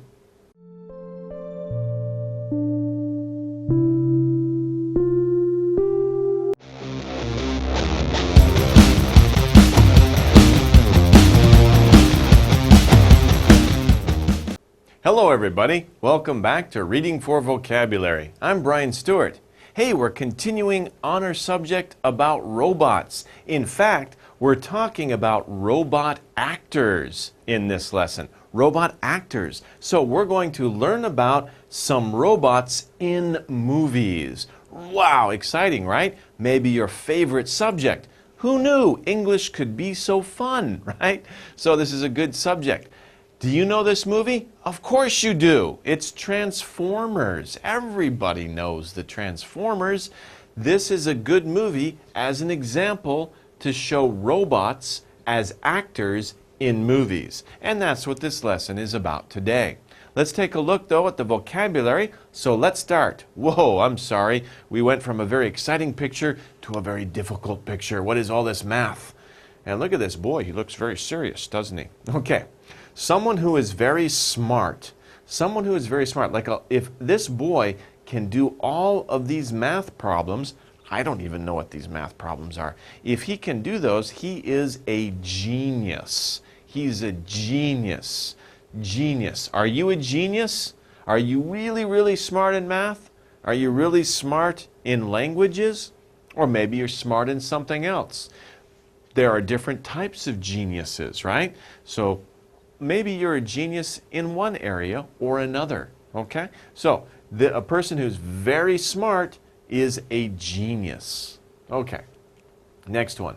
Far away. So if that city is really far away, we can say it is distant. Distant. If you see mountains very far away, those mountains are distant. Distant. Far away. Okay, next one.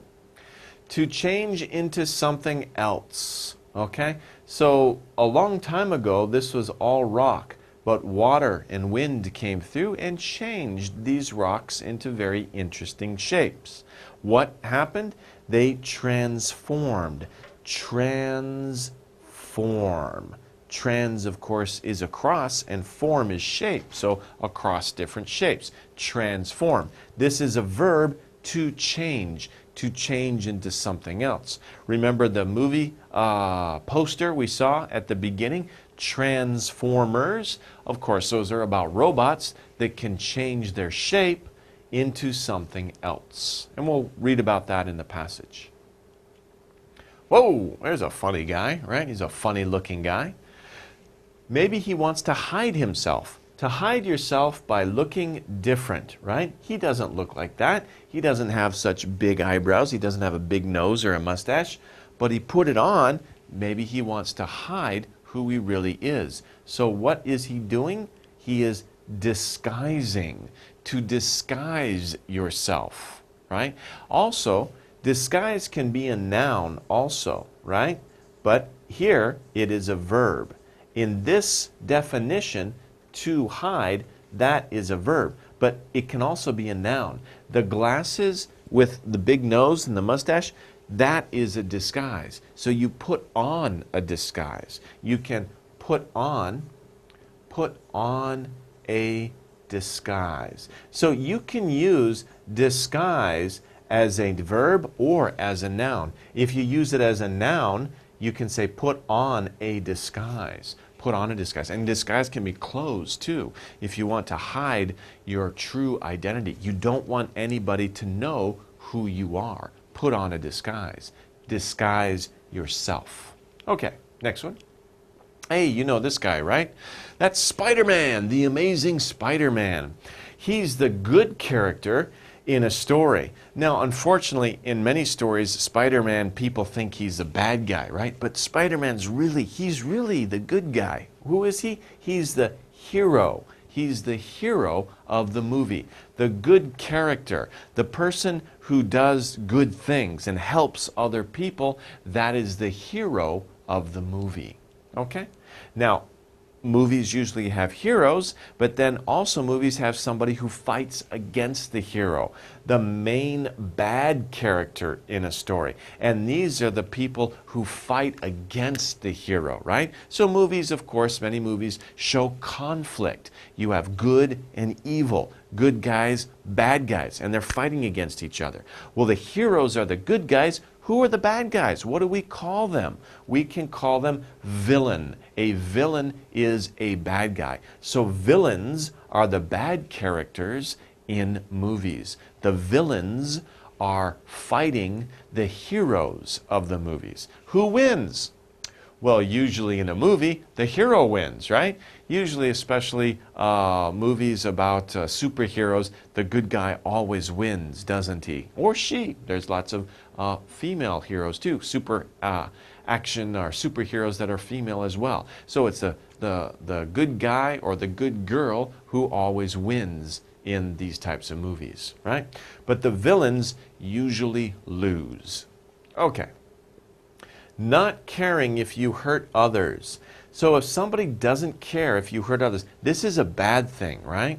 It's not a good thing. It's what the villain would do, right?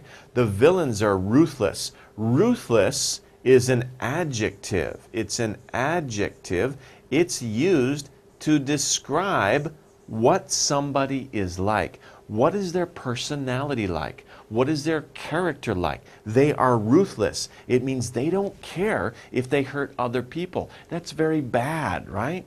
A person who doesn't care if they hurt other people, right? They just do what they want. They want to get what they want. They don't care about other people. That's ruthless. It's bad. That would be a villain, a bad guy, or a bad character. Okay.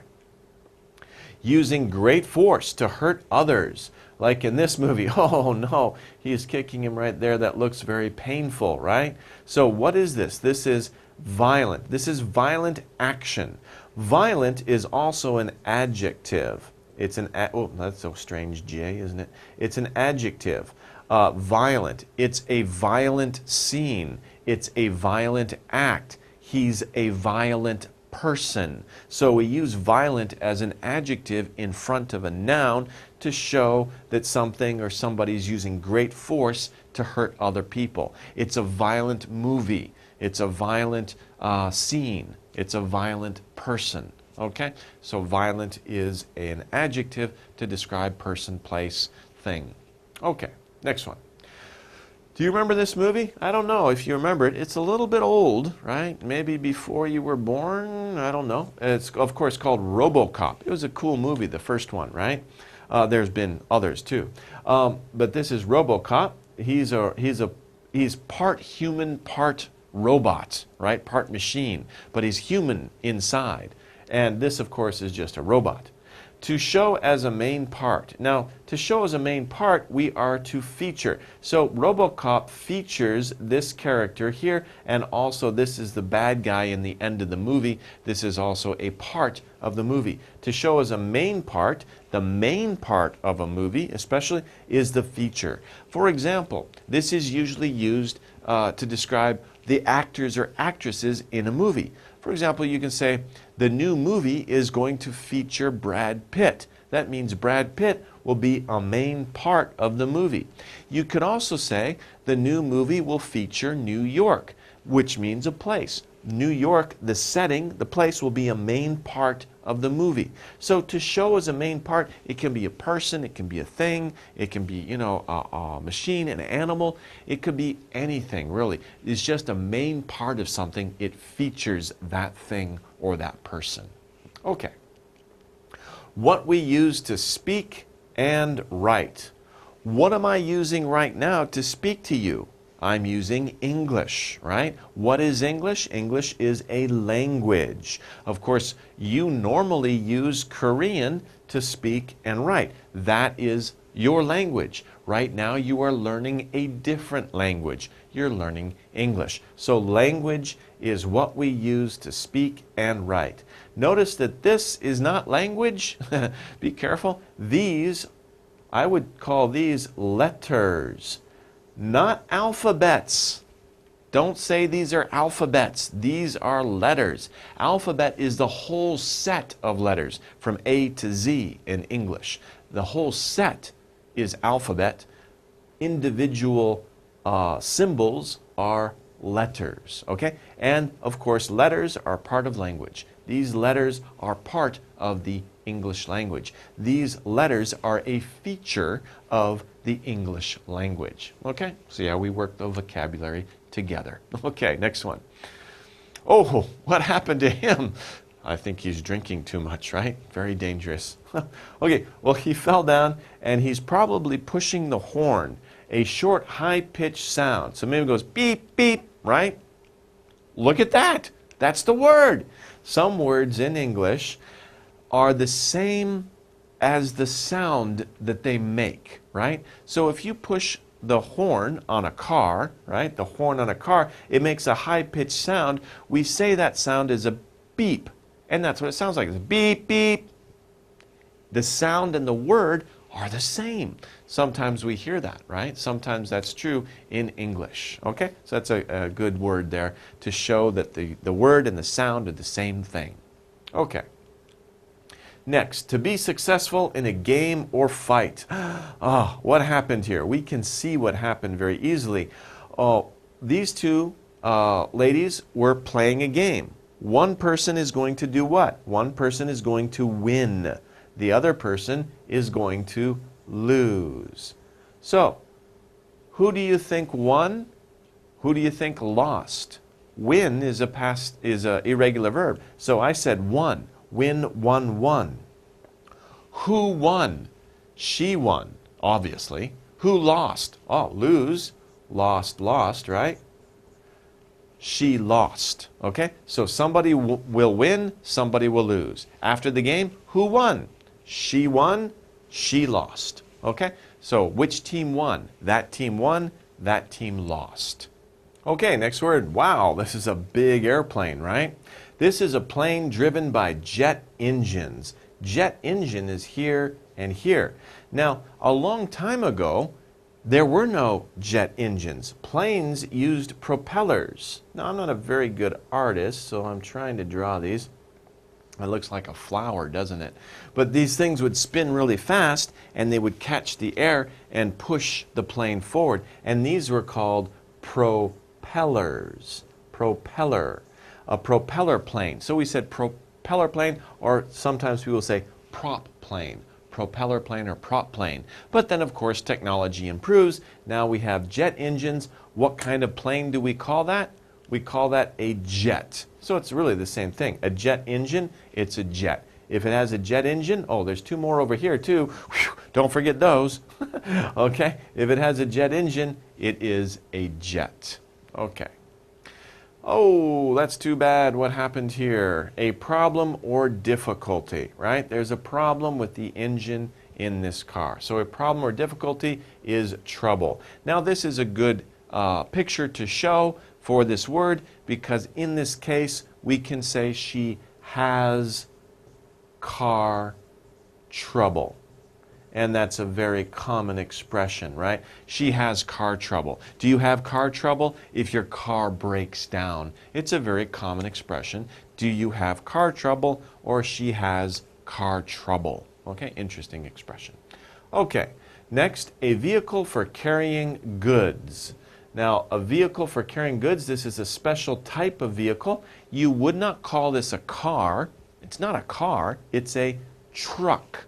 A truck is a big vehicle, and it has a big area, a big space. You can put many things inside, whether it's rocks like this, or sometimes it's all closed and it has a roof and it has a door back here, and you can put stuff inside. That's a tractor trailer, okay, that carries, you know, like electronic goods from the factory to the store, or many other types of products. Okay, there's many different kinds of trucks. Also a pickup truck, which is smaller. One person uses, and they can put their furniture or their tools in the back of the truck and drive to the job, but it's much smaller. Trucks are different shapes and sizes. Okay. Oh, you know this guy. Who is that? You've seen him in the movies before. That's George Clooney. So it's kind of an interesting picture, because here we have, oh, I think I know her too. She looks familiar. I can't remember her name. She was in the movie Fargo. Okay? So anyway, it's funny that they are famous actor and famous actress. They're watching the movies, which is the moving picture. Movies. These two people are famous in the movies, and they're in the theater right now watching a movie. So let's go see a movie. There's many expressions we can use with movie. Let's go see a movie. Go see a movie. Let's go see a movie, okay? Also we say movie theater. Movie theater. Okay, a movie theater. And that's where we see moving pictures. Moving pictures is not really a common expression anymore. It was a common expression when movies were first invented, because people didn't know what movies were. They knew what pictures were, and when the pictures moved very quickly, they called it moving pictures. Oh, it's moving pictures. But nowadays we don't say moving pictures often, we say movie. Okay, of course, movies are very important in our lives. We probably watch many movies every week, every month, maybe even every day. Don't watch too many movies though. It's not good for your brain, okay? Take it easy. Okay, now let's go over the vocabulary exercises now. How well do we remember those words that we just learned? Here we need to complete each sentence with a word from the box. So we have many words in the box here, and we have sentences on this and the other slides that we need to fill in the blank with the proper word. Let's review the words real quick. The words in the box are, first, genius, genius, that's better. Distant, distant. Transform, transform. Disguised, disguised. Next is hero, hero. Then villain, villain. Next is ruthless, ruthless.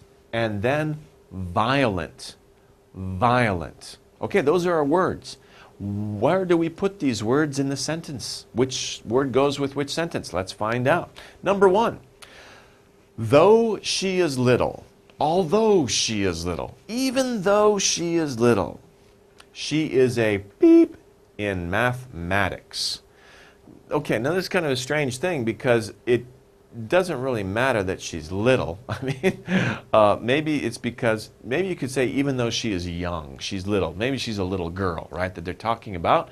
You don't expect young children to be very what in mathematics? Very smart? Yeah, you don't expect children to be very smart in mathematics because most children are just learning mathematics. But if you find a child or some children or a girl, a little boy who is very good at mathematics, we can call them what? They're very smart, right? They are a genius in mathematics. So even though she's a little girl, even though she's young, she is a genius in mathematics. Okay, we don't expect that. So that's why we say though, even though. It's not expected, it's unexpected. Number two, the beep businessman made little children work too much. That's a bad businessman.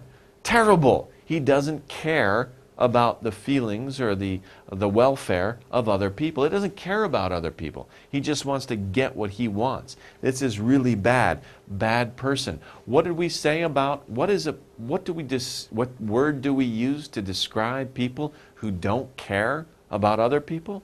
We say that those people are ruthless. They are ruthless. So a ruthless businessman will make children work too much. Actually, just making children work is ruthless, right?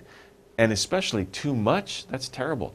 Businessmen shouldn't make children work at all. Children should not work. They should have fun and go to school, right? They're learning. They shouldn't work until they get older, right?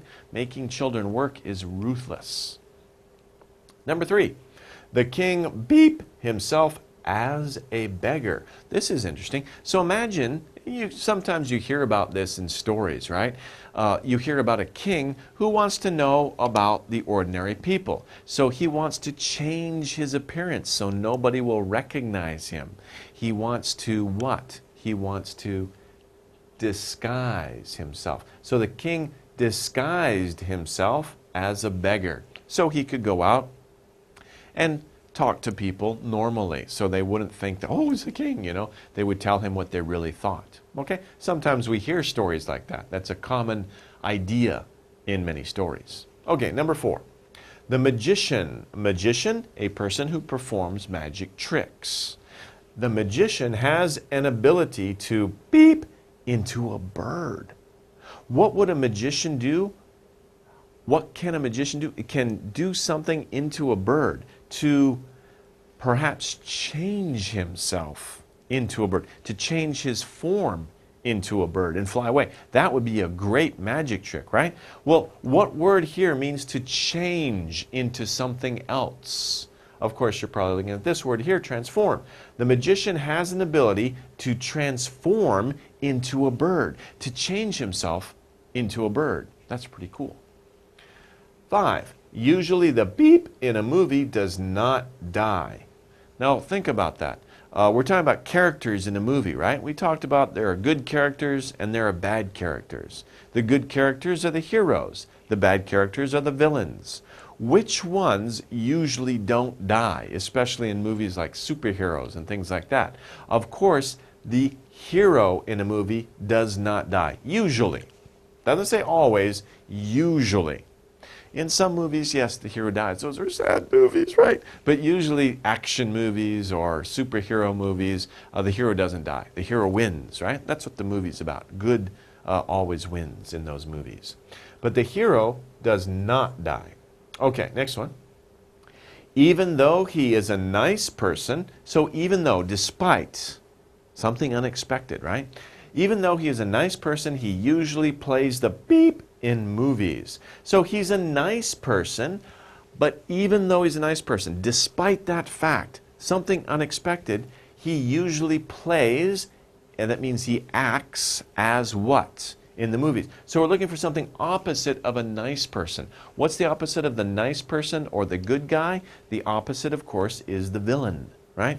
Even though he is a nice person, he usually plays the villain in movies. So he's a nice actor. The person is nice, but he plays a bad guy in the movies, right? He plays a villain. That makes sense. Okay.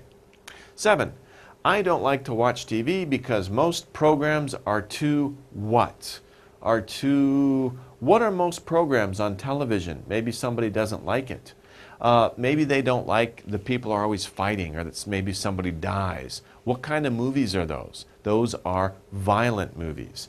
I don't like to watch TV because most programs are too violent. That person doesn't like the violence on the movies.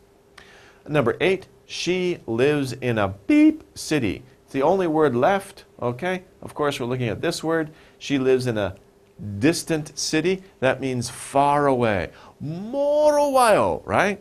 Morowayo. She lives in a faraway city. It's funny in Korean, when I was learning Korean, it's very 재밌어요, because in Korean, you know, you say yogi is here, chogi is over there, and chagi is over there, right? So that would be chagi would be like distant, right?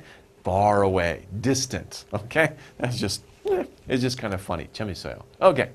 Okay, so that wraps up the vocabulary section of this lesson. Let's take a short break. We'll come back and we'll do the reading.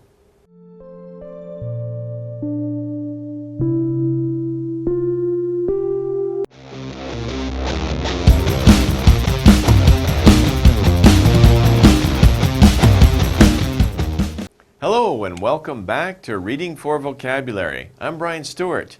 In this lesson, lesson 13, we're going to talk about computer movies. We'll focus on thinking about movies and books you know. Also, what kinds of characters are in them. So we're going to talk about characters in movies, but we're really going to talk about special types of characters. What types of characters? Well, we'll find out later when we do the reading. But first, let's talk about this type of movie characters that we have here. Now, this is kind of interesting. Did you see this movie, Avatar? Did you ever wonder, how did they make the characters in the movie? Well, this picture kind of tells you. This is the real actor who played this character in the movie Avatar. I'm sorry, I forgot her name, but in the movie. But of course, there's no creature that looks like this, right? This is her again, and this is what she looks like in real life. This is what she looks like in the movie. Look at the difference. Isn't that amazing? How can they do that? Well, they use computer graphics, and that's what we're going to learn about in this lesson.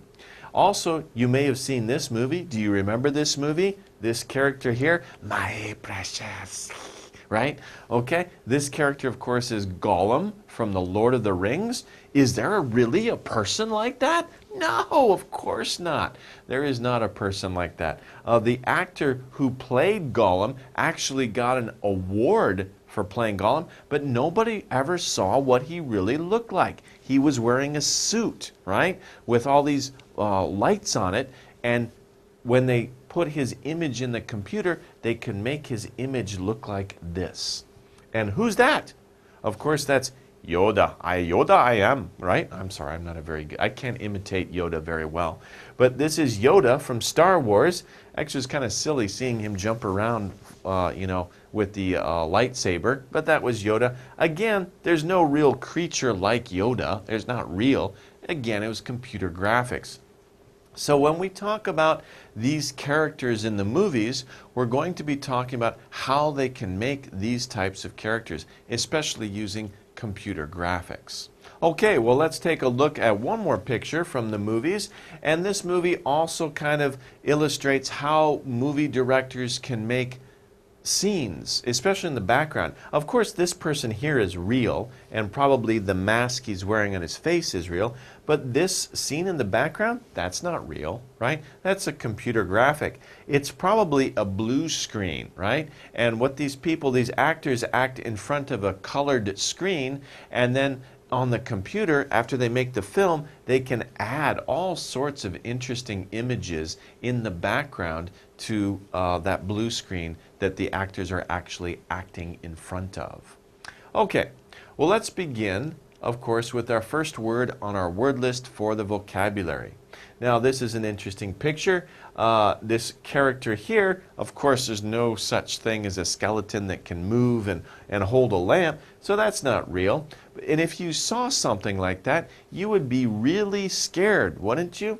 Extreme fear. What is extreme fear? And this is a word used to describe certain types of movies that make you really scared. We call those horror movies. A horror movie is a movie that makes you feel extreme fear. It's horror. It's not just fear, but horror. Horror is like noble, noble, noble. Musuwayo. Okay? Very, very, very afraid, or really afraid. Horror is a strong degree of fear, extreme fear. And if you ever saw an actual skeleton that's moving, you would probably be horrified. You would feel horror. Okay, next one. Kind of cute. What is that? Can you see the little boy here? You see his hand and you see his eyes there. This is a very simple example of the word. This is a very simple costume. A costume is something you wear to look special. Why would the kid here wear a costume like that? By the way, this is just a bed sheet. A bed sheet. It's a sheet of cloth you put on your bed. Mom took it, maybe it's an old bed sheet, and she cut 2 holes in it for the eyes. That's a very simple costume. It's kind of a very cheap costume too, but it's a costume. Costume. Now, why would a boy or girl wear a costume to look special, especially this type of costume? What's the event? Well, in America, of course, you may have heard of Halloween. Halloween is a special day of the year when kids wear costumes as monsters, as ghosts, or as popular movie characters or even singers. I heard that recently, like last year or the year before that, many American kids dressed up as Psy, right? The Korean singer, for Halloween, and they go trick-or-treating. They knock on people's doors and they say trick-or-treat, and people will give them candy, especially they're dressed up in different costumes. So, you know, any costume, it can be like a monster, it can be a ghost, or it can be famous people too. All sorts of different costumes out there. Next one. Not real. Something that is not real. This man is looking at the money and trying to think, is this real or is it phony? Is it phony? A phony $20 bill, or actually that it could be a euro. I'm not sure what currency that is. But if the money is not real, if it's phony, it's worthless, right? Unfortunately, there are bad people who make fake copies of money and try to use it as real money, and it's phony money. There's another word that's very common we use for that. We say fake. If something is fake, it's the same as saying phony, not real. It's fake, it's not real. It's phony, it's not real. PH is pronounced as ph, phony. Okay, so it's phony, not real, or it's fake. Okay, next one. Okay, now here we have a picture here. When I first saw this picture, I'm like, wow, is that real? It looks so perfect, doesn't it? It's a perfect town. And then I looked at the boats and I'm like, what about this boat? Is that boat real? But yes, it is real. Looking like something real is realistic. It is realistic, and of course it is real because there are boats like that. And you can see the detail in the water. Everything here is looking very realistic. It is very realistic. We believe that this is an actual picture, and it probably is. Realistic means looking like something real. Next one. Oh, what's wrong with him? He's feeling fear. What can we say about him? Is he frightened? He is frightened. We wouldn't say he is frightening. No, we wouldn't say that. We would say he's frightened because that's his reaction to something that is frightening. Be careful, right? We may have talked about this before. Frightening, use ing for the thing that causes someone to react by being frightened. Frightening, frightened. We could also say he is scared. He is scared, or he is afraid, right? These are all synonyms for frightened. He's frightened. He's afraid. He's scared. He saw something that is frightening. Okay? So, frightened means that he is feeling fear. Next one. Now, you know this painting, right? This is a very famous painting, painted by a very famous artist who lived in Italy a long time ago. Do you know the name of this painting? It's called the Mona Lisa, right? And why is it such a famous painting? Because it looks like a real person or thing. Even though this is just a painting, it was painted a long time ago, and it was painted with such skill that this woman, it looks lifelike. It looks lifelike. I just used that word, yeah. Lifelike. It looks lifelike. Looks like a real person or thing. Of course, the woman who modeled for this painting, she was real, but it's amazing that the artist's skill, the talent, that the artist Leonardo da Vinci could paint such a lifelike picture of the actual woman. Okay? Okay, next one. To tell the difference. Here we have a picture of many people raising their signs. They're saying yes, they're agreeing. But there's one person in the middle that says no. And they're different from the other people. That person, we can distinguish that person because we can easily see the difference. When you distinguish. When you distinguish something, that means you can see the difference.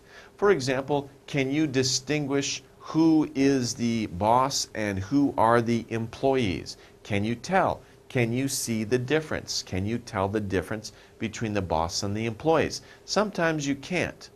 You have to watch and see how people act. Then you can distinguish who is the boss and who are the employees. But sometimes if you just look very quickly, you can't. Other things are very easy to distinguish. It's very easy to distinguish. If you see several people and one person is blonde and the other people have brown hair, then you can easily distinguish the blonde person right away. You can tell the difference. Distinguish. Okay. This person has an idea. It's represented with this drawing. We usually use this idea, light bulb. A light bulb is turning on in her head. A light bulb is turning on in her head. That's a common idea. Having new ideas and making new things. If somebody can do this many times during the day, we call them creative because they have many new ideas. Having new ideas or making new things. If you think of new ideas, if you can think of new ways to draw or new ways to make something, then perhaps you are creative too.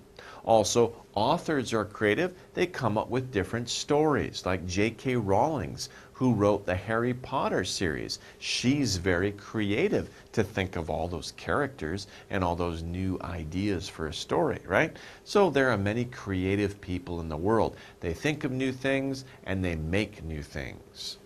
Okay, number 9.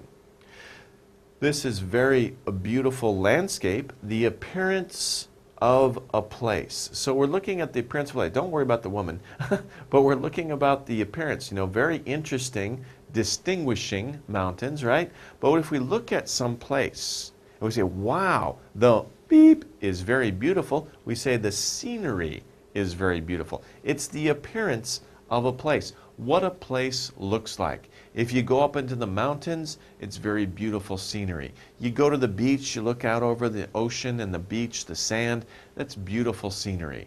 Sometimes scenery isn't so beautiful. If you go to a train station, scenery is not so good. Or if you go to a town that there are many factories, the scenery is not so good. So scenery doesn't mean good or bad, it's just what things look like. What is the scenery where you live? Okay. Speed limit is 25 miles per hour. In Korea, you would say kilometers per hour. But it's the greatest amount of possible. And I said the word is actually right here. It's limit, right? The word we're looking for is limit.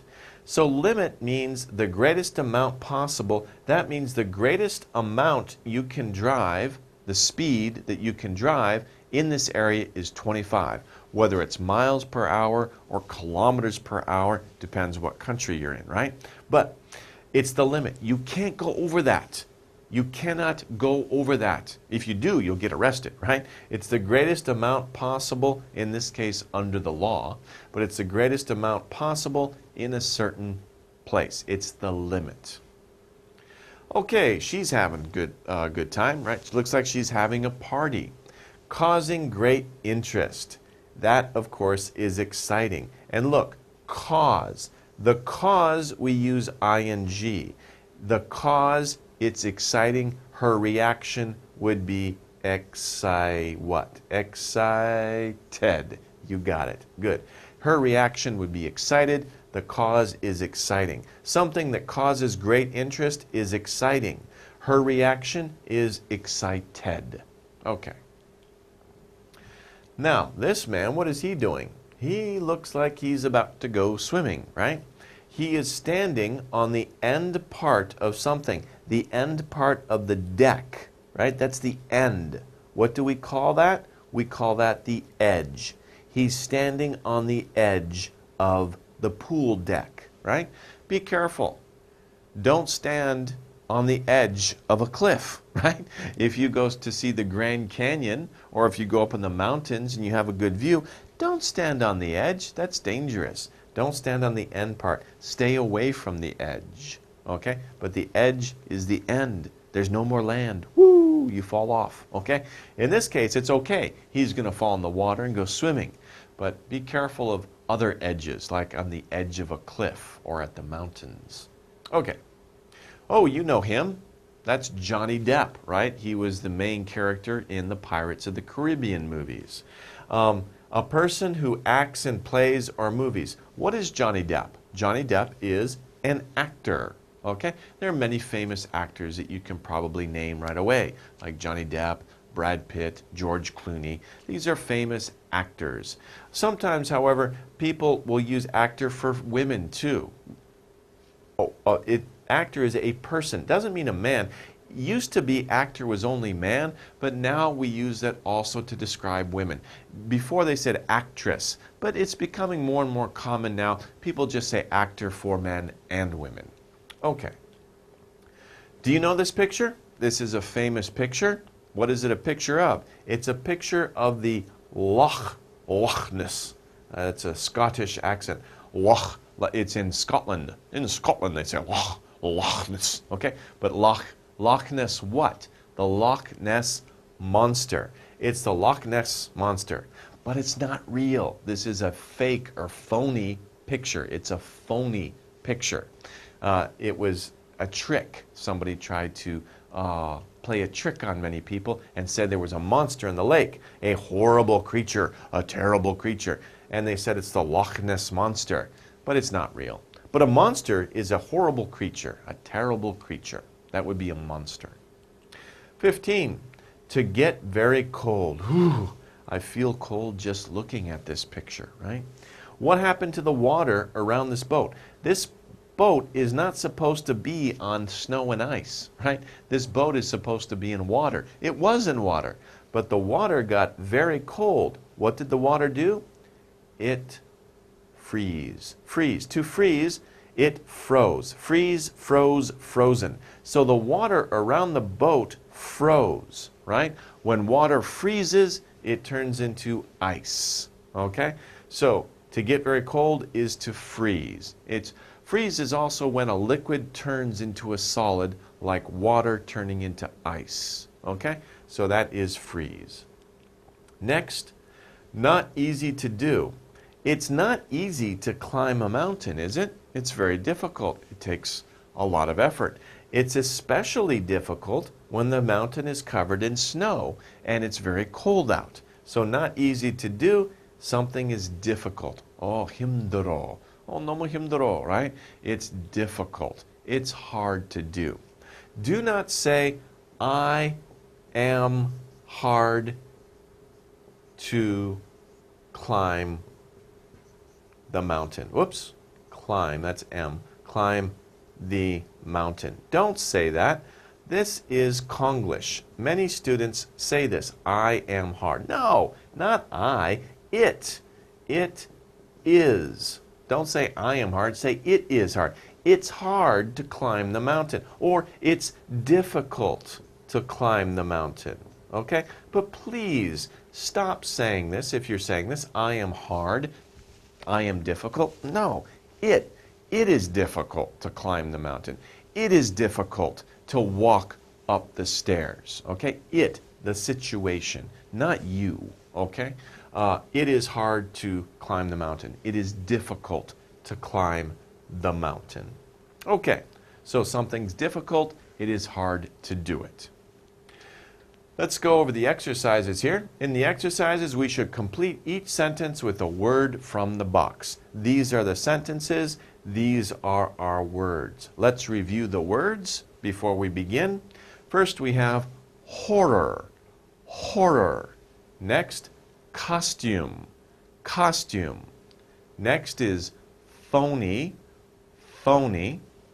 Next we have realistic, realistic. Next is frightened, frightened.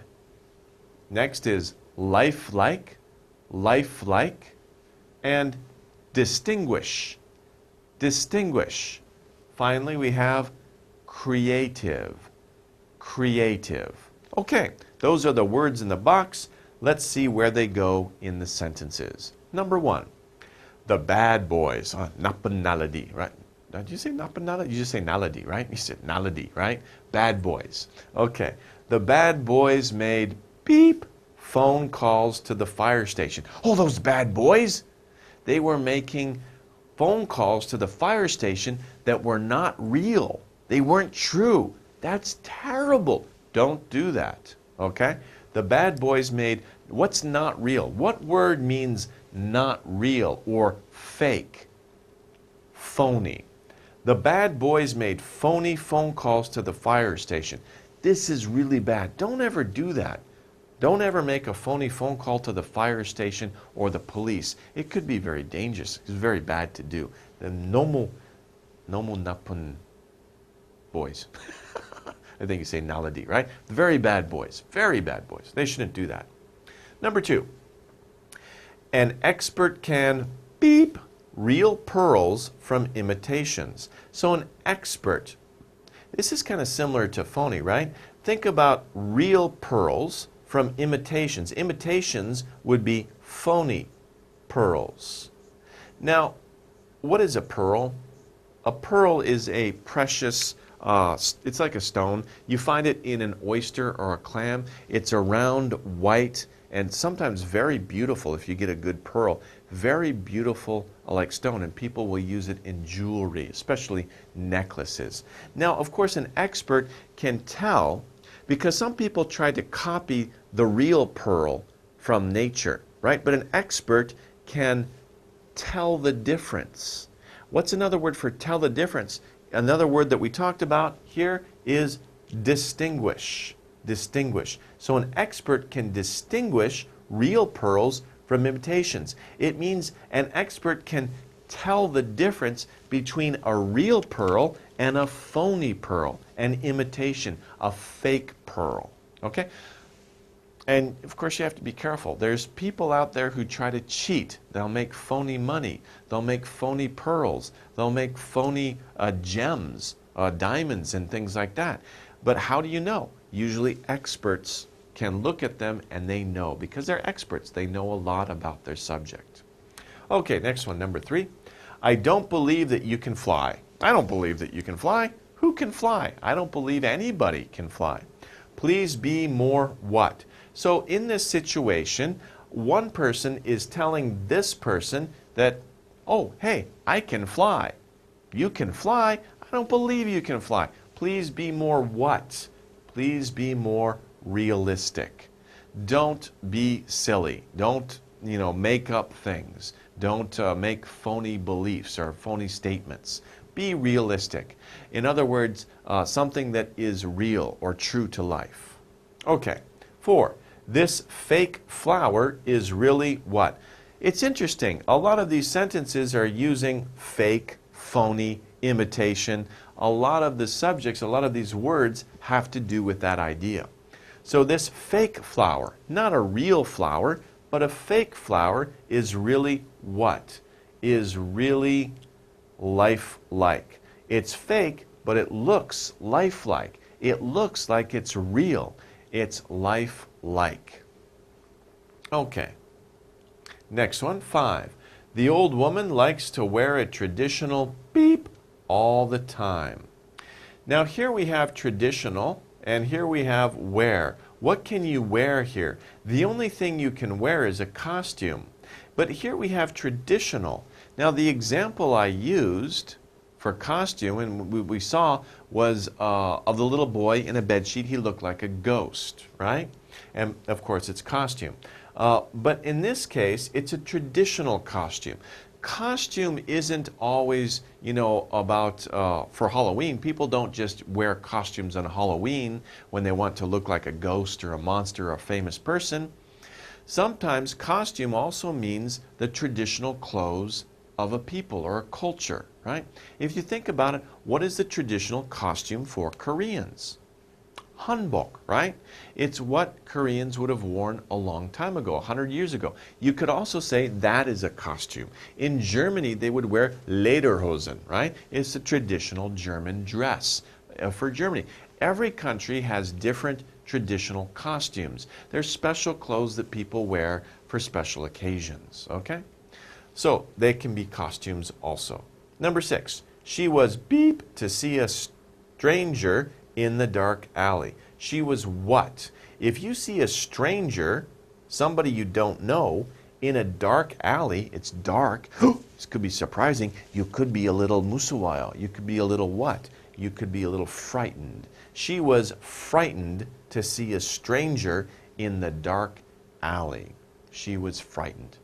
By the way, it's funny, just a little story about Korean. I remember musuwa, because the big SUV, the muso, I think, oh, musuwa, so I am afraid. Okay, so long, hey, I'm sorry. But that's just funny, is sometimes you use these little tricks to remember words, okay? So the car called muso, it comes, I'm afraid. Musuwa, oh, I'm sorry. Okay, next one. Okay, number 7. A good writer has a great beep talent. A good writer. What do writers do? Writers have to think of new ideas. They have to make new stories, right? So somebody who can make new ideas or think of new ideas and make new things, we call those people creative. A good writer has a great creative talent. A creative talent. They can make or think of new things. 8. I was filled with beep at the sight of the dead body. Ugh. If you saw a dead body, how would you feel? Now, you would feel frightened, but you're not filled with frightened. You're filled with horror. I was filled with horror at the sight of the dead body. So maybe you're frightened by a dead body, but you are filled with horror at the sight. So that's kind of a special construction for using horror. You are filled with horror at the sight of something. That's a common collocation. It's a common expression, common usage. Okay, so those are our words, some good words and some good sentences to learn those. Again, like I said, we can see a lot of them are about, distinguishing between something that's phony and something that's real, a lot of these. And of course, that's what the reading passage will be about. And we're going to go over that in just a second, so don't go away.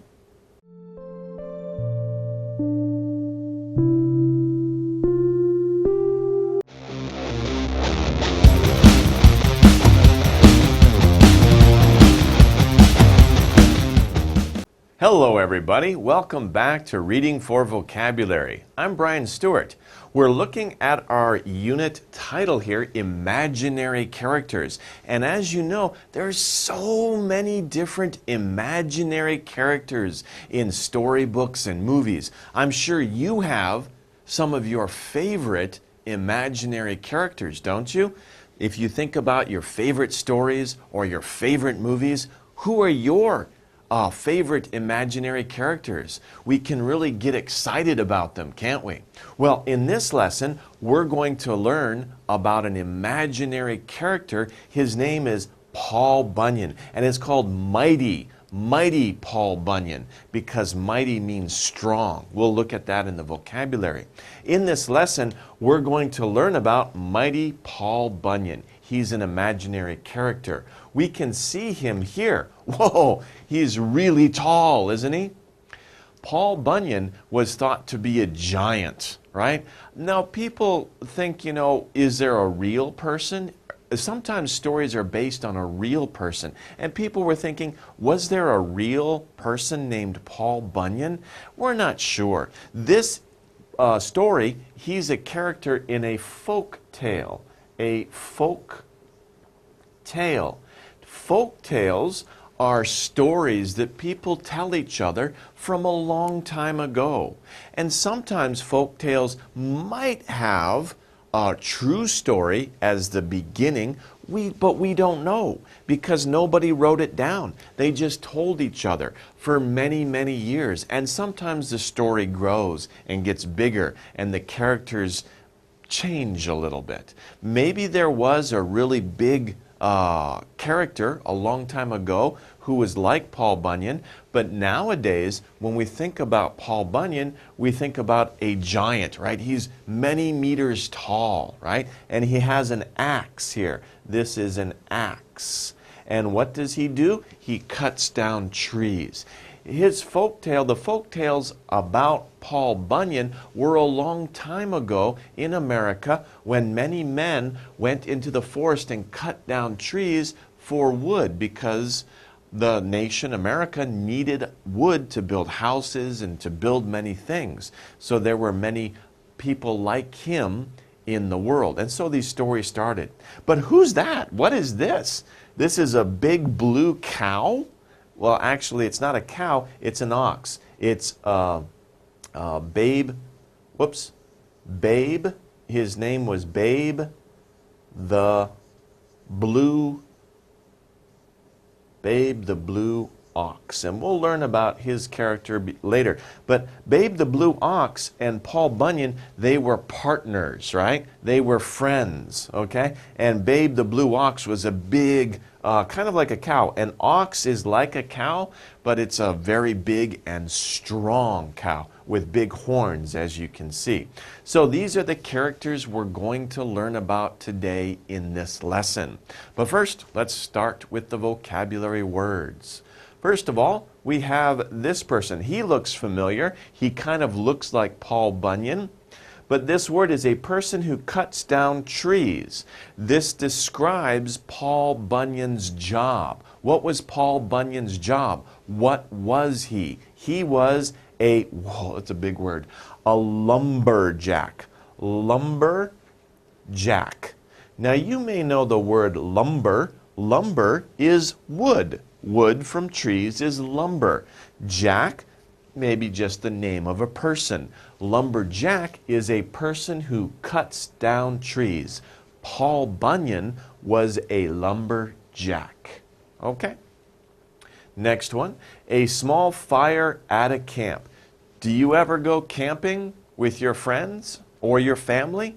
Sometimes maybe your family takes you to Soraksan or Woraksan or Chirisan, right? There's many mountains in Korea. You can go camping. At night, sometimes the family will sit around this. It's a small fire at a camp. It's actually a campfire. Campfire. See, we use these two words together, and it's called campfire. So you build a little fire at your camp, and many people will tell stories around the campfire. And so we can think of many imaginary characters like Paul Bunyan. People are telling stories around the campfire. Okay, next one. Oh, okay, these kids are having a fun time. They look very happy, don't they? They're listening to a story. Another word for a story is a tale. Tale and story, tokateo, right? It means the same thing.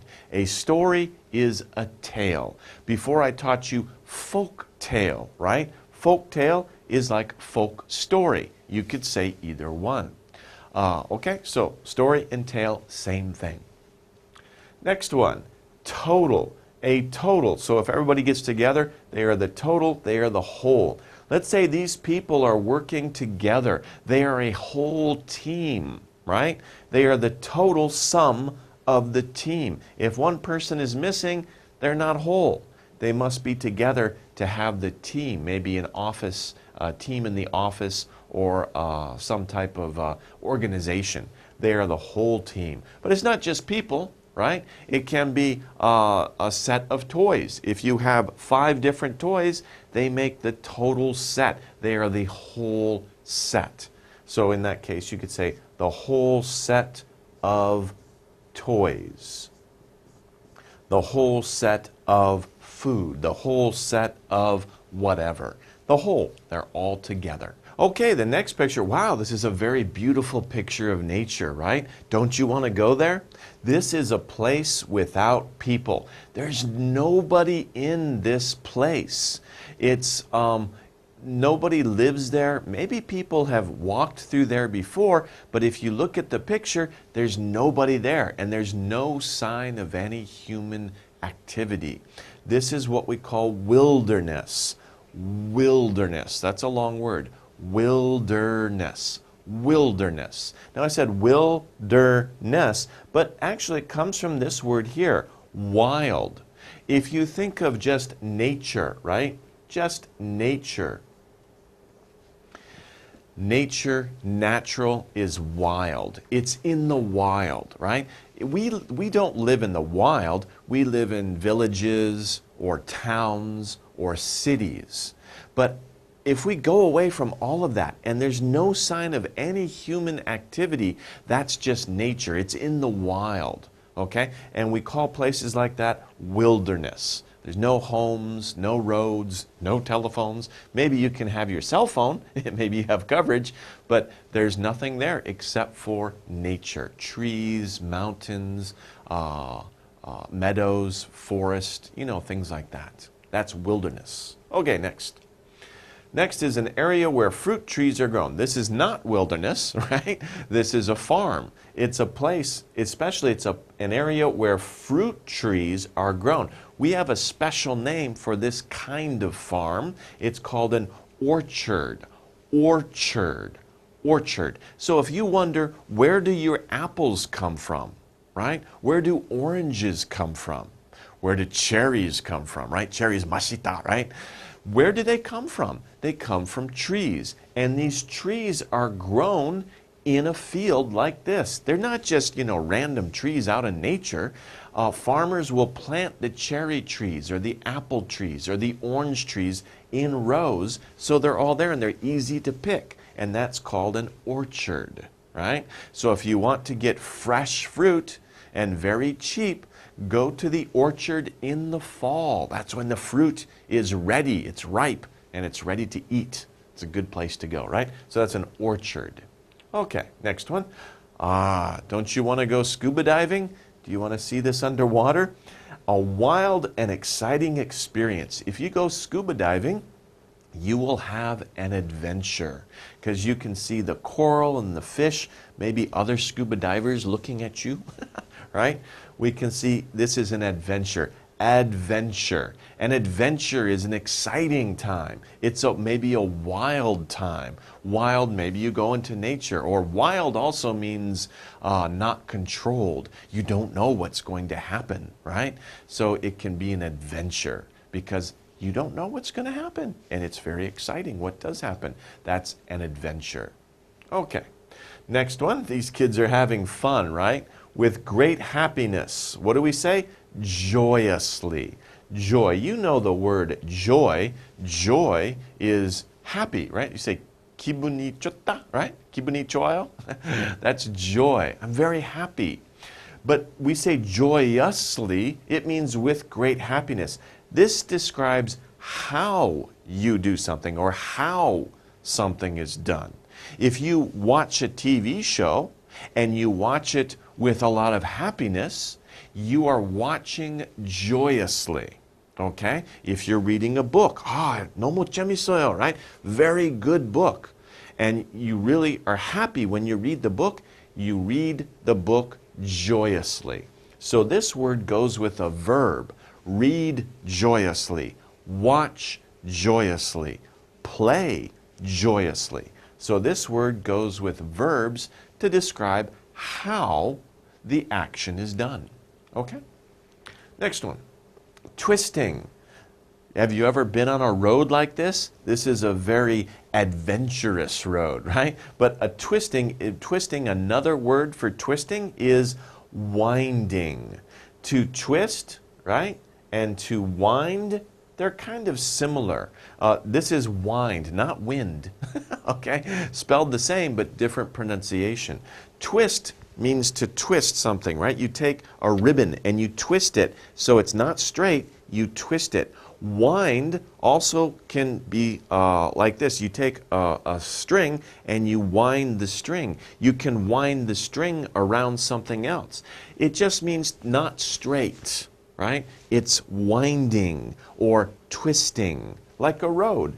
This is a very fun road to ride your bike on, right? Whee! You go around the curves. But be careful, there might be a car. So 조심해요.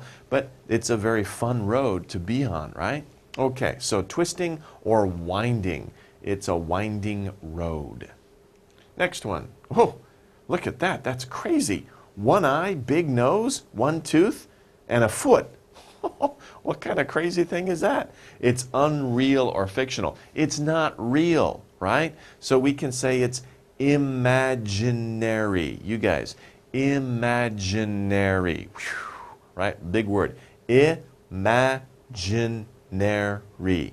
Imaginary. Wow, 5 sounds all together in one word. Imaginary. If we think about it, you can see this word imagine, and if we put an E, right? Imagine means to think of something not real, but to have an idea of something different. If you can imagine yourself in a different world. Sometimes when you read books, you can imagine yourself like in a spaceship or on another planet or fighting dragons with a sword, right? This is what we imagine. It's all imaginary, those things. So it's not real, it's fictional. I've never seen a character like this, right? It's not real, it's imaginary. Just in people's minds, in your imagination. You can also say imagination. Whoops, slow. Imagination, that's the noun, right? Imagination is the place in your head where you think of these things, or it's the ideas that you have. It's your imagination. Is your imagination good? Do you have a good imagination? That means you can imagine many different things. I hope you have a good imagination. I'm sure you do. Okay, next one. Uh-oh, what happened here? To hold something together with a rope, right? Now, this is an extreme example. Usually, you hold your shoe together with rope. Don't tie people up with rope, right? But what this is tie. I just used that word, tie. Tie is a verb to hold something together with a rope. So if these two people are tied together, they're tied together. Now, normally we tie things in our life. If you have a shoe with shoelaces, you tie the shoelaces together. That's very common. Many people do that every day. So that just, to hold something with a rope, you tie it. Also, if you have many things you want to carry from one place to another, you could put packages or your backpack, you could tie it to the back of your bicycle and it doesn't fall off when you ride to school. So you could tie many things with rope. Okay, next one. Whoa, looks like a strong person there. Do you lift weights? This person is lifting weights. Lift weights. To lift weights. And you get very big muscles, right? Okay, very strong and powerful. Another word for this person is mighty. We saw this word before on the title, mighty Paul Bunyan. So it means that Paul Bunyan, the imaginary character, is very strong and he's really powerful. He can do many things with his body because he's really strong. He's very powerful. Okay. Next one, to move something from side to side very fast. So if something's moving like this, if you take something in your hand and you move it like this or up and down, around, let's say you want to mix something, right? So you have ice and lemonade and you mix it like this. What are you doing? You are shaking, to shake. You can also just shake your body like this, right? If you're cold, people shake, okay? Stop shaking. Okay, stop shaking. So shake is to shake. Also, very common, what else do we shake? We shake hands, right? When we meet another person, we shake their hands. That's what Western people do, especially in America, right? In Korea, we usually bow, but in America, they usually shake the hands of the person. And that's like saying, hello, how are you? Shake is an irregular verb, so we use it, it changes form in the past, okay? So we say shake, shook, shaken, okay? Shake, shook, shaken. That's how we use this word in the past. It's an irregular verb. Okay, next one. Here is another picture of it looks like a cow, right? But it looks like a little bit of a strange cow. It's not a normal cow. Look at this. It's a bull used for farm work, right? So it's a bull. A bull means namja, right? Not yoja, namja. So it's a namja cow, okay? But it's used for farm work. And look, it's got these big horns. Whoa, okay? It's got a big hump on its back, and it looks very strong, right? There's a special word we use for that. It's ox. Aha! Remember Paul Bunyan's friend I told you about before was a big blue ox. Okay? So that's an imaginary character, but it's based on this type of animal. A bull, a namja, a male cow, used for working on the farm. You can tie something to the ox and it will pull something. Usually farmers use the oxes to help them plow the field. Plow the field. And what they do is they put a big blade, like a big piece of iron, and the ox drags it on the ground and it digs a line, and the farmers can plant their plants in that line. So oxes are used to plow the field. That's called to plow the field. And so oxes and horses are used to do that. Okay, but oxes are very strong, and they may be stronger than horses sometimes. Okay, 15. Oh no, it's terrible, right? Mogiwata, right? A mosquito came and bit her on the arm. We can see that. We all know that, right? Oh, I hate that. Mogi shidayo, right? I really hate the mosquitoes. A feeling on your skin that you want to scratch. So if a mosquito came and bit you, right? You have a feeling, you want to scratch it. What is that feeling? We say it's an itch, right? I have an itch. I excuse me, I have an itch. I have an itch on my arm. When I wear shorts, banpaji, right? And at nighttime, if I'm in the forest, all the mosquitoes really bite my ankles. Oh, I hate it. I have an itch on my ankles, on my foot. Oh, nomo shiraya, right? So I have an itch. I have an itch. You can also say, my foot itches. Whoops. Itches. So, itch can be a noun. It can also be used as a verb. It itches. My foot itches. Oh, my hand itches. It itches. Like I have a bite, I just say it itches. So it can be a noun, I have an itch, or verb. It itches. Okay? What do? You scratch. Scratch and itch. Don't say, I itch my arm. No, that's crazy. You don't itch your arm. Your arm itches, so you scratch it. Okay?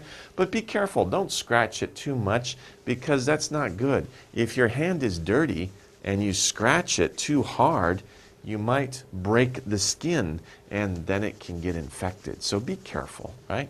Don't scratch too much. I know it's terrible. It drives you crazy. I hate itching, right? But maybe put some cream on it or some medicine, okay? Okay, next one. Okay, to use an axe to make something fall. So before we talked about lumberjacks, right? That was our first word. A lumberjacks usually use an axe and they chop down trees. So they hit the tree with the axe and the tree falls down. So chop down means to use an axe to make something fall. Oh, by the way, look at this. Axe. Before, on the first picture when I was talking about Paul Bunyan, I looked at his axe and I spelled it that way. Axe. It doesn't matter. You can spell it A-X or A-X-E. Both spellings are acceptable in English. Okay, so don't be confused about that one. Okay, axe or axe. Okay, next one. Oh, that's it for the words. Let's go into the exercises. So now we're going to do the vocabulary exercises. Here we have 8 words. Some of them are very long, but they're all words we just studied. What we need to do is solve the puzzle, right? Again, this is a crossword puzzle, right? Crossword because you have boxes that go across and you have boxes that go down, so it's a crossword puzzle. Now we're looking at the words that go across. So the words that go across the page, number 1 is, well, first of all, before we do that, let's go over the words. I almost forgot, right? Let's review the words. Lumberjack is our first word. Lumberjack. Okay, lumberjack. Second, campfire. Campfire. Next one, joyously. Joyously. Next one, whole. Whole. Next one is wilderness. Wilderness. Next one is orchard. Orchard. Next one is adventure. Adventure. And the last one, short word, tail. Tail. Okay, now let's look at the words across, okay? Across, number 1, the farmer is working on a peach. Beep. Okay, so we're looking for a 1, 2, 3, 4, 5, 6, 7, a 7-letter word. A 7-letter word that fits this sentence. If a farmer is working on a peach, what is peach? Peach is fruit like apple or orange or cherry. Where do those fruits grow? And if a farmer is working on them, remember it's a special type of farm where fruit is grown on trees. What did we say? What kind of place is that? We said it was an orchard. And 1, 2, 3, 4, 5, 6, 7. It's 7 words. We can put it in here. Yes. Orchard. So the farmer is working on a peach orchard. Okay? Remember, an orchard is where trees that give fruit are grown. Okay, next one. Next one across is number 6. That's our next word that goes across. The beep was hard to believe. So we're looking for a four-letter word that fits in this sentence. Now, it's the something was hard to believe. If somebody tells you something and you have a hard time believing it, what can somebody tell you? Well, they can tell you a story, or what's another word for story? What's another word for story? Four letters? Well, actually, it's right here, right? 1, 2, 3, 4. And tale means story. If somebody tells you a story or a tale and you think, oh, 믿을 수 없어요, right? I can't believe that. It's hard to believe. The tale was hard to believe, okay? Difficult to believe. Okay, next one. Across is number 7. She spent the beep day writing. So this is interesting.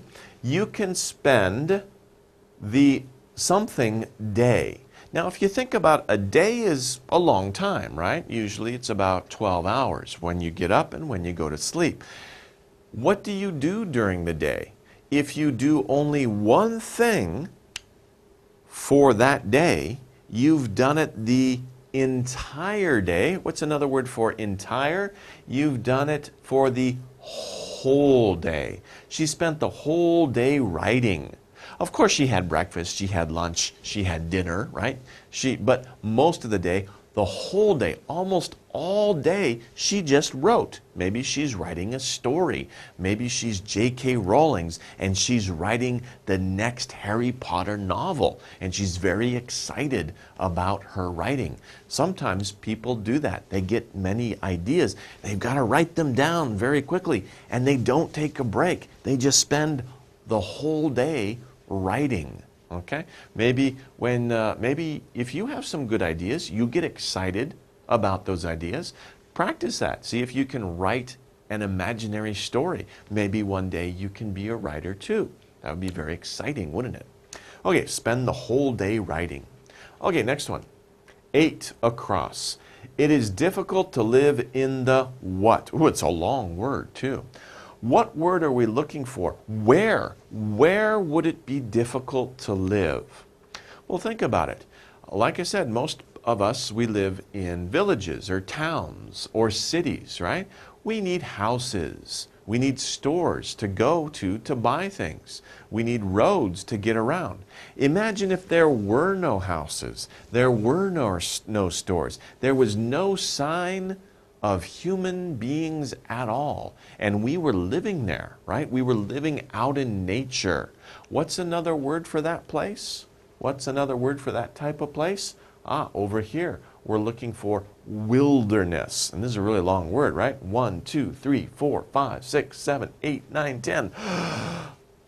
A 10-letter word, right? Wilderness is a 10-letter word that means, it's a difficult place to live. It's very difficult, 너무 힘들어, to live there, okay? Obviously, it would be very difficult to live in the wilderness. Okay, let's go over the words for going down now. Number 2, he went to Africa for an what? If you go to Africa, right, it's a different place. Different people, different style of architecture, many wild animals, very beautiful scenery, right? So what will you have? You'll have a wild and exciting time, won't you? What means wild and excitable time? Probably this word here, adventure. He went to Africa for an adventure. So many people travel to another place for an adventure, okay? So you might go to South America for an adventure. If you really want a very amazing adventure, maybe you go to the North Pole or South Pole. And of course, you can go to Africa for an adventure too. In fact, almost anywhere you go, if it's wild and exciting, it could be an adventure. Okay, the next word, still going down, number 3. A beep, long word, is cutting down a tree. But in this sentence, we're looking for the subject, right? The subject. How do we know? Because here's the verb. So someone or something is doing this. What are they doing? cutting down a tree. Now remember in the vocabulary section, it was our first word. We talked about a person who cuts down a tree. So we're looking for the person, it's a job title, of a person whose job it is to cut down trees. Which word means a person whose job it is to cut down trees? Of course, it's over here. Lumberjack. Ooh, really long word. A lumberjack is cutting down a tree. So lumberjack, it's like the song. Maybe you don't know it. It's a long time ago. It goes, I'm a lumberjack and I'm okay. I chop down trees, I eat my lunch, and I go to the lavatory. Okay? So it's it's an old song. It's kind of a funny song by a British group called Monty Python. Look them up. But lumberjack, what does he do? I'm a lumberjack and I'm okay. I cut down trees, I eat my lunch, and I go to the lavatory. Lavatory, what's lavatory? I have to teach you that because it's in the song. A lavatory, and sometimes people say lavatory, but in the song you can also pronounce it lavatory. Lavatory is another word for bathroom.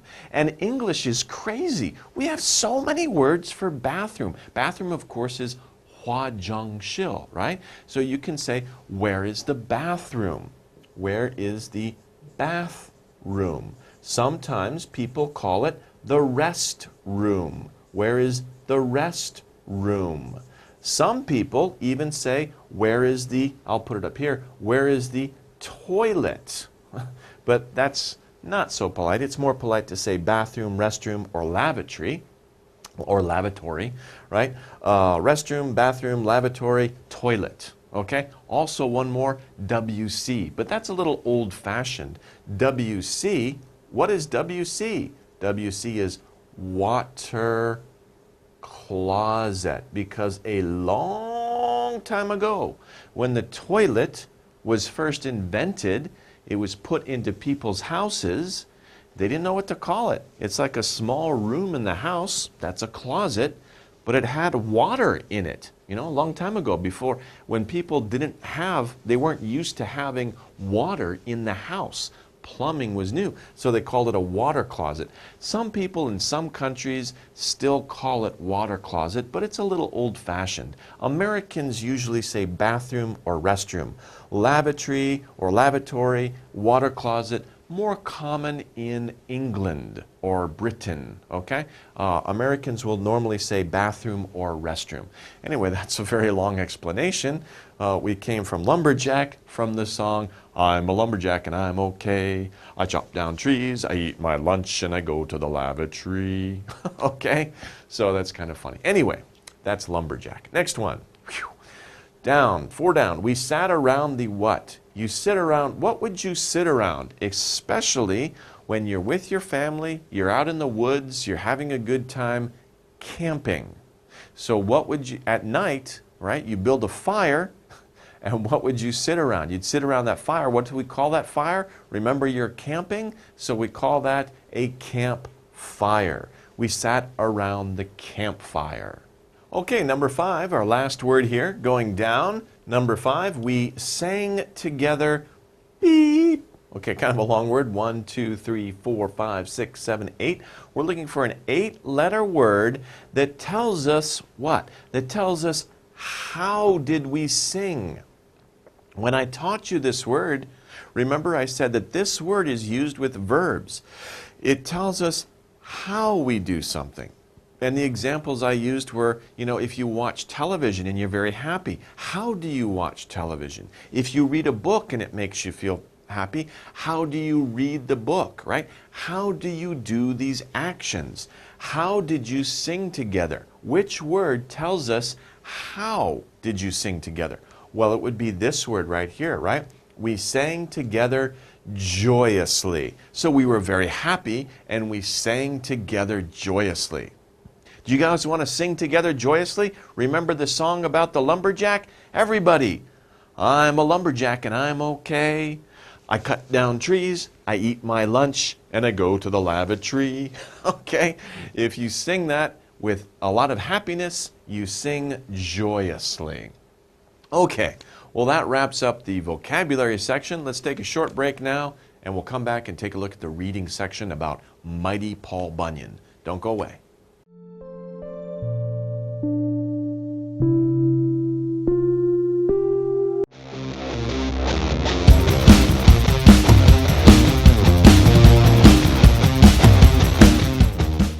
Hello everybody, welcome back to Reading for Vocabulary. I'm Brian Staurt.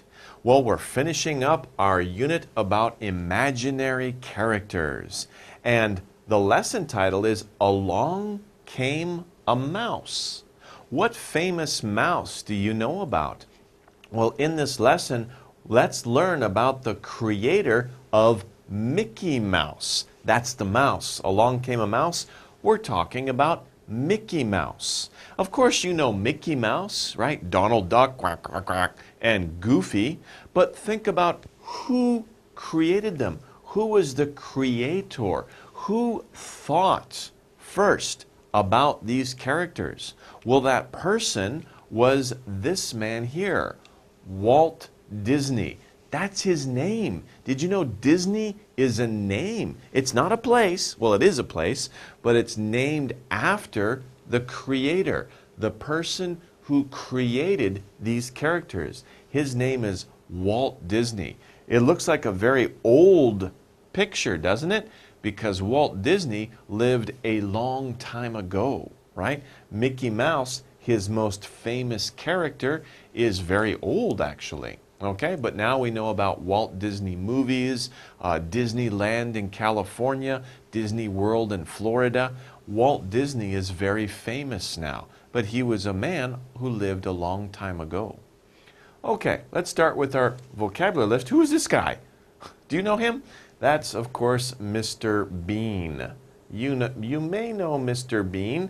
He's a comedian. He makes very funny or strange movies, right? Mr. Bean, a person or animal in a book or movie. Of course, Mr. Bean has been in many movies. What do we call that person? We call that person a character. That's a 힘들어 word. Character. Character. A character. A character, of course, is any person or animal or really any thing that has a part in a book or a movie. There are many characters in books. There are many characters in movies. Of course, some characters are more unique or special, or we remember them more easily. Those are special characters. By the way, also, if your friends or somebody you know acts in a way that's very special, and people remember that person, and they act in a different way than people like laugh or they like it, you can say, he's a character or she's a character, right? So it's like a character in a book. Mr. Bean, everybody knows him. He's a real character, right? He's a character, but he's also a character in a book or a movie. Okay, there are many characters. Okay, goodbye, Mr. Bean. We won't see him again, right? Okay, bye-bye. Okay. Number 2, a picture made with a pen or pencil. A picture that somebody makes with a pen or pencil, we call it a drawing. Because basically, to draw is a verb, to draw. Can you draw? If you draw well, you can make a drawing. Okay, next one. Aha, you like this type of book, right? Can Teddy Bear read? Maybe. But you probably like this type of book. This is a drawing that tells a story, or many drawings in a series that tell a story. It can be one drawing, right? Or usually in a book, it's many drawings that are connected and they tell a story. We have a special name for this. We call it a cartoon. This is a cartoon, especially if in the newspaper we say, let's look at the cartoons. Cartoons are also movies that are made by drawings. Drawings that move very fast. It looks like the drawings are moving. We call those cartoons. When I was young, my brother and I would watch cartoons on Saturday morning. Saturday morning television, we watch cartoons. By the way, there's another word It's called comic. Now, comic, or the comics, right? Comic or comics. This is a comic book. A comic book. Also, you can say comics. I like comics. So comic, cartoon, very similar words. Okay? Next one. They're playing soccer or football, depending where you are. A natural skill at doing something well. So if this boy is very good at playing soccer, he has talent. He has talent. Do you have talent? Of course you do. You're good at doing something, I'm sure. Maybe you're good at playing a musical instrument. Maybe you're good at playing the piano. Maybe you're good at telling stories. Maybe you're good at speaking other languages. If you're good at something, if you have a natural skill at doing something well, you have talent. What is your talent? Right? Try many different things. Find your talent. Find out what is your natural skill at doing something. Everybody has talent at doing something well. Okay. This one is the name of something. This is a book called Sleeping Beauty. What's the name? The name is the title. We can say, what is the title of the book? Now, when we say something, we usually mean book or movie, not just anything. Like if you have a bicycle, the name of your bicycle is bicycle. It's not the title, right? So the name of something, we're usually talking about a book or a movie or some other work that is imaginary. It's an imaginary story, or it could be a real story, but it's the title of a book, the title of a play, the title of a movie, the title of a comic book. It's the title of something, the name of something. Okay? Next one. A good result. He's very happy. He had a good result. He had success. Success. Maybe it's a little difficult to pronounce. Success. Hopefully you will have success in your life. You will have a good result. Of course, the opposite of a good result is a bad result. The opposite, pandero, of success is failure. But don't worry. Even if you have a failure, those will teach you how to next time get success. So everybody has failures and success, but use your failure to teach you how to get success. Without failure, we don't understand success, right? Failure teaches us how to get success. So these are pandero, success and failure. But we'll have failures in our lives, but we'll also have successes. We can use both of them. Okay, next one. Oh, there's Mr. Bean again. He came back. It's not Johnny Depp, right? It's Mr. Bean. Okay. Funny things. Mr. Bean does a lot of funny things, right? We said he's in movies. He uses humor in his movies. Sometimes Mr. Bean doesn't speak. He just acts, and it's funny. Humor, of course, is funny. Funny means you laugh at it. That's funny. It's funny, or that's funny. Mr. Bean is funny, okay? He uses humor to make us laugh. So he's funny, okay? It's not Johnny Depp here. Looks like Johnny Depp, but it's Mr. Bean. Okay, next one. To make someone pleased. To make someone pleased, pleased also means happy. To entertain. We just saw Mr. Bean, right? He uses humor to make us laugh. He entertains us. So to make someone happy, to make someone pleased, is to entertain. Entertain. To entertain is to make people happy. What do movie actors and actresses do? They make us happy. They entertain us. What do musicians do? We hear their music. Oh, it's good music. They make us happy. They please us. They entertain us. What do sports stars do? We watch them play a game. Wow, good shot. We're happy. They entertain us. There are so many ways to entertain people, right? Movies, music, sports. There's many different ways to entertain people to make us happy. Okay, next one. What are these people doing? These are musicians, right? They're in a room where artists work. Remember, artist is anybody who's creative. In this case, musicians are artists. In this room, they have many microphones. They're recording their song.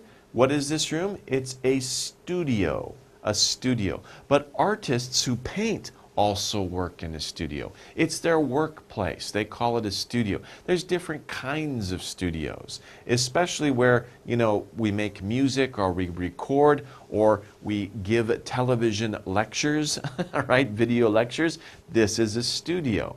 But studios can also be no cameras, no microphones, just a place where a painter paints or a sculptor makes a statue. Those are also called studios. Studio is a room where an artist works. Okay, next one. Happy birthday, right? 축하합니다. Congratulations, right? Happy birthday. Very pleasing, we say delightful. When it's your birthday and you have a birthday party, it is delightful. Very pleasing, you're very happy. Delightful. Okay, this is our next word here, number 11. Now, first, let's look at the picture first. What is this? This is called a seat belt. It's one word, seat belt.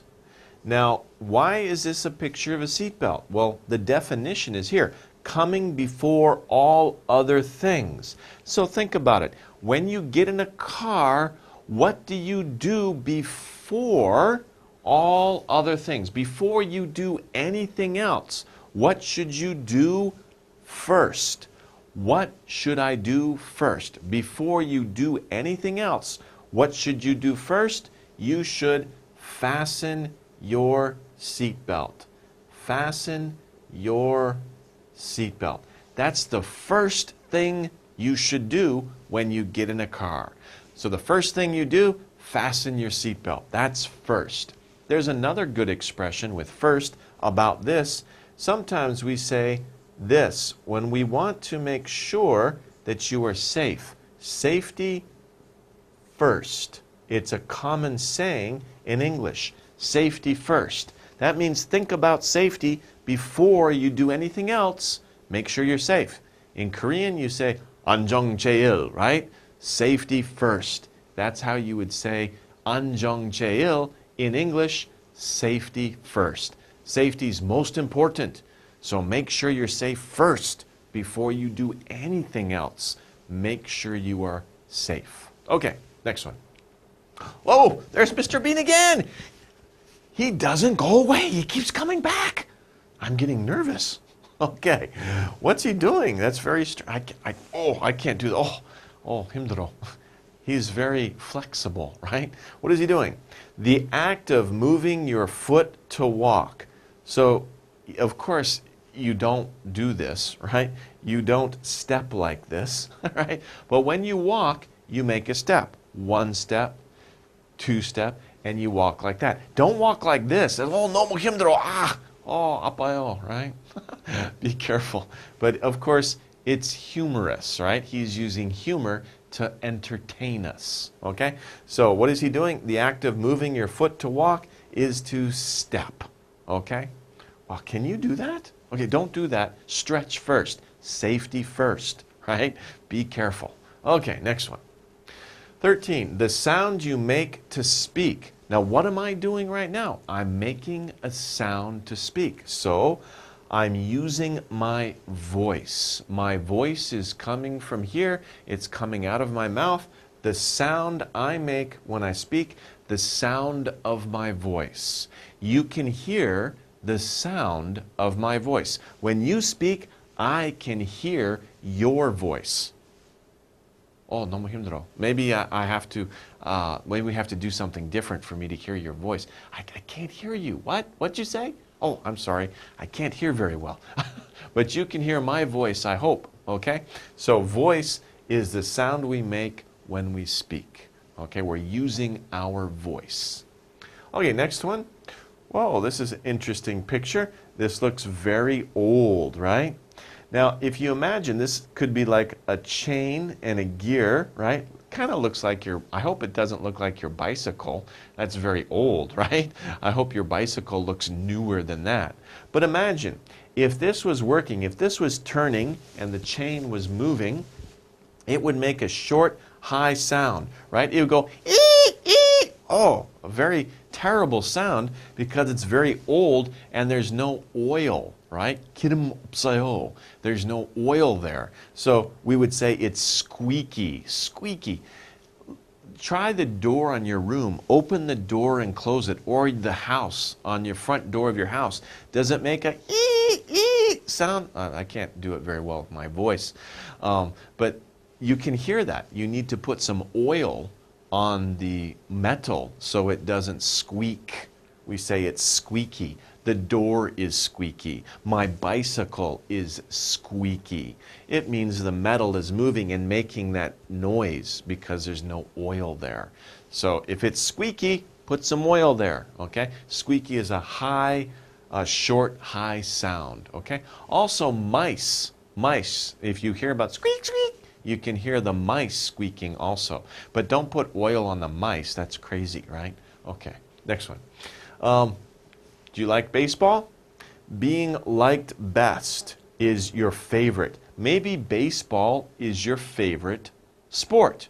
Or maybe you have a favorite player in the sport. But favorite is many different things. We have a favorite food. You might have a favorite song. You might have a favorite character in a movie or a book.